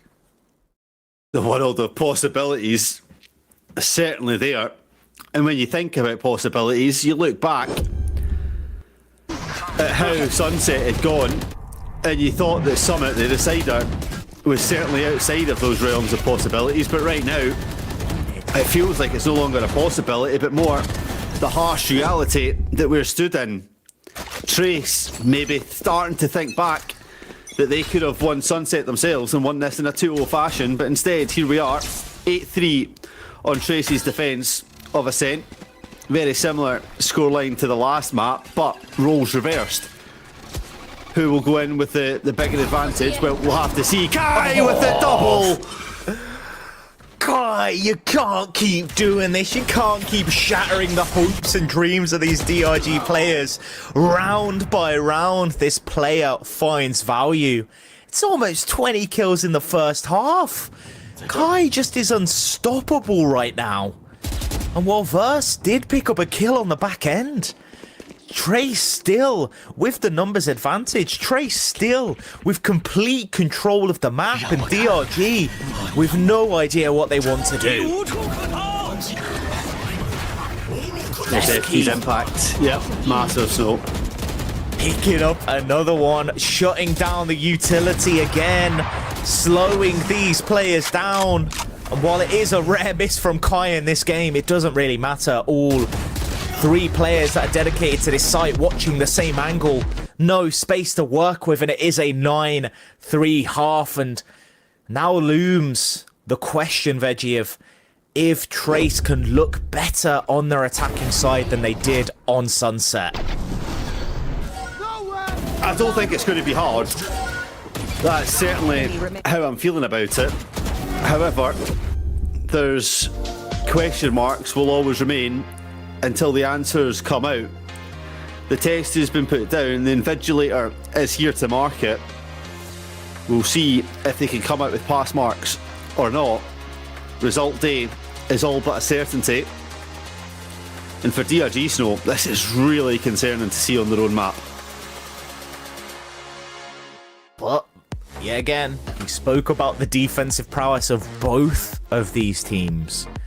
Trace, they've got the lead, the 9-3 half. They need to show us something on attack. Otherwise, could just be another overtime situation again, Veggie. Listen, I let you off the last time you said this. I don't know if I'm going to let you off this time. But it certainly wouldn't be a shock. It'd maybe be a little bit of a surprise, but we know what both of these teams are capable of. And right now, it's going to need the biggest of searches from DRG to keep themselves on this map.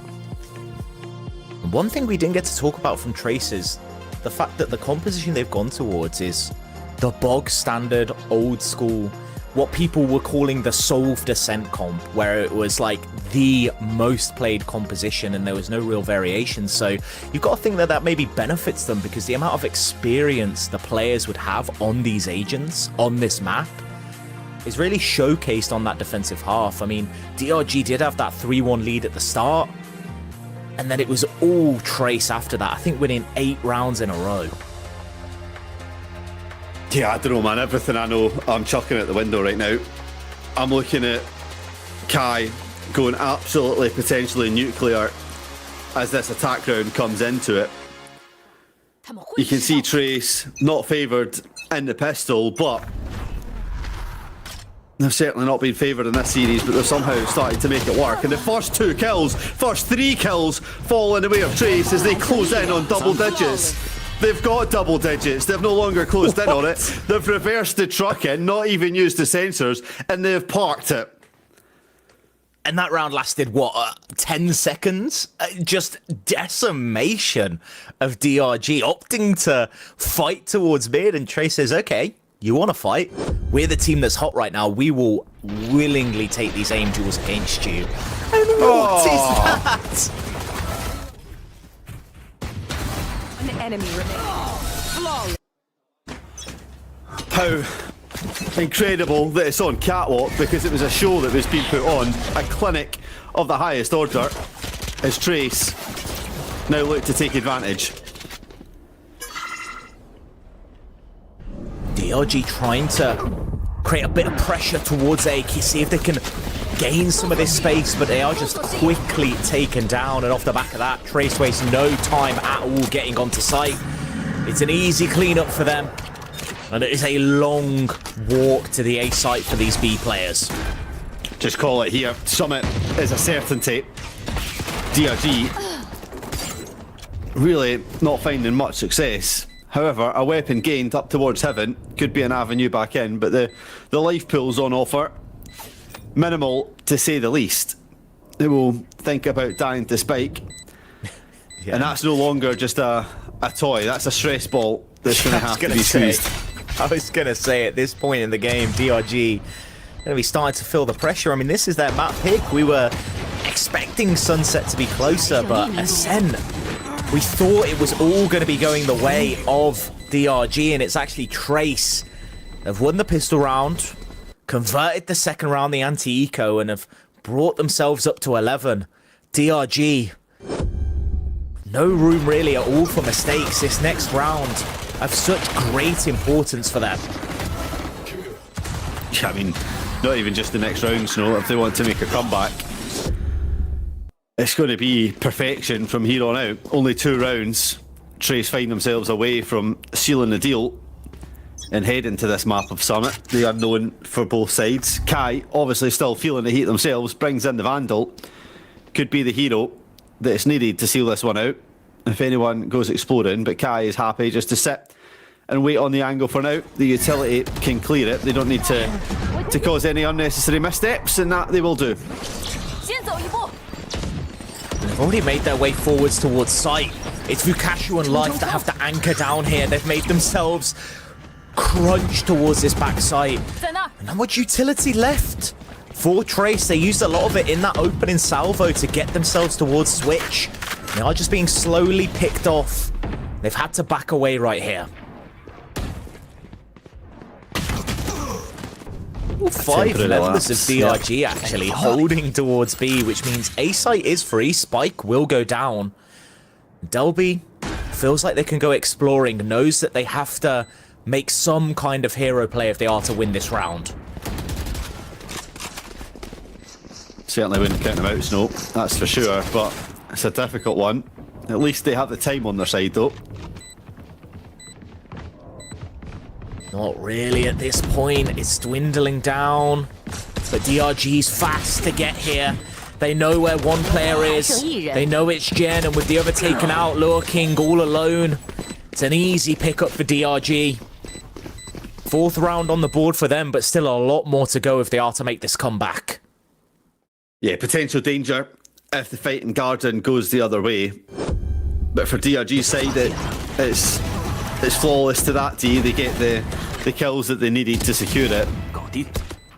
A chance at remaining in the map to take themselves on towards Summit, where Trace have yet to register a win. 0 and 2 on that one. DRG, however, have 1 out of 2.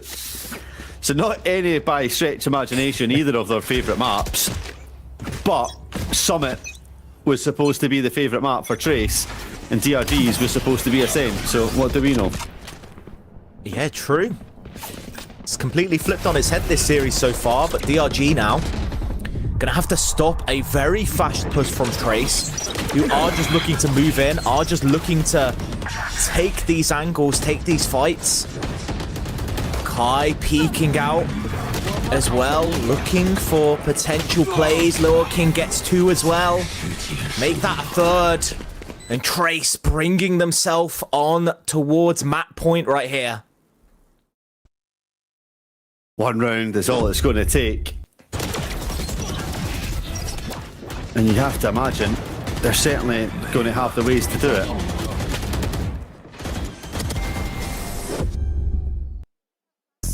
It's been such a good look map for them, so I'm really impressed with how they've made Ascent look. There's a lot of concern over towards Summit, but they've managed to dust that down quite efficiently and find a way in. Mid presence from Trace, creeping up. Catwalk over towards this A site. Early pressure and presence from Trace to try draw out some rotates and decide what they want to do off this. And so far, no contention. DRG fighting into them. Nobody's supporting though. Verse with the flash, but it's taken out by Kai, who's just pushing forwards again. And Trace looking to end this map right here, right now. Spike gonna go down as well. Spirit's taken down. Kai just feeling themselves. 22 kills on the board already. And you got to think the only reason that they aren't getting more is that DRG isn't putting up much of a fight in this game. Nah, this has been a resilient, dominant display. Make no marks about it. The overtime certainly taken personally, and Ascent has been taken away from DRG. Map picks have been traded. The decider in the elimination or playoff match is guaranteed right now. Both of these teams refusing to go down without a fight, but for DRG, that one was a little bit of a whimper. A weirdly quick match as well.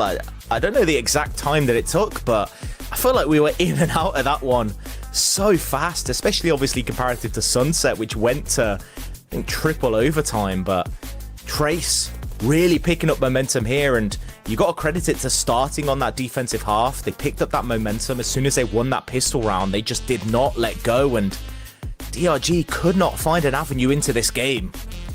No, and that's what really concerns me when you look at it, is that once again, this was supposed to be their strongest map. It's where statistically they've been the best. It was their map pick for a reason. It was where they were supposed to be able to send themselves into playoffs in a 2-0 fashion, but instead it's a little bit of an embarrassment for them to be here against a resurgent Trace side, albeit that Kai certainly stepped up when it mattered to make sure that the team was able to pull this one out the bag and still fight for a chance. And you spoke about it briefly in that map, Vigi. You spoke about how now heading over towards Summit, neither of these teams' favoured map really. It'll be quite equal, but before we get to that, let's have a listen into how these teams communicated. 直接跳，对对，让他一个人。我进去了。你跳看吧，别人。他要来，我反来。你那中间把射个。小狗在一小。小光，你转头带吧。我跟这边，我把他补。进来了吗？进了。小光，接机。小狗在一小。在一小。我帮你。没大，一分就上了。都在。来一个。一枪子，2打1，下到了吗？几枪？140。几枪？二打2，往前走，抛点闪光。包点，一刀，还没看到你。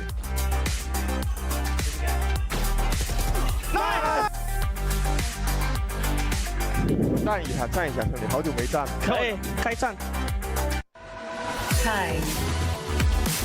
No doubt about it. Make the mark. 3 letters in his name. 3 letters to mark the performance. Kai, your most valuable player here on Ascent. And with a performance like that on your duelist, not too much can go wrong. Hey, you've got to think the only bad thing for Kai was that the map didn't last longer, because exactly, could have been on for that kill record. We spoke about it before. 34 kill record in this split so far, with Delby and Vukashu both tying that. Kai would have liked a piece of it in this game if DRG put a bit more of a fight up.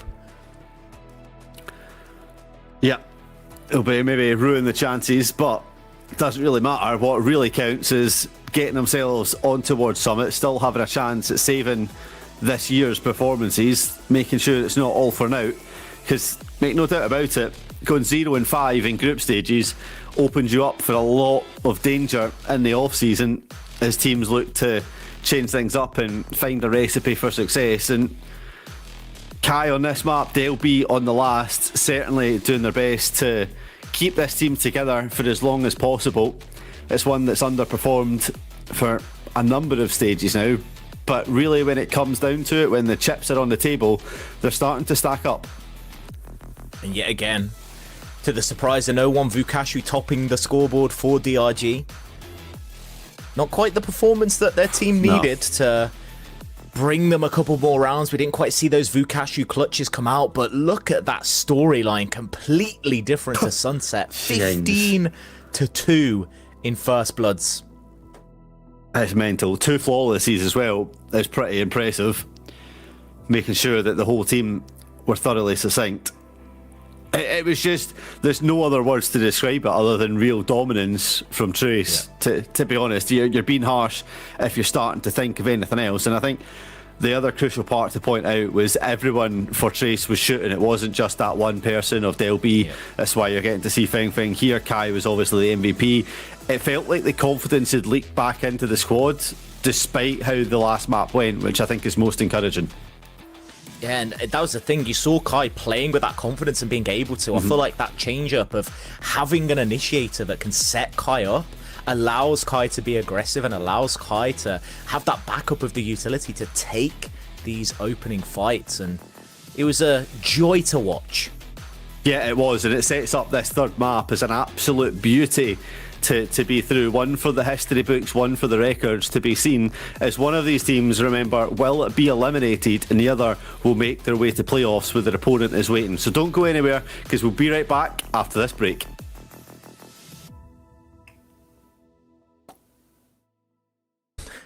Or not. We're here. Oh, technical difficulties, everyone. We're refusing to leave your screens, but one of these moments will just disappear like magic.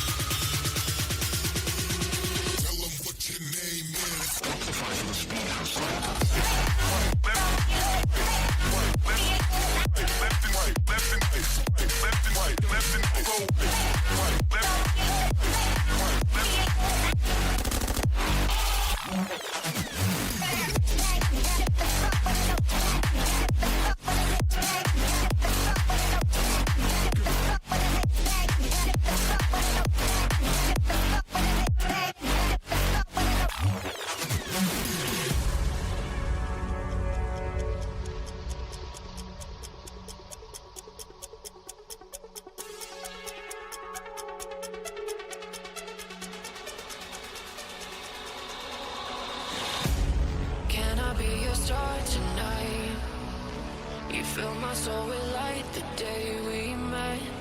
I don't wanna leave your side. Have me by your side when the sun sets. Let's leave for an eternity.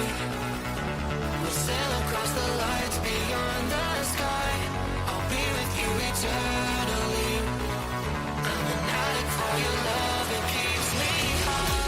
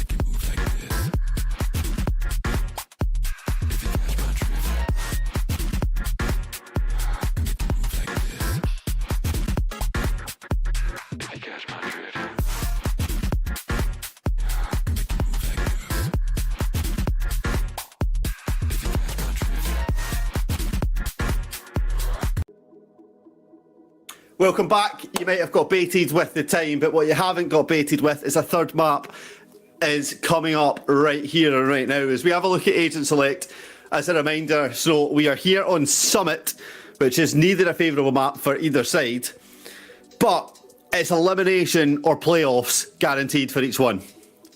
Yeah, at least DRG's changing it up, putting Vukashu on Cypher, something we haven't really seen that often. Yeah, I mean, the Harbour going to be very interesting. Obviously, both these teams still opting into that Waylay, despite, you know, potential shifts off of it. People trying that Yoru, they're still committed to it, know that there's still value in that agent. Yeah, I think that's absolutely certainly. We've seen a lot of Waylay coming in towards Summit. I think the agent that you highlighted there of Harbour is the real outlier for me. Has a lot of potential. There's been changes towards the ultimate that certainly make him a whole lot more playable.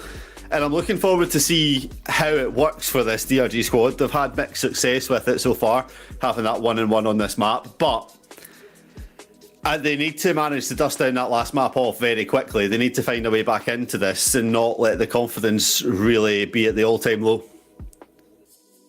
Yeah, I just need DRG to show us something more. That first map was so exciting, and then the second map, they kind of just fizzled out. They looked so strong at the start, and then just Trace started to read them. And I think the one thing that I noticed from that second map was that DRG won 3 out of 4 of their post plans, and then Trace said, okay, if we just retake before they can even plan, they can't win a post plan.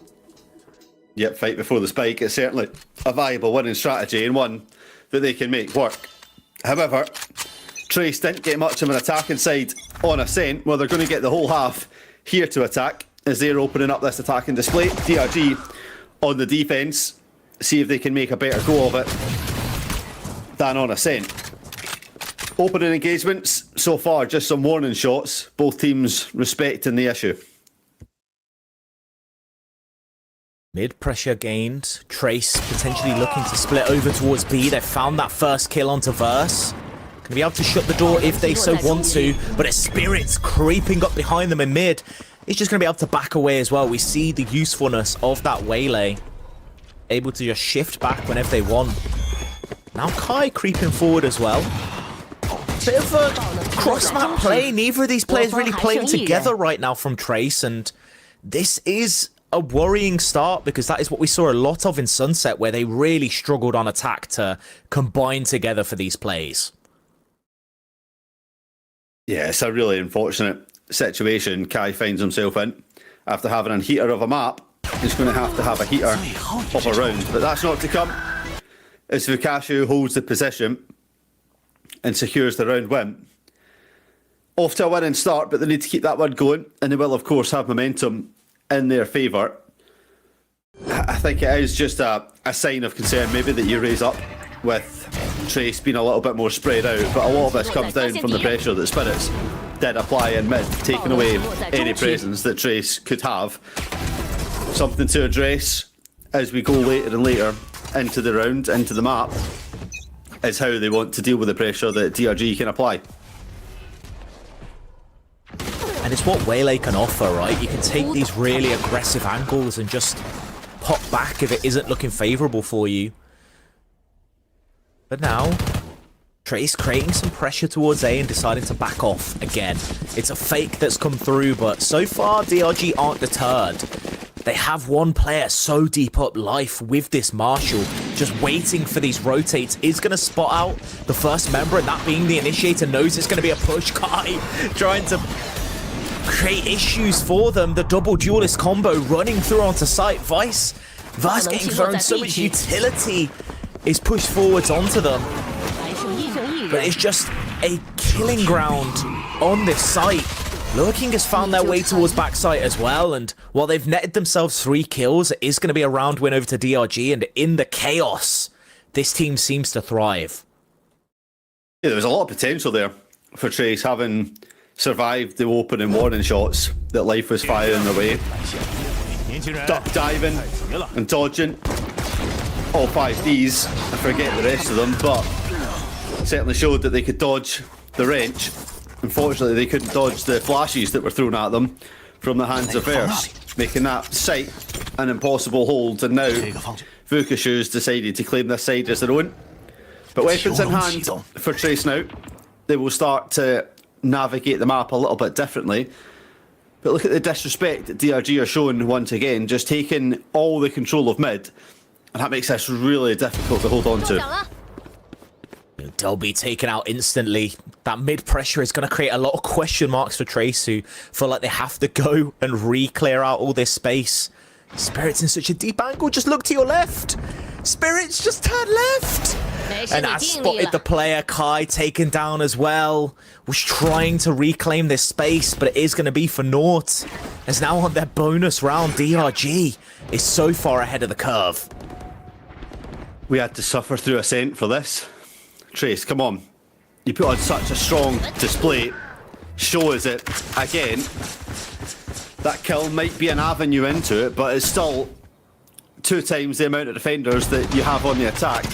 It needs to be immense. And with Nick here in a good position, might just go unchecked in the cave, can spring out like Batman. There you go, F-Key. Actually gets sprung on. The back cave is invaded, and now it's F-Key that's looking to hold this one down. Maybe make a bit of use of some of these gadgets. Oh! Managed to find 2? A collateral through the head? As VukaShu goes down as well, and now they know exactly where Verse is. Still have access to that stun, still have access to the pull as well. Smoke gonna go down to maybe create a potential 1 versus 1 angle, but with the spike planted in such an open position, can be peeked from so many different spots. Verse has to guess where these players are. F-Key knows that they're not on it anymore. Gonna be able to just slide across, get the information, set up Fang Fang for an easy kill, and Trace, a round that reasonably they shouldn't have won, comes off the back of F-Key. Yeah, exactly that. So it's the unsung hero, F-Key, stepping up in a 2 versus 4 in a reality that should never have went their way. A huge moment here with the double up. It's difficult for DRG because I don't really know what else you're supposed to do apart from don't swing at the exact same time together like that. But yeah, nonetheless, it might also just be an issue of, like, DRG obviously has to deal with those multilingual comms. VukaShu, you have to comm some in English, some obviously in Chinese as well. So it's a bit of a mixed bag for them. So maybe it was just a misunderstanding of who's swinging in what way. I mean, I feel like VukaShu's been there for so long, he could probably have learned 1, 2, 3 by now. That would be. But doesn't know wide or short swing. hasn't figured that one out yet. That's maybe the step too far. But Trace, timeout, round 4 off the back of round 3. That's how these things work. Clearly very concerned.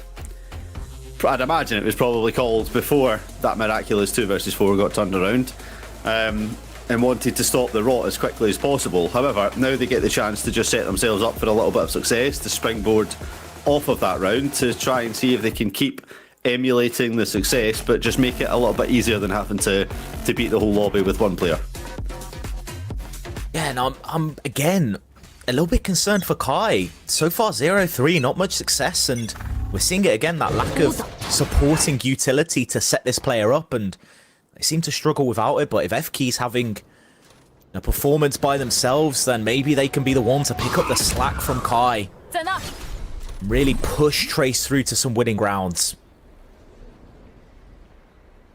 Yeah, it feels like as soon as you take Kai off of the jet, the confidence drops and the explosive nature becomes a little bit more difficult to deal with. Something that will need addressed if they are to keep going on this run and head in towards playoffs and want to make it further. But for now, they'll just try and focus on what this map offers. Breaking the mid door will create a little bit of pressure and at least shut down an angle that they don't need to worry about smoking through. So they will start to aggress over towards A. Stun goes through and the pushes and the bodies start to follow. But it's F-Key alone looking for a play. It's the duelists being disjointed from Trace, not pushing together, not using that utility to back them up. Now Kai's going to go in. At least has some members to support, but looking for a potential 1v1 angle, waiting for Fang Fang to push through as well. Ultimate going to be used to slow down a potential retake. Spirits now pushing forwards as Vukashu finds a kill themselves, and Spirits with a quick and easy 4K, looking like they're in the range right now, cleaning up the rest of Trace. Yeah, lining them up at the range, driving them home, and it would be home that they land. Make no doubt about it, it's another defensive display of dominance, which is kind of what we expect over here on Summit, as teams still try and figure out how things go. But Trace, after that timeout, unsuccessful round, and now forced down to only pistols and a stinger, really lacking any clear identity. Utility to slow them down, but they're just going through. Spirits finds 2 though. Trace finally pushing together, and it just does not go their way. Kind such an advanced angle, and it's a Luo King TP that sets Spirits up for an ace. And decimation of this Trace squad. Spirits, the hero that DRG needed, is carrying through these opening rounds. Trace going to need more than a timeout. It's an exorcist they're going to need if they want to take down this squad, as the Spirit lingers and takes full advantage. An eco ace, yes, but an ace nonetheless. DRG feeling like they're in cruise control mode, and the destination is the playoffs.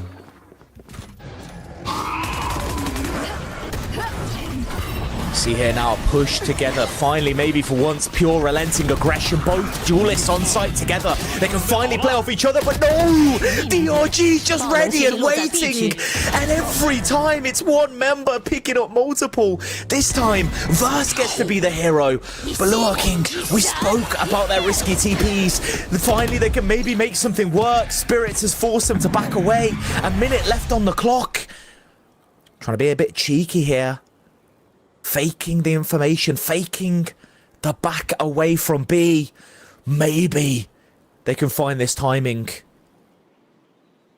Has a smoke to work with now. Both those players moving over towards A. They are going to hear the spike being planted. Luo King has the TP to reposition and is going to use it. But the question is, do they smell it out? Do they know this player's here? Going to hear them go towards site. Utility being used as well. As soon as this opening fight comes through, they're going to know. The peek out gets one. Knows where the second is, and it's a hero play from Trace to get them back into this game. What are we watching now, Veggie? It is absolute heroics from both of these teams to win out these rounds. It's just blow for blow.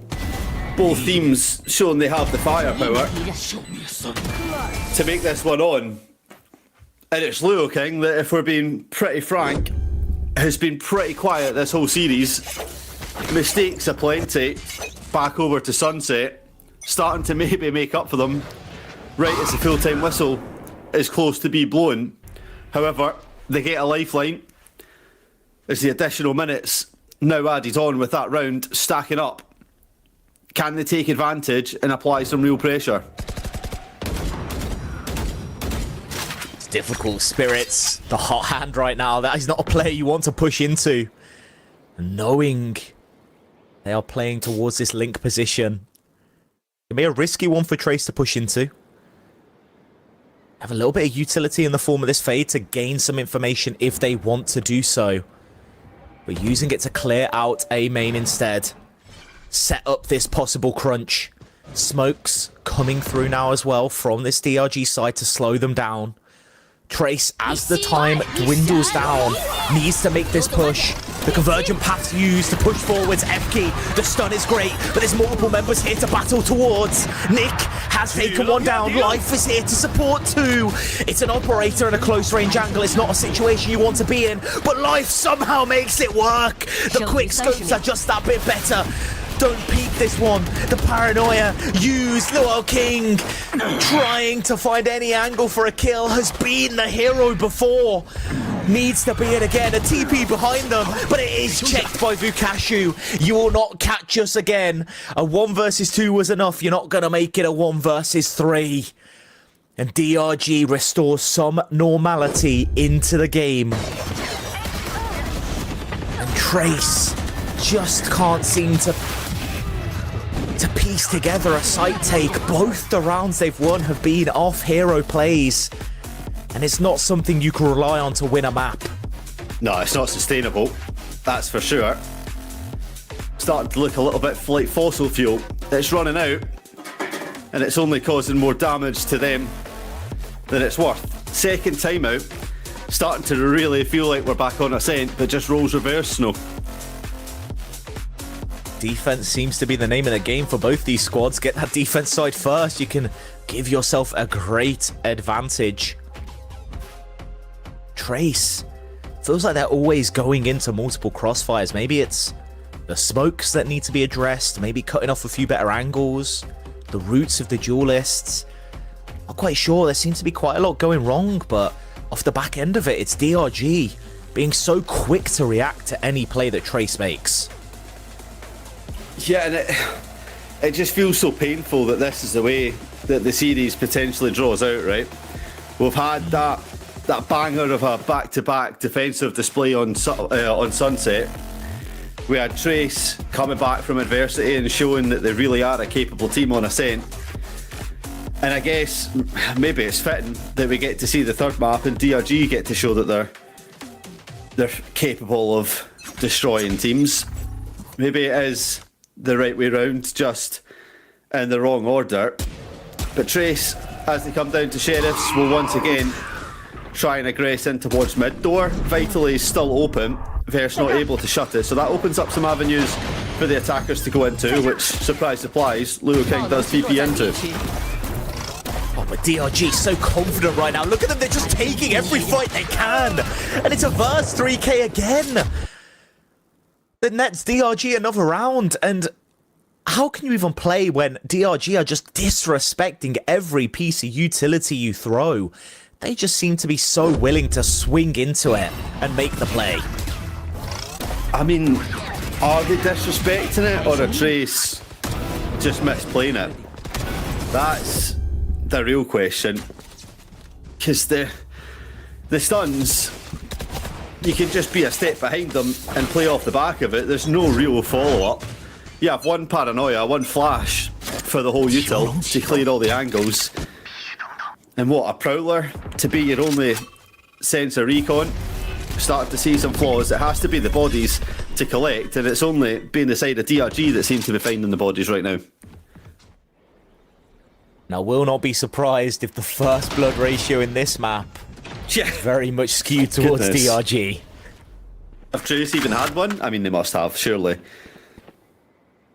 I don't know. I wouldn't say that with confidence at the very least. Not full with chest anyway, but I mean, you would like to think. But maybe that is back again, the win condition that they need to be, the confidence getting going. But the problem is, operator for DRG, same angles still being held, and Trace have shown that they don't really have it in them to find an adaptation to be able to take the angles in the fights. First jiggling this angle, waiting with the flash. It just opts to take the fight. And why not? Why not? When you could just get one, get two, make it easy for you and me. Spike down as well, has all the information, flash is perfect, Kai's stuck in a corner. There's just nothing that Trace can do that works right now. Every single play they try is instantly shut down. And I thought Vukashu was going to go for a knife right there. Oh, should have done. The disrespect is deserved. I don't like to be that critical on teams, especially in such high pressure state matches, though, but right now it feels like a calamity of display from Trace. We said that this is a map that's been getting a lot of playtime over here in China. Teams starting to really feel it through and come together, but right now you are starting to maybe see the reminiscences of EMA peril with the third time Trace have played it and still look as if they don't actually know how the map layout lands. definitely having their own struggles when it comes to navigating this map. Get the GPS out, boys. Yeah. It just needs one person in spawn with the map out, letting them know where to go. The Tom. Versus already decimated you on this angle multiple times. Are you sure you want to fight them again?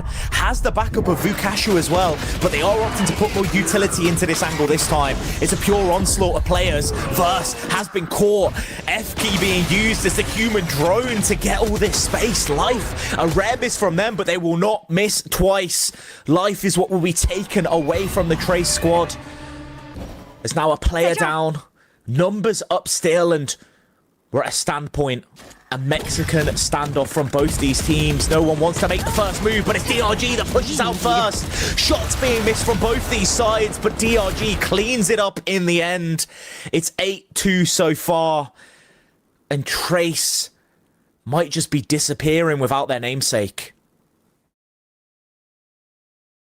Yeah. It felt like maybe the up and pace was the answer. Maybe we'll get to see it again when they get weapons in their hands, see if they can make a better go of it. But as soon as they get the sight there, it's just a complete pause, a complete lack of idea. And I'd imagine what was being said there was, what on earth were they doing? Because that's what it felt like. You had Lua King just watching nothing, the other two members hidden behind a box. 8-2 is the score now. Trace will need at least another one if they want to replicate the defence that they've shown before. Let's see if they can get that ball rolling. High with the op, wants to take the battle, wants to take the challenge. Dash primed by Life, sees the kill, gets the opportunity. There's a 1-for-1 trade across the map. And it's difficult for Trace. I feel like something needs to be done to give Kai that confidence again that we saw in map number 2, where they were the dominating factor. They were the member that pulled them across the line. Prowler used now to get this space as well. An ultimate to stop them to boot. Life was thinking about the updraft, was thinking about the potential play, and Verse, feeling themselves maybe a little bit too much, has given Trace an opportunity here, a numbers advantage, something I don't think we've seen for this squad yet in this first half. No, but they've not got sight. They've still only got mid under control. With 25 seconds left, they're going to have to pivot, make like ducks and scramble across the B. And guess who's here? It's the god, it's the V-god. And isn't spotted out, the information isn't gained, and Looking with another risky TP is just caught out, and it's going to have to be a clutch. FK and Del B, two major performers for this squad throughout this series, have to do some work again. FK tries to take the fight and can't. A 1 versus 2 now. Del B, your team is yet again asking you to be the difference maker. Right now, in this position, would be able to isolate the fights. Life, probing, searching, trying to find an angle. Jump peeks the corner and takes down Del B. And the hopes that Trace have are slowly falling to the wayside, as it's 9 rounds now for DRG. And they are starting to put nails in the coffin of this Trace squad. Sliced through like paper. It's a really tough loss. Fukushu doing all he needed over towards this site right at the very end. Set DRG up once again for success, and it's Life who takes full advantage. Take a deep breath. DRG are closing in on 10 on this third map as Trace are beginning to go down without a whimper, without a real solid look of an idea. But they will have the defence to rely on, and around here could really make the difference.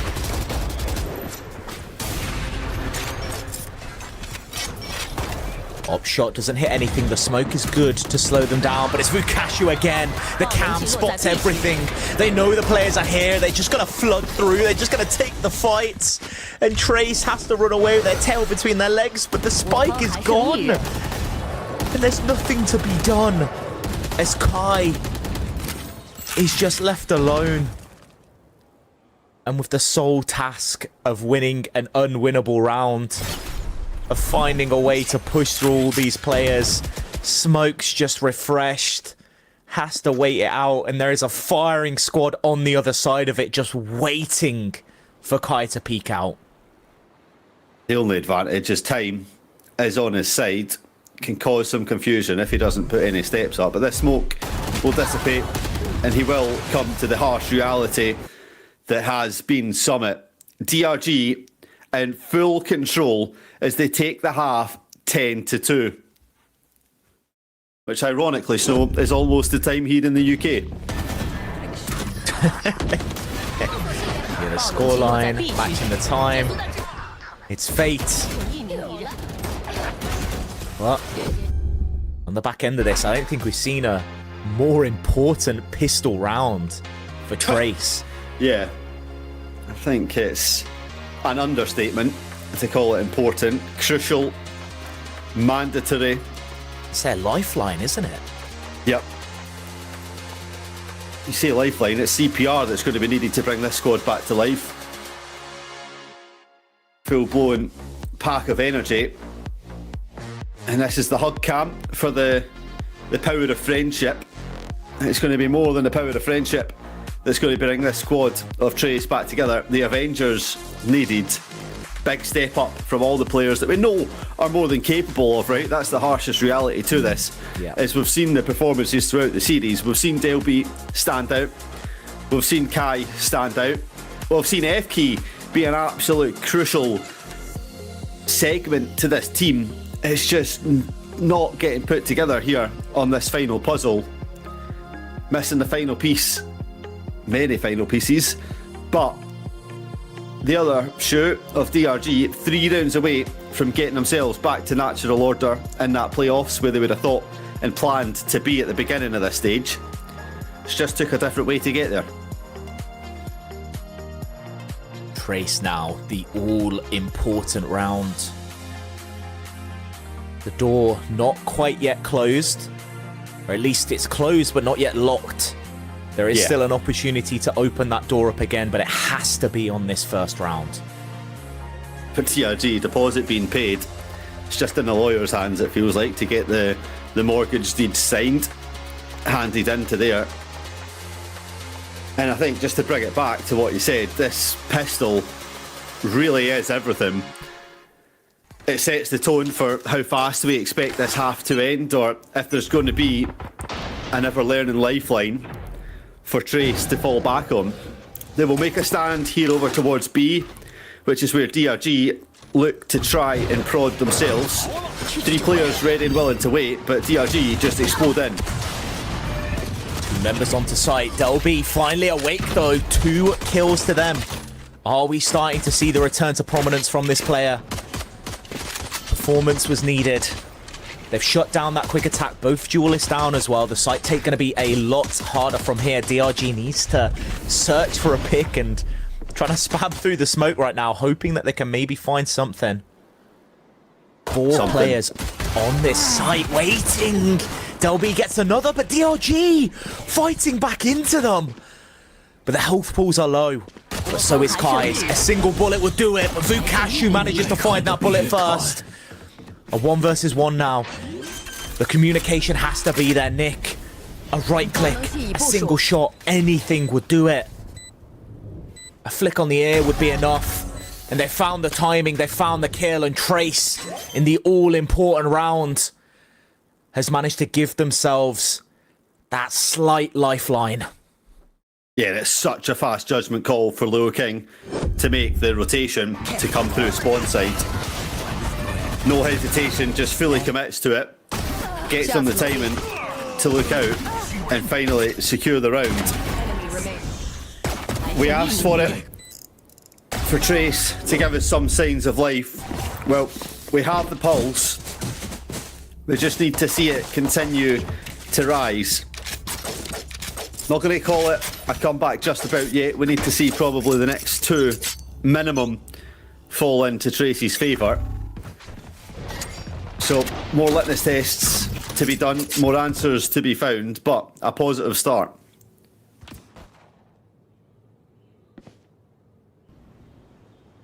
the back of that positive start, DRG slowing the pace down a little bit, just hunting for some of these orbs, knows that they only really need 3 big rounds, so as many all orbs as they can get will give them an opportunity to slam those ultimates and convert around. Pivoting back towards B now as well. Maybe making the right call. Numbers stacked over towards 8. DRG putting themselves in a good position. However, Delby, you wanted more out of them. Well, now's the time.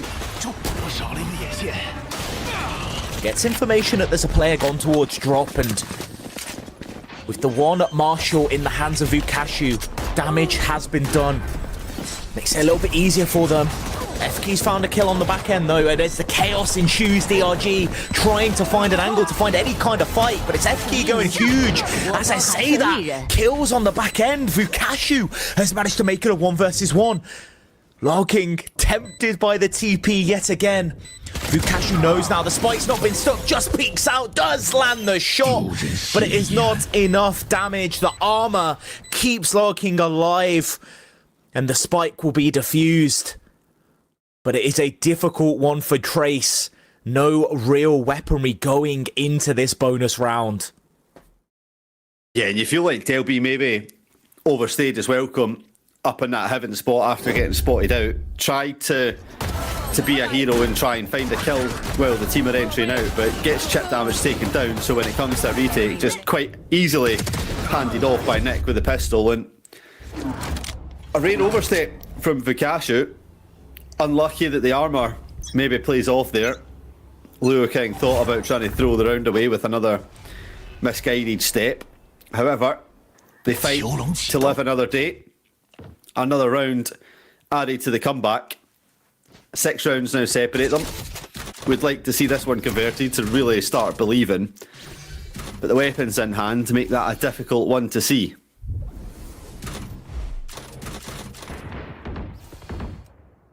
Mid-control from both these teams, actually. This could be a huge fight. Life just going to slow them down. Paranoia used as well, but no one there to support. A triple swing out is just going to be melted away by Vukashu. The Outlaw, such prominence in this round. It is traded by Kai, but it does not matter at the end of the day. A kill comes through. And FK, the sole surviving player, knows that Spirits is in this corner, but cannot find the kill. DRG has found a round, creeps closer towards that map point. But it now comes down to this gun round. Equal buy for both these teams. And we'll have to check out the ultimate statuses, see if anything is available for either of these teams. I mean, it's difficult. That play from Trace in mid is actually a really strong idea. Difference is just they just didn't play off it correctly, right? The paranoia comes through and it's only Lua King that swings, despite having 3 players ready for it on the other angle. Swung after Lua King dies, and it's just 1 versus 1. They fall. Heaviest is the crown of the comeback, and clearly Trace not able to hold it for now. But still 2 rounds to go for DRG to get themselves into playoffs, and they will try and replicate the success that they've been having by once again applying their trade in towards mid. Missing off the Prowler will give them a little bit of a timing. Lua King holding deeper from 8 if DRG choose to ascend that side, but looks like they're getting the guess right in terms of where to put their bodies. FK spotted a dink through the wall. Isn't quite a kill, but a lot of damage done. Nightfall online as well has been used. Trace has to back away, anchor towards the site. They have a high-low hold though, and this could be all they need. Vukashu can't quite make it out through the smoke, but he's just committing now. FK stuck in a corner, alone on site, being spammed through their own fast lane. Is spotted out as well, and site is taken by DRG. It's a retake from Trace, a 2 versus 4. A hero would need to be found. We spoke about Shrek, they are looking for a hero, and those heroes might be Delby and Fang Fang! And he finds 3 to convert around. A 2 versus 4 yet again. Trace wins the unwinnable and managed to keep this game going for a little bit longer. The oversteps, the overhunger for DRG to seal this one out. But what an absolute performance from Feng Feng there. When the team needs him, he will be there to answer the call. Paranoid up does not matter. You swing me, you better not miss, because if you do, you will be put back into an early tomb. And Trace looked all but out of that round, but somehow come out with an opportunity. It's DRG stacking up 5, just potentially looking to brute force their way onto a site. All gonna go up. Utility being used as well. The dash out from the duelist to create this little bit of space. Spirits has found themselves towards green box and Life finds an opening pick. And now it's more difficult for Trace again. They have to find their way back onto site. Another hero, another massive individual moments. Still 4 of them left, and Kai wants to answer the call this time and will find 2 willing answers, which opens up the avenues for success ever so more. Trace always looking for a hero, but always able to find it, but it's DRG that might have a hero of their own. Nick versus Delby. Delby just about winning that round out. We spoke about this player, map number 1. They were my personal MVP, 34 kills dropped. They've been a bit quiet in this map, but still showing they have that clutch factor in them. And just when you think, so that individual moments can always be recreated, someone else steps up and goes, yes it can. Not talking about Bob the Builder, I'm talking about Summit and Tracy's individual performances. What looked like the map was done and finished, somehow the last 2 rounds end up in Tracy's pockets, feeling like daylight robbery, but without a ski mask. DRG still has access to both those timeouts. First one obviously going to be used now to maybe convert this round. They could use another one to finally push the game over the line. Trace doing all the right things, so well I say that, but a lot of it is relying on hero plays. They are committing to the chaos that DRG is bringing and managing to find these moments of brilliance. But they're stepping up and being counted when the time matters. This is the highest they have ever climbed, the most important game of their season. And they looked like they were going down without managing to swing a blow back. But all of a sudden, we are starting to see stuff, and VE God, if you're going to start mog the camera, I'm going to need you to put some more work in the server. Yes, you're only 2 rounds away from playoffs, but those last 2 rounds have been oversteps and overcommitments that just give Trace every opportunity to see this map to theirs.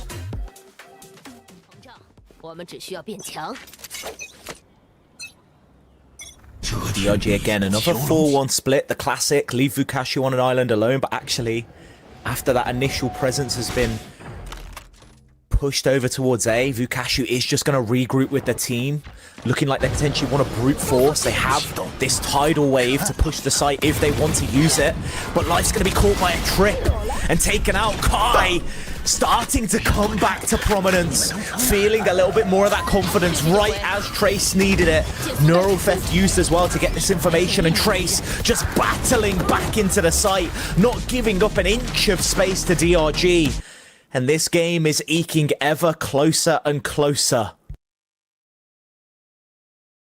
My favourite part was Kai trying to shoot the horn and actually accidentally getting someone's head. That's a way to win a round. Let's throw a bit of utility that needs to get shot down and then jump directly on top of it. Maybe a little bit of a miscommunication from DRG. Certainly something that Trace will be loving taking advantage of, and really thought this map was going to be done, but Trace shows once again that their defensive displays cannot be counted out. A little bit missing on attack, we start to call them the Italian Football Club, but they continue to hit back.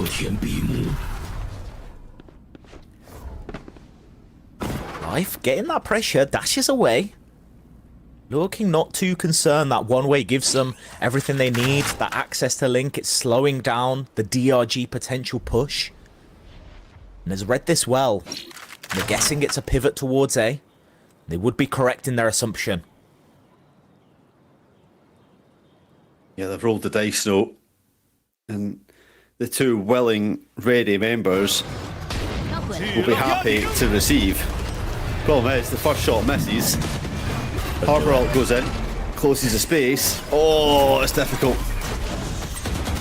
Swings through it anyway. The stun was good, but not quite able to get more than one. Even numbers situation, but the space is already here. Nightfall going to be used as well to gather the information. Kai looking to move forwards, finds the kill. The spike is down and he's just going to be able to back away. Convergent paths is online as well. Spike still has to be planted. And Nick has nowhere to move. Everywhere they try to go, there's an angle to peek, a player to fight. And with only a sheriff in hand, would need to make the miraculous happen. And is not able to do so. And Trace making this comeback more of a reality. The door opening wider and wider for them now. Starting to feel a lot like Sunset. Like a lot of what we've already seen in this series. Biggest thing missing for DRG, of course, is their players not standing up and coming huge in these clutch moments like we've seen across the series. And maybe not so much the last map, but certainly over on map number 1. It was made easy for them on their own defence. Starting to struggle with how their attack plays out. As Trace, round by round, start to build up momentum, build up confidence, and build up the strong reality that they have a strong, real chance of heading to playoffs. DRG slowing down again. They know that their avenue into this game is these opening picks. It's what worked for them on defense. It's what worked for them when they were playing on Sunset as well. Couldn't quite make it happen on Ascent, but now hoping to find a fight onto FK, a peek out from life, and that's nothing. Convergent path's going to be used, but there's so much utility to slow down the push. FK not quite able to get out scot-free, is going to be swung by Spirits, but how have you found the kill? And more as well! A 3k for FK. Verse now has to be the hero, the sole player left alive for this DRG squad. Trace, I just don't understand it. They're revitalized. They look like a completely different squad now that they're on defense again. And they are just making everything work in their favor. This defense note is a lifeline that does not give up. A blood pack filled with insurance for Trace Esports. Unrelenting. Refusing to go down. And I don't really know whether to be impressed or to be unimpressed on the other side. I don't know, to be honest, at this point. I feel like DRG, like they had everything they needed to do, and it's just like Trace is doing the same thing that DRG did to them. They're always finding these opening picks. I feel like DRG are taking a lot of 1v1s that maybe they don't need to. Maybe the cohesion isn't quite there at the moment, not swinging these angles together, and it's that slight difference between the timing when the duelists go in and when the rest of the squad can support them, which is giving that Trace that chance to find the fights.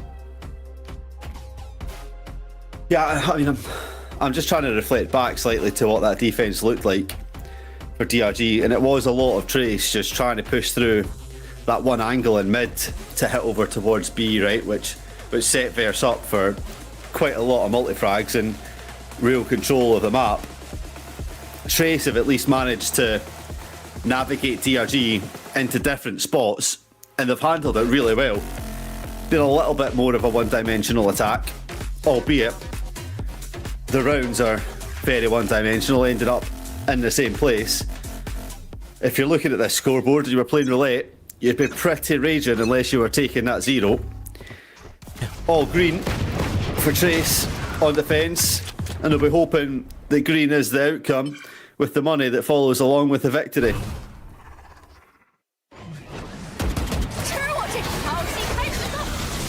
Now, a quick fast push from DRG, just trying to brute force their way in. They've tried this before. It doesn't work out again. It's Trace here supporting each other, playing off of each other so well. And FK and Fang Fang just single-handedly shut down that push. These crossfires are so hard for this DRG squad to break. You know what this feels like? It feels like DRG have been trying to do some home improvements. They have the nail up against the wall. They've got the hammer. And instead of hitting the nail, they keep hitting their thumb. And it's just causing extreme pain. They had everything they needed to win this map. Make no mistake about it. 10-2 at the half it was, remember? They only needed 3. And as we go into round 23, all they've managed to do is win 1. Yes, there's still some wiggle room. Still a little bit of an opportunity. But it just doesn't feel like that opportunity is coming. But 3 ultimates online. Obviously, one of them, that Neural Theft, not the highest impact unless you can already get a kill, but Harbor and Fade ultimate online is huge. 2 very powerful pieces of utility that they can use to brute force a site. But they're being read by Trace again, who are starting to rotate members over towards this B site. And if the earlier rounds are anything to go by, they are just going to look to fight them on site. Nightfall being used, Kai looking to peek out with the operator, has already found that opening kill. Fang Fang a spam through the smoke as well. Utility on the back end from Trace to slow down the push. And they have a Nightfall of their own to work with as well here. Oh, is going to be popped. Delby gets one, Fang Fang gets another. And it is, I believe, a flawless round for this Trace squad, evening up the scoreline. And at this point, is this game just done for DRG Veggie? Is momentum fully in Trace's favour? There's only one winner looking at this right now. And it looks to me like it's the 0 and 5 team. I think this whole tier is really well dealt with. It's a great harbour wall from DRG, cuts off a lot of angles. Just not expecting Kai to disrespect it with the op. And the haunt is spectacular to catch the entries, allow for the timing to be taken on the spam. And like you see, DRG forced down to an eco with, I mean, it's overtime that really they're playing for right now. Hoping that the next round could be a difference maker, unless Trace Esports make an overstep, make a mistake to allow DRG a match point. Seems unlikely, but we've seen a lot in this series so far, so don't count it out. Especially when there is a rifle in the hands of Vukashu. Can never count this team out. An aggressive play from Spirits then is going to be forced back again by the utility. Trace answering this really well. They're all stuck in a corner, but they managed to find a kill. They just have to fight together. They need to overwhelm with numbers, but somehow Fang Fang's found 3! And now off the back of that, Nick has to be the hero, but just can't make it work. And Trace, the team that was 10-2 down, is now on match point and on the cusp of making their way into playoffs.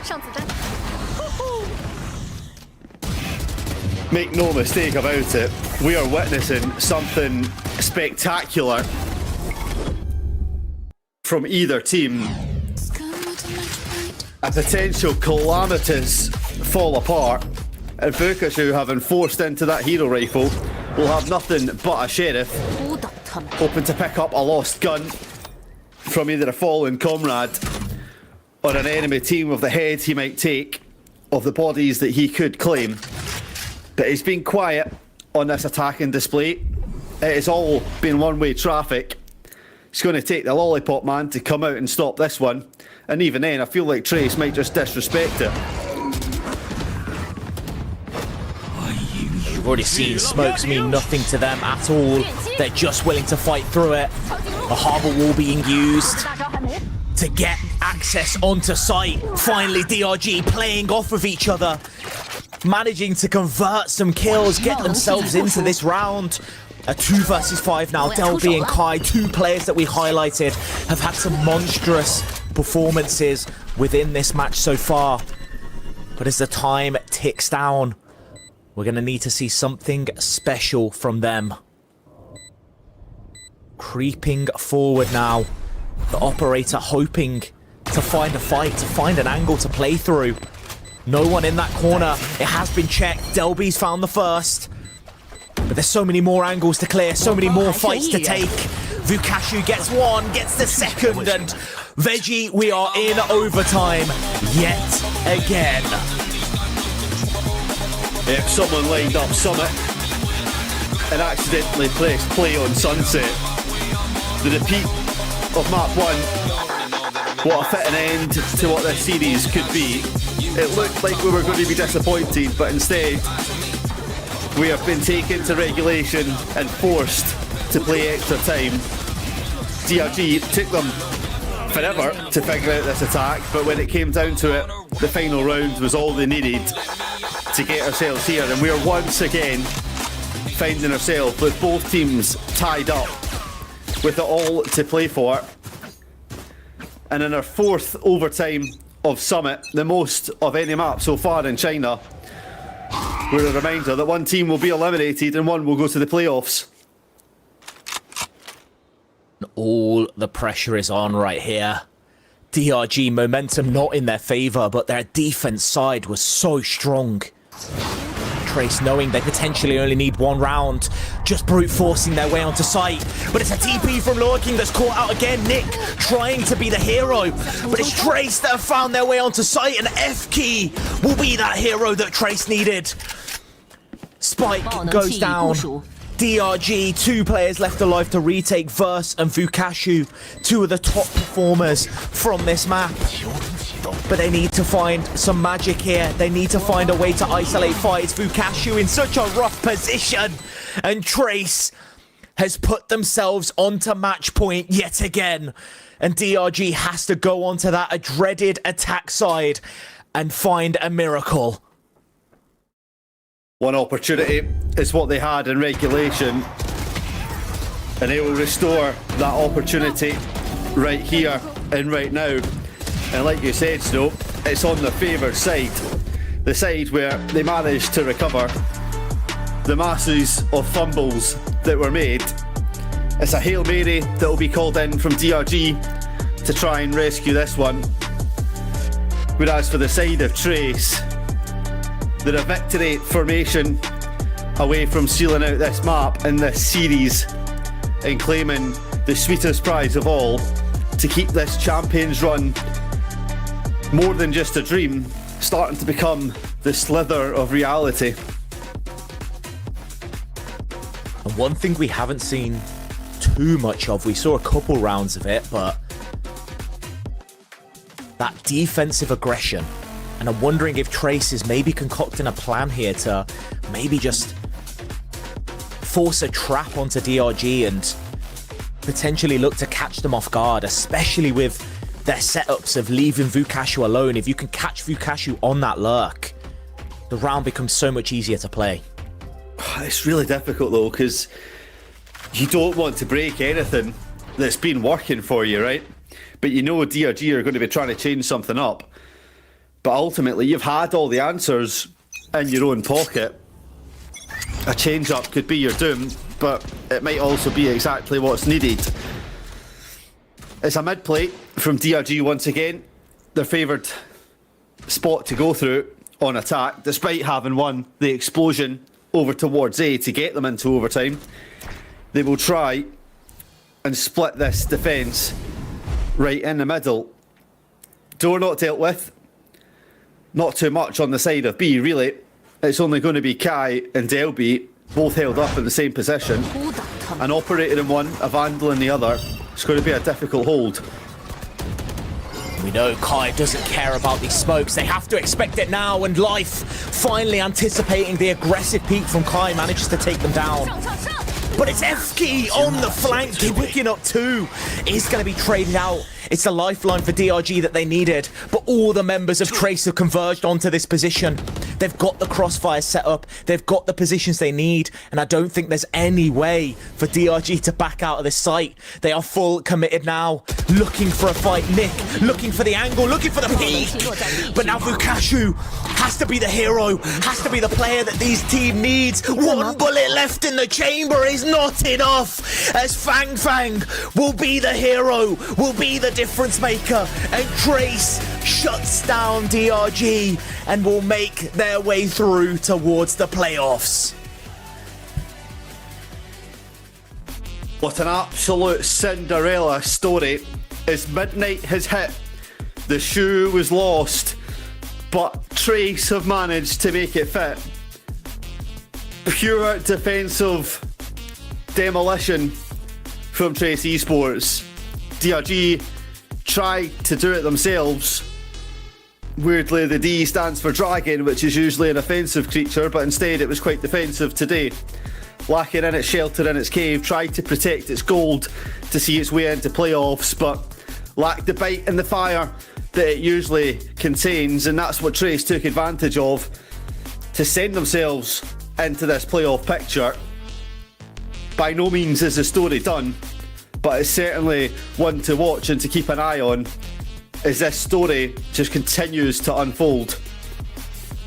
And it brings us on to the question, is this an underperformance from DRG or an overperformance from Trace?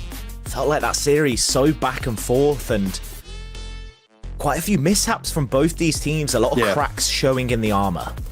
I feel like throughout the stage, Snow, me and you have been pretty critical over what DRG have shown over the last couple stages at least. A lot of time it's been massive performances from individuals, and like we said at the start of the day, lacking a lot of strategical insight. And finally someone's able to really push the punish button and take advantage of that, and it's Trace that have reaped the rewards. And they've got to be very happy with the way it's laid out. Obviously this has confirmed their spot for playoffs. The only difference maker will be their next match, deciding that seeding, facing up against JDG, I believe, to figure out kind of where they will place. But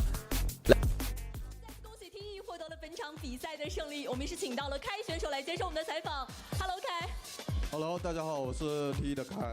恭喜你们赢下了这场比赛的胜利，因为真的是一个非常艰难的 It's just so hard for you all those overtimes. 当时的上半场到后来你们翻盘赢下比赛的胜利，能不能给我们讲一Yeah, 下？ how did you guys do it? 首先是大家的努力吧。And he says that everyone just really worked hard, never gave up. 很厉害，补上。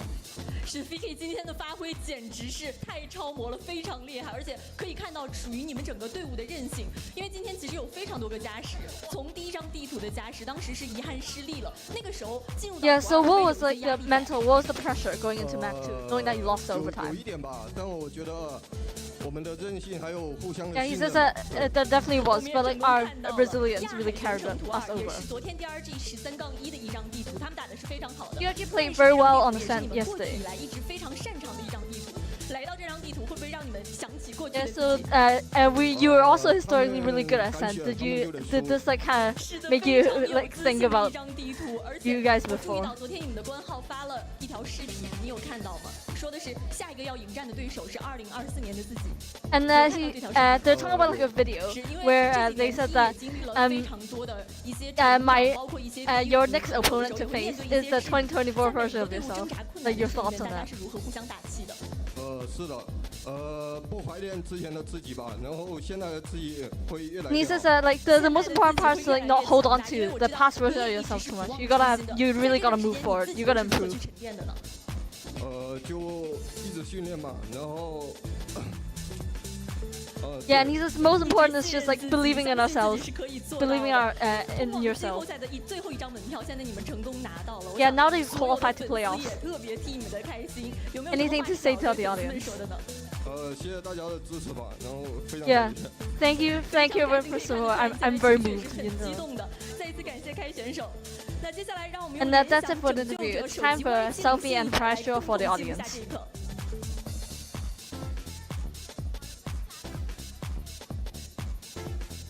Well, it's a confidence in their defence, maybe some drop time in the down period between matches to work on the offence. As you say, JDG is awaiting for the seeding match. Nova or Billy is the prize that they get. Both of the top dogs from the groups have to feel they'll be licking their lips with what awaits them. The snack that Trace could be for either of those sides, but for Trace, we've certainly seen a sign of resilience. Yeah, we've seen them be able to dig deep as well. We speak about the experience of players, we speak about DRG, how storied some of these players are, the fact that Trace winning multiple clutches, winning multiple big rounds and having massive moments from these players. I think the one thing for me to highlight was how well on defense they play off of each other. If they can bring that same cohesion to their attack, they could be a really good team. I think I've spotted one thing that I think if they can fix, they can ultimately probably succeed a lot of maps a lot quicker, and that's just by disabling the C key for Luo King. Take away that teleport. Don't let him do it. I think every time I've seen him use it, he was TPing into the willing arms of embrace from the opposition. It looked like maybe the overtime was going to be the same, but certainly something to think about. But like you said, Trace were able to dig pretty deep to find themselves back into this series. Despite how the first map went, they were able to really dust that down and put on a really strong play. Yeah, no, I mean, beating DRG obviously no slouch. I mean, they are an underperforming DRG, at least from what we've seen historically, obviously being a team that went to Masters and, you know, we're expecting to be in these big tournaments. But still, a win is a win nonetheless, and when you can beat out a player like Vukashu, find the counter to people like Vukashu in Spirits as well, it's definitely a big one. So let's see how they communicated to get it done. 飞得 A 大，他飞得 A 大的黑大的，他 A 大清的，清出来的。来包点，来我等你。你下井要包井吧，包点应该没了了。死了。我去井下死掉了。你要包2打3，没事没事，你小心一小心，我井下不管。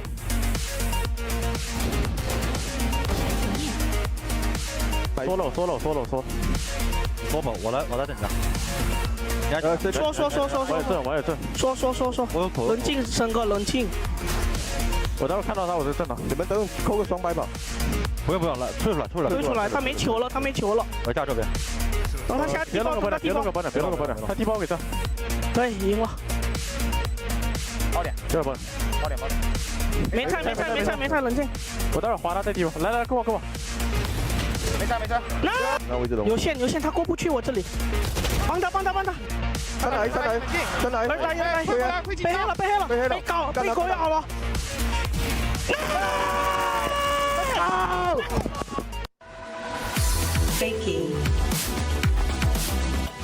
And so we look at it. Most valuable player, FP, someone we highlighted back on Ascent as an unsung hero. Well, certainly getting the flowers that he deserves now, and I think this round here that kind of exemplifies the importance of the comeback that we were getting to see on here on Summit. And I mean, just the willingness to play aggressive. It's difficult, right? Because I feel like FK on that initiator allowed Kai to do so much more, but when they're having a performance like this on the Neon, you can't really doubt it. Like it's difficult for how Trace can build compositionally, because it feels like Kai needs that dedicated initiator to really give them that confidence to make plays. But FK, by their own right, is just able to dominate without really needing much support. I mean, correct me if I'm wrong, but I feel like FK was also on Sage back on Sunset. I think that's 3 different styles of play across all 3 maps that we've witnessed today. That's another part of the unsung nature, is that the versatility that this player can hold. We're looking at a potential future Forsaken in terms of being able to wap out all the agents. Obviously, we're still miles and miles away from that. Let's not get it twisted. I'm not actually comparing the two, but the fact that we're getting to see 3 different agents, 3 different roles, and every single one of them pretty useful and effectful to get Trace into this spot. And you look at this here, first time we've had a map where it's even first kills, and makes sense that it goes the way of Trace, I guess, because the maps we saw before, The map DRG won, very favoured towards them in first kills. The second map that Trace won, very favoured towards them in their first kills. So a bit more even in this last map, and it shows the fact that we ended up taking it all the way to overtime and playing out full regulation. Yeah, I just want to highlight, as much as we are bowing down to DRG's collapse on this map, there is still the slimmest of possibilities that they will make it all the way to champs. It's a long string of attachments. It's the always sunny meme with the board up in the background and everything pointing together. Instead of the name, it's champs that is in the middle. It's a long list of things that they need to happen, but there is always the possibility. And when you look at how China as a region operates, who knows at this point in time, there's genuinely every possibility. I mean, I'm sat here thinking Trace could potentially qualify for champs, and that seems like a pipe dream. So, who knows? Yeah, I mean, maybe a bit of a long reach from you there about Trace qualifying for champs, but it is at least a start with them making it through the play-ins. It's going from a 0-5 team to now making it to the playoffs, through the play-ins. It's definitely showing signs of progression. Yeah, but it's who they beat in play-ins. Granted, obviously, it's the weaker teams that make it to play-ins. The strongest ones make their debut on playoffs. But taking a map off of AG, who we've been pretty impressed with, starting to make a comeback, beating FPX pretty convincingly. Yes, they started off the split by defeating the Tier 2 team and A team coming up trying to be challengers. But we'll talk about them later on, because it's time to say goodbye to Dragon Ranger Gaming. 虽然我们嘴巴上都会说不在意输和赢，但是我觉得每个选手之间比的就是看谁能接得住失败。进步，脸上两个人，第一个时间结束了，黑马 DRG 一路杀到最后，他们是 CN 联赛晋升赛的冠军，欢迎来到 VCT CN。大杆出闪身，看到好多人，哇！ DRG 也是4个赛区之中为数不多赢下了开门红的申斑马，是非常的不容易啊！击杀一个的机会，他这样还被摘了，1打5，夺走了对手，恭喜 DRG 从晋升赛到世界赛 ，DRG 是完成了连跳。一个出来，没机会埋了人 ，A 大还埋了人，没有机会了，我们恭喜 DRG 2比0战胜 EDG。 在这段时间的成长跟进步是非常飞快的。他站在了一个非常规的预秒点，不过他是2滴血完成了反杀。对于 DRG 来说，他们已经创造了非常多的奇迹，他们已经做得足够出色了。希望他们在之后的巴黎全球冠军赛有着更好的表现。他具体需要 DRG 去选择一个人去拼入到这个队伍里面来。中路这个1v1非常重要。Team One， 这甩上去就1颗，狂烈之怒没有结束，但是70滴血 ，DRG 没有找到掰回的机会。DRG 的旅程不止于此，他们将来还有机会去拼搏。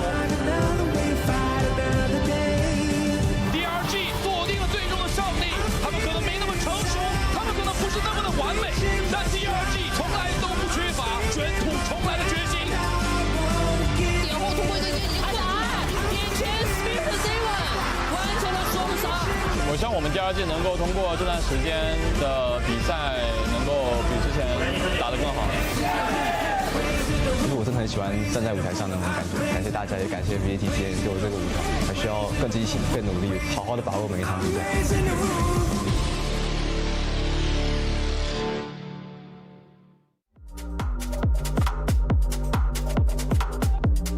And the flame of this dragon may have been extinguished. Your once Ascension champions who have fallen and risen have once again fallen. It's a slumber that they will enter until the next year starts. But you have to say the year is just beginning for Trace, who have found an excuse to keep this fight going and found an avenue to success that they originally wouldn't have planned on. More games, more high pressure games at that, which kind of is just going to keep building their confidence if they can keep winning it. But as you say, it's DRG's kind of last hurrah. There is still, like you said, the potential of them making it to champs, but our analysts have done the stats, and it would need to be a top 4 of XLG, AG, Trace, who just beat them, and Titan as well. So it would need to be a very interesting top 4 if DRG was to make it through. Yeah, and that graphic that you were just looking up there, getting the translation in. Nick, number 1 in assists across VCTCA, and Fukushu number 1 in clutches. I don't think that second stat was ever in doubt. We questioned it across the whole of the estate of VCT, and I genuinely would still not be surprised if clutches was his number 1 overall. But Snow, as we get a look back at what we've witnessed today, the Kings of EDG have fallen and the Dragons have been put to an early slumber themselves. Maybe 2 surprise outcomes from what you might have thought looking at the lineups today, but certainly from what we've seen in the lobbies, more than well deserved. Yeah, definitely. I mean, both situations where the team that we weren't expecting to convert just showed up on the day, and that's what it comes down to at the end of the day. Even if you are, on paper, the better team, if you're not the team that performs on the day, you say bye-bye to your playoff dreams. Yep, that's how elimination works. Got to stand up and be counted when it matters, and unfortunately for EDG and DRG, as they were sat down and put to bed. EDG, however, having secured champs places is a little bit of a less blow for them as they look to kind of experiment and feel out how things can operate in different manners. For DRG, like you've said and I've said, it's very slim opportunity for them to still make champs, but they'll be watching on with a very eager eye. Yeah, they've went from Trace haters to Trace enjoyers, because now they're relying on Trace to make that miracle playoff run if they are to get through to champs themselves. Yeah, and you can see the bracket here for play-ins. Tomorrow we have All Gamers taking on Titan Esports, and of course the 2 winners from today in JDG versus Trace Esports. Both games, all 4 teams have already qualified for playoffs now.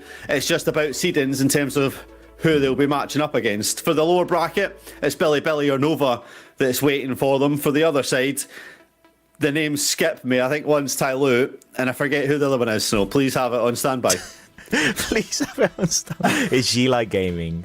Thank you. I knew I could count on you for something. You finally provided some value to me. Yeah, G-Light Gaming. I mean, all 4 of those teams are teams that will be certainly feeling very confident with the remainder of this one going up. I think the top brackets that are taking on Tyloo and G-Light certainly still difficult.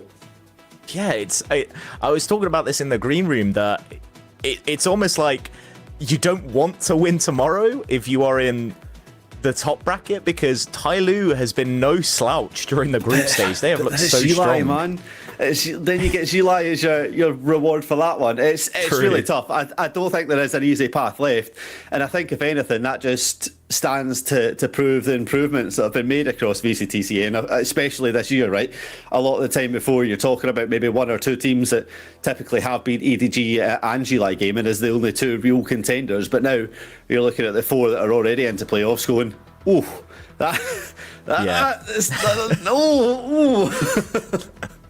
It's definitely a rough one, to say the least. Yeah, but rough is the name of the game. We're not dogs. We will certainly be coming back to the dinner bowl tomorrow to feast upon what matches will be on display and set those playoffs up. But for now, today at Project Horizon, that has been everything from us. So, folks, make sure to come back tomorrow, as these seedings really do matter.